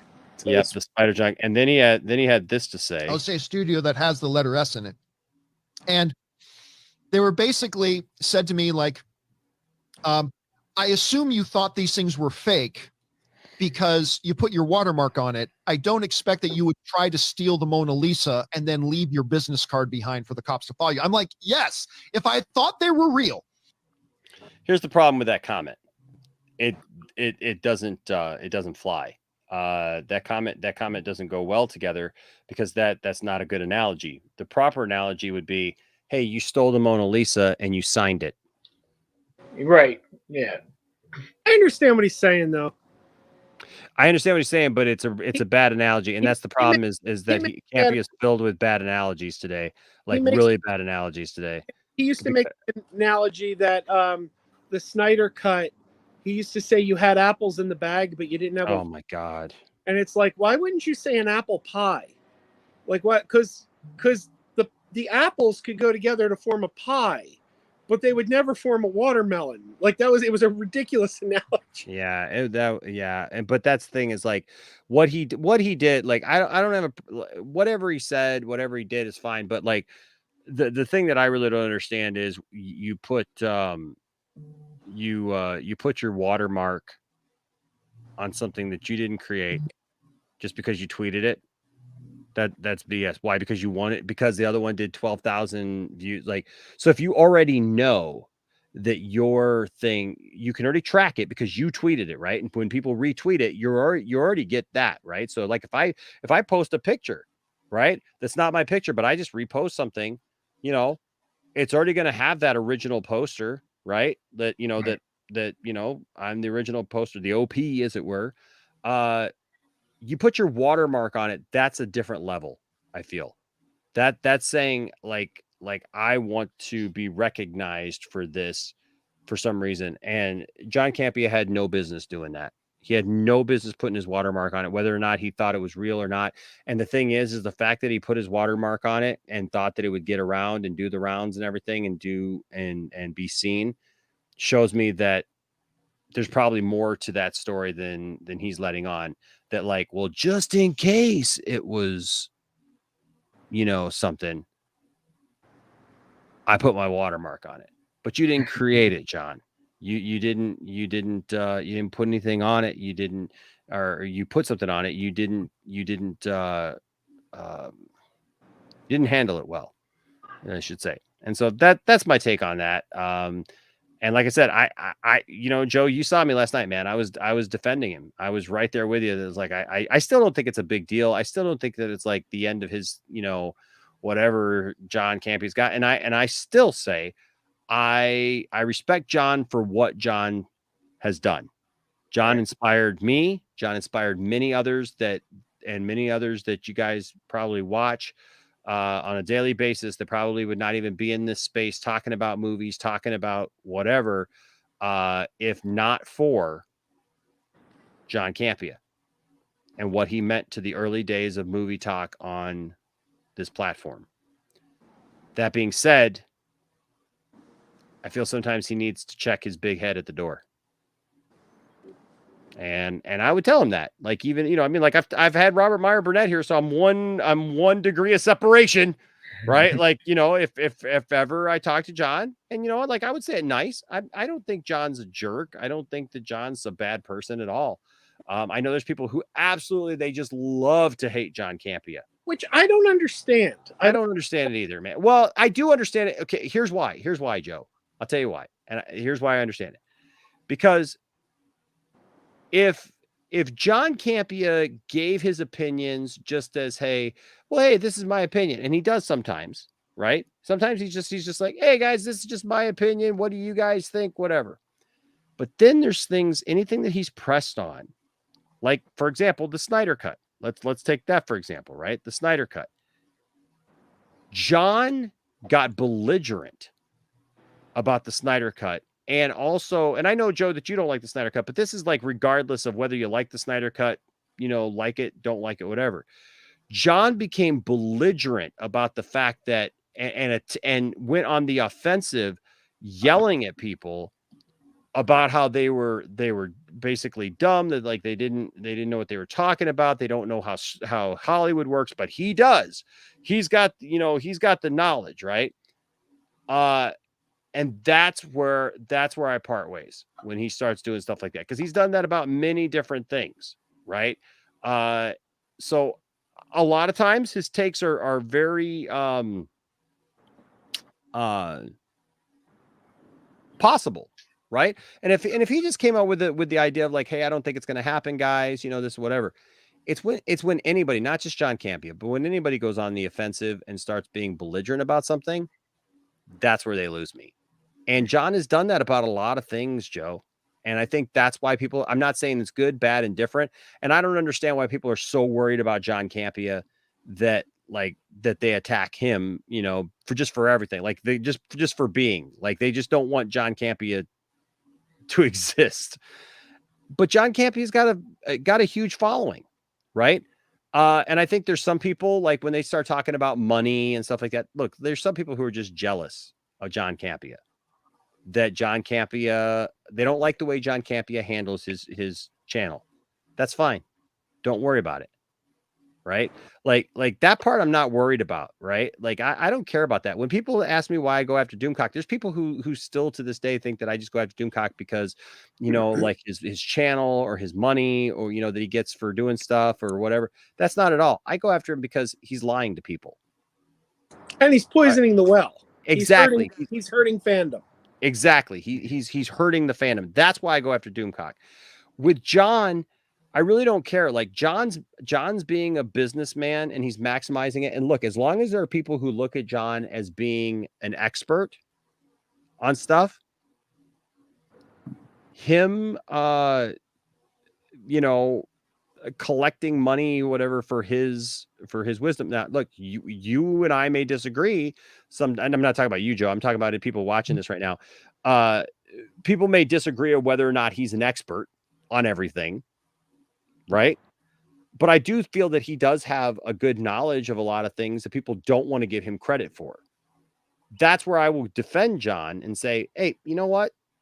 Give John credit for the fact that he's worked in this space. He does know people. He's built a couple of great things. I mean, he built AMC Movie News up to the point where they eventually sold it to Collider. But you got to remember, like, he built AMC Movie News literally just started from like broadcasting as like a podcast thing inside of a movie theater, right? And then it built up to be a YouTube channel that was huge, that was like a destination piece for so many people every day. And then Collider saw enough in it that they came and bought it. The problem was, and this has been documented, I've listened to it, and I believe Campia about this, is that Collider then wanted to tell him how to do his job. They hired him to do a job. They hired him to oversee Collider, on YouTube. But then they didn't allow him to do his job, right? And that led to him leaving. And so, you know what? For that, I support John when it comes to stuff like that. But when John tries to kind of overstay his welcome, I think sometimes, and try to tell people that they don't know what they're talking about about things that are subjective and things that absolutely could be, but he just tries to, he tries to be the smartest guy in the room. And I don't think that John is always the smartest guy in the room. I think he's right. I'd say 8 times out of 10. I mean, he gets some weird takes though. Like I know when Jungle Cruise got bumped to Premiere All Access, he said, "This is a sign Disney has no faith in this." And I'm sitting there going, "How can you say that? Like they've put like their last 5 movies out. Like why do you not think that about Black Widow, but you think that about Jungle Cruise?" It's like this take makes 0 sense. So it's like occasionally he'll come out with this one out of left field idea that I'll be like, where are you getting this? But I think he's right more than he's wrong. Maybe, but when he's wrong, he can be really jerky about it. I'll just say that. Very headstrong. Very headstrong. And he's not the type of person that it seems like takes a lot of that's his Italian side coming out. He doesn't take a lot of counsel. Can we just put it that? Like there may be things sometimes that I'm very headstrong about, and you guys know this on the channel. I may have my opinion or whatever, but I'm always willing to listen to other people's opinions. And I don't know. I don't think he's a bad guy. I don't think he's horrible. But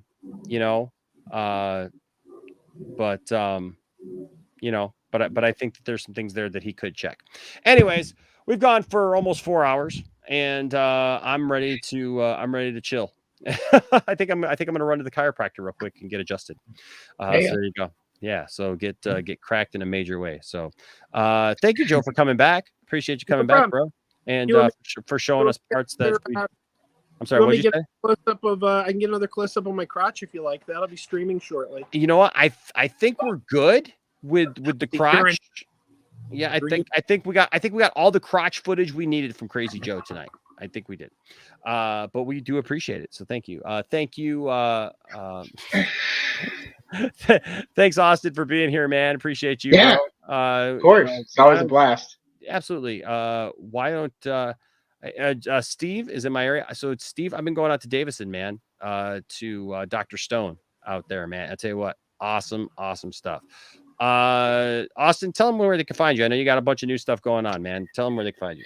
Yeah. So you can find me over at Little Big City Studios Network on YouTube, and then that's the app for our Twitter. And then also I'll be on in about an hour with RJ on the Four Nerds. So that should be no sleeping, fun. huh?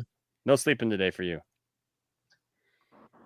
I still got to finish this, so you might as well take a nap later and then come back to the Poindexter Lounge because no, I'll probably be on with you tonight. Yeah, because we'll be streaming again tonight. Exactly. So Joe, why don't you tell everybody where they can find you, sir? Mega Podtastic here on YouTube, the Mega Podtastic podcast, wherever you get audio podcasts. Please come over. I've set a personal goal to hit 3,000 subs by January, and I'm about 240 off. And unfortunately, much like you, Enosh, I'm losing subs. So come on over. Please come on. Speaking of which, yes, if you have been unsubbed from the channel, because I'm hearing from people who have been, please let me know. I'm having to put together I'm working with YouTube about it because I think that there's an issue here. And so they've asked me to put together a list of people who have been unsubbed from my channel. And so if anytime you've been unsubbed from the channel, please let me know. I need to know that so that I could put this together so that they'll do an investigation into it. So appreciate your help on that. So thank you to everybody who's been in the chat, man. We still had 50 people watching, dude. That's awesome. So thank you guys, man, for being here today. Hope you enjoyed the day stream, and we'll be back later tonight when we turn off the lights and we have a night stream. You like that? I like that. So thanks guys for being here. Thank you to everyone in the chat. Thank you to everyone who gave super chats today. You guys are fantastic. Thank you for helping us out here at the channel. Thanks to our newest member, TJ. Hey, if you haven't joined membership yet, hey, join the membership, man. It's as little as $2, and there's different levels there and stuff, but there's all kinds of cool stuff there that you can find out. Jeez, man, these bots are something else today. Relentless. Jeez. I can't chat because I'm on my phone. That's so crazy. But yeah, so check out that, or of course the Patreon or whatever. We're so thankful to everyone who does that. And of course, check out our Teespring. All the links for that are down below. We've got some great t-shirts and things that you can put different things on. We got great stickers and stuff like that. So it's a lot of fun. So got that new line. Got that new line, the Griffs and Gatekeepers. And right. So we're knocking down nonsense wherever we have to. All right, guys. So thank you guys for being here. Most importantly, those of you who just watch the channel, that's why we're here, is to put on a show and to have you guys enjoy that. And so thank you for your support. And hey, tell somebody about the lounge, would you? Tell somebody about the lounge and tell them to subscribe. Tell all your other nerd friends. Maybe they don't know about the lounge. Let us not be the best kept secret. All right. Tell them about the lounge. And remember, like I always say, don't let anybody tell you that your fandom doesn't matter. And don't tell anybody that their fandom doesn't matter. But seek to have good conversations. Seek to come together on points. And even if you don't Even if we don't always agree on everything, that's okay. It's all right. We're still in this together. We're still a bunch of nerds. And hey, treat everybody with respect. And if you do that, there'll always be a place for you here in the Poindexter Lounge. Until next time, stay nerdy.